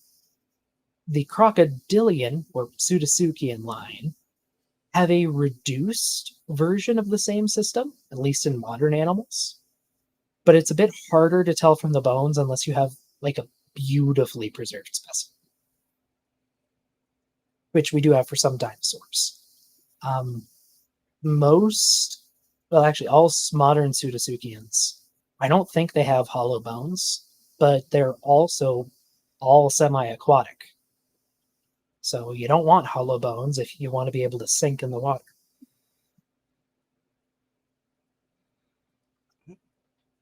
Anyway, within Archosauria, then, going up from Archosauriforms, you usually have a lot of parental care, like they'll invest tons of energy into raising their young. They usually have higher metabolism than most reptiles, and a bunch of other characteristics. Now, for the first part of this presentation, we're going to go down the left branch of this phylogenetic tree. We're going to go down the Pseudosuchia, starting with something that isn't quite a Suchian at all. So, a quick reminder here that modern crocodiles are actually really weird. They're the last remaining members of an extremely diverse group.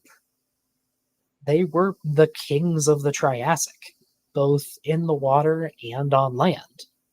But they were hit pretty hard during the Triassic-Jurassic mass extinction. After that, they kind of gave way to the dinosaurs for a long time, picked back up a little bit during the start of the Cenozoic after the dinosaurs were extinct. But now, they're not the apex predators on land anymore, but they are still pretty deadly if you go near the water.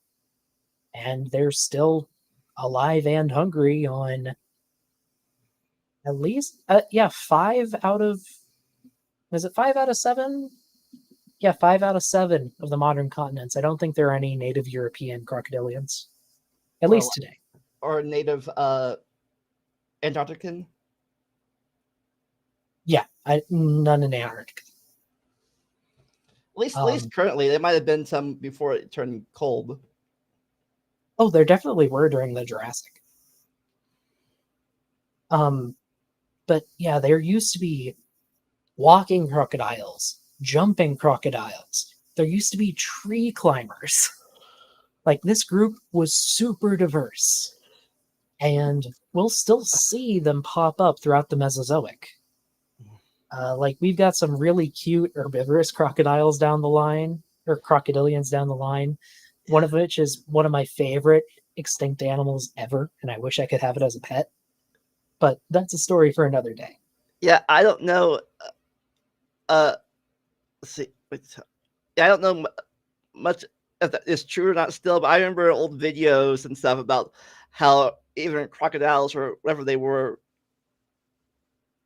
I don't know they're true crocodiles by this point, but they even ambushed dinosaurs on the river banks.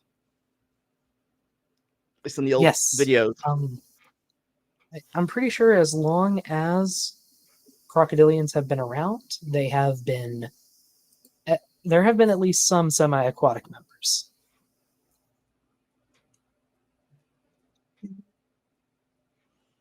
Okay. Real quick before we continue, I brought up the cute, adorable thing, and I kind of want to show it.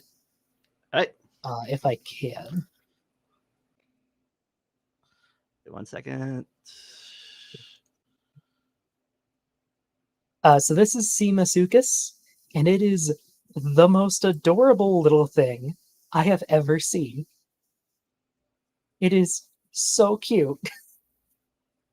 I love it. Oh, they're adorable. That's it. I just wanted to show that. Sydney Raptor, how do I spell paleontology? Like paleontology. We are clear to have the presentation back up. Oh, and Eddie McCoy a little reptile featured in their Walking with Dinosaurs DVD set. I'm guessing you're talking about the little guy at the bottom left called Euparkeria. That was highlighted at the very end of the documentary as the ancestor to the dinosaurs, which, yes and no. It's not entirely accurate, but it's not far off the mark. Anywho, let's get into our first crocodilomorph of the evening. Oh, well, I guess first, sorry, this is a quick overview of the crocodilomorphs. Like I said, we're not going to be near as structured as we have been. I'm just going to be highlighting some of the more interesting body plans that appeared during the first few periods of Earth's history, or first few periods of the age of reptiles. It looks like one of them became on the like right the third or fourth one. Like some became a back to the sea one. I see some fins there. Oh, we'll get into that soon. Don't be worried. First off, so our crocodilians are not the first crocodilians, or at least crocodilian-shaped creatures. If you remember from the chart a few episodes ago, a few pages ago, there were a lot of side branches before we even got the crocodilomorphs. Yes, there were quite a few. There's a lot of really weird early archosaurs.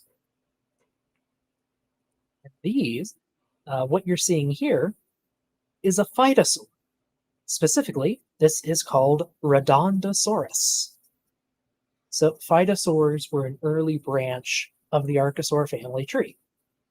And they slipped right into the niche that crocodilians would later occupy. And the crazy thing is, they're not the first. This body type and style of basically just ambush predators, shallow water ambush predators, that body plan and that environmental niche has evolved over and over and over and over again. Yeah. Basically, every group of animals has had at least one representative fill this niche at some point in time. Yeah, I think if I remember correctly, in the Permian, there were these versions of this as amphibians. Yes, and then later, Dimetrodon apparently lived kind of like these, which is surprising with that sail. But there have been mammals. The whale ancestor Ambulocetus is thought to have hunted just like a crocodile. Amphibians, like you said, Vendalia. Proto-mammals, like Dimetrodon. And even one of the earliest representatives is one of the earliest vertebrates that could have crawled onto land, Tiktaalik, probably lived just like this too, which is kind of crazy. So this body plan and this hunting style has been around for over 300 million years. If it works, don't fix it. Exactly. Like everything needs to drink, so just wait where they need to drink. And the phytosaurs here, they got big really quick. Like they start out as little guys, like basically all archosaurs do. But by the time they went extinct, there were some phytosaurs that might have reached 40 feet long. Just massive, massive animals. And in this upper picture, you can see one taking down a dinosaur called a Eucoelophysis. And at the bottom, you can see a skeletal mount of one taking on a Placarius, which is a type of mammal relative that was about the size of a large cow. So just to give you a sense of scale here.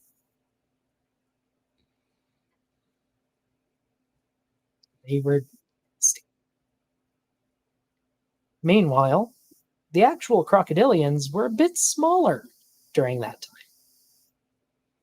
So, Vendalia. Yes. What would you call a terrestrial crocodile if you found it? Well, it depends if it's this size or if it's a little bit bigger. Well, would you ever consider just calling it the terrestrial crocodile? I call whatever it wants, leave me alone. Well, this is Terrestrisuchus. It is a very small crocodilomorph. The adults probably would have been about 3 feet long, like 2 to 3 feet long, so really small. And it's interesting because it's not really built for ambush, or it's not built to be an ambush predator. This thing is built for running. Yeah, I saw some later on that had hoofs and stuff. Well, we'll get to those later. But for now, like, this little guy would have been a super good runner. So at 3 feet long, it would have been about the size of, think like a terrier, maybe, like a terrier with a long tail. And it would just dashed around the forest floor, just snatching up whatever it could find. Yeah, And its I'm feet guessing are these versions of the crocodiles or whatever branch they're come off of, they had too much competition to survive to present day. Well, not quite, because we have terrestrial crocodiles going all the way through the Mesozoic. They never fully went away until actually pretty recently. I, they're not directly related, but there are some terrestrial crocodiles that evolved in the late Cretaceous and made it to, I think, about 15 million years ago. So they actually survived for a very long time. But at any rate, most crocodilians are plantigrade. That means when they walk around, they walk on the flats of their hands and feet. Kind of like, humans do. You walk on the flat of your feet. Terrestrisuchus here didn't quite do that. It did the dinosaur thing and lifted its feet up onto its toes. That is, it kind of artificially lengthens your legs and it makes it easier to run fast. And just because of how its body weight was distributed, it might have been able to run on 2 legs for short periods of time. So if you saw this thing running around in the early Triassic, you might just think you're looking at a dinosaur. And what would confuse you even more is that this thing might have had feathers. Now that sounds kind of crazy. So let me explain a bit. We have feathers in dinosaurs, not just birds, but in all kinds of dinosaurs, even plant-eating dinosaurs. Even plant-eating dinosaurs. We have what are basically feathers on pterosaurs as well. So their common ancestor probably had feathers, and that's not too far removed from crocodilians.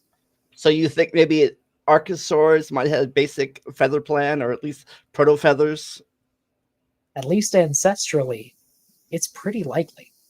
And what makes it even more likely is that if you switch one gene in a modern alligator genome, you'll cause them to grow feathers instead of their scoop-like scales. Just one gene. You just turn it off and they grow feathers. So it seems that our modern crocodilians have lost those feathers, but their ancestors probably had them. Especially if they were running around on land as active predators, like this guy. Which I think is pretty dang cool. I wonder if we tried doing that, activate the gene genome, if the descendants would keep them, or if natural selection and sexual selection would make the feathers go away if you brought them back. That depends. With their modern lifestyle, they're probably better off not having feathers because feathers get wet really easily and it can really mess with your body temperature. They also cause a lot of drag in the water unless you have special oils like penguins or ducks do to help keep them smooth.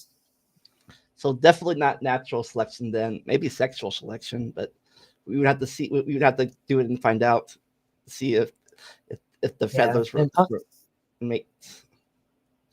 Yeah, and unfortunately, the embryos we've done that to, just due to laws, can't be allowed to, be born and grow to maturity. But hypothetically, we could have feathery crocodiles in the future. Hypothetically.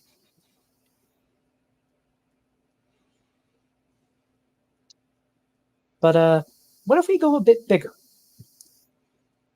Because while there were tiny crocodilians running around, that's not all there were. Over here on the right is a crocodilomorph called Deinamasuchus, or the powerful crocodile. It was about the size of a large dog, like a Rottweiler, or what's a big fighting dog? All I can think is Rottweiler. Yeah. And maybe like a Mastiff or something. But regardless, they were fairly big. Like they were about 10 feet long, probably weighed at least 100 pounds, maybe 200. And they had a really nasty bite. Like they had massive teeth and jaw muscles that were pretty similar to modern crocodilians. So they could just chomp. Apparently, there is some discussion as to whether or not it was more of a carnivore or a scavenger, but either way, I wouldn't want to get bit by this thing. It could probably bite right through your leg. So was this an ambush predator too, or were they still on land? Still on land. Everybody says land croc. Right there is the title. It says land croc. Yes. Yes, Deinamasuchus was terrestrial as well. Like I said, there were a lot of these. I'm just going to be showing a few examples, but they were everywhere. And they took on every shape and size. Such as herbivorous crocodilomorphs. So this right here is Stagonolepis. It is an herbivorous crocodilian. It's part of a group called the Adasaurs, which as a whole were pretty well armored. And in particular, this guy had a nose that was actually shaped a lot like a pig's. So it probably would run around like pigs do, kind of digging up plants from the ground. And they actually grew to a decent size as well. I think Stagonolepis could grow up to about 10, maybe 11 feet long. But there are some other Adasaurs that could grow up to 15 feet long. So they got to a pretty good size, especially for the Triassic. Probably wouldn't mind running those as much as the other ones, just because. I mean, they probably still run me. I don't know how big they were, but I wasn't worried about them eating me. Well, these guys probably wouldn't eat. They'd be herbivores. A Sydney Raptor in the chat has a good question. Are all of these cold-blooded, and how is the difference established in paleontology? So that's a good question. We can tell if something is cold-blooded or not by a few different things. First, we can look at the bones, like we can look at the limb bones. If you're warm-blooded and maintaining a relatively constant growth rate and body temperature, you're probably not going to have very well-defined rings in your bones. Like, tree rings. When your growth rate slows, a ring gets deposited. When you're going fast, it doesn't. Now, you can still get those when you're warm-blooded, but they're not going to be as visible and they're more likely to be obliterated as you grow. The other way that you can usually tell is by the teeth. So the elements that you incorporate into your teeth come in a few different varieties, isotopes.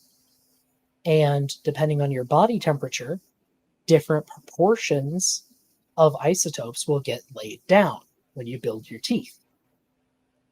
So if your body is a lot hotter, you'll have more of one isotope and less of another. If it's colder, you'll have more of that second isotope. And it's actually a very accurate way to tell body temperature. And you can just measure the isotope ratios in the tooth, plot them on a graph, and you get the body temperature. We've done that for dinosaurs, I know. Dinosaurs, I think some crocodilians as well, from at least the Cretaceous. There's a study I could find that measured just a bunch of body temperatures of extinct animals in India, just all across the board. India body temperatures. Let me see if I can find this.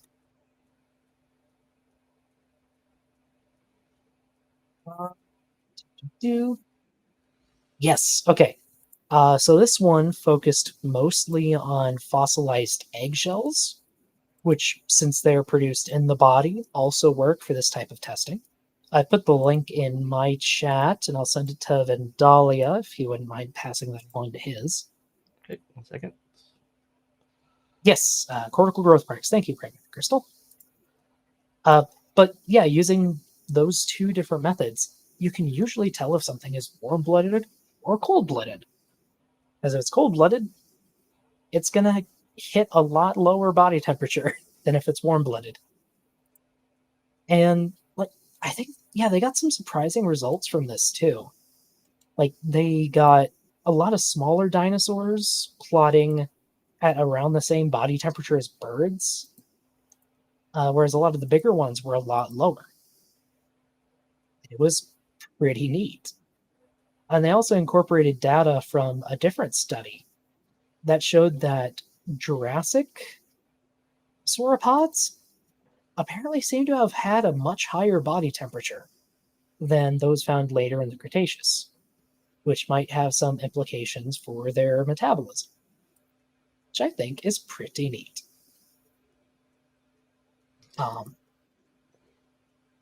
Sorry, that was a whole lot of science. Any questions? Any questions on this side? Yeah, any questions on this side of the branch of this family tree? Or I don't see any so far. If anyone does have a question, just at me or Vendalia, and we'll answer as soon as we can. I see Eddie McCoy wants to read that later. Glad to hear it. It's a really neat read. Okay. So, forget the salad. What if you just want to get big? Some crocodilomorphs got just huge in the Triassic. So huge that we wouldn't see a large terrestrial predator of their size until the late Jurassic, about 40 to 50 million years later. This right here is Pseudosuchia, a large terrestrial crocodilomorph from South America.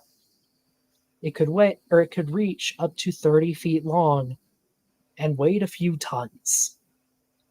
This thing would have hunted anything it could get those jaws around.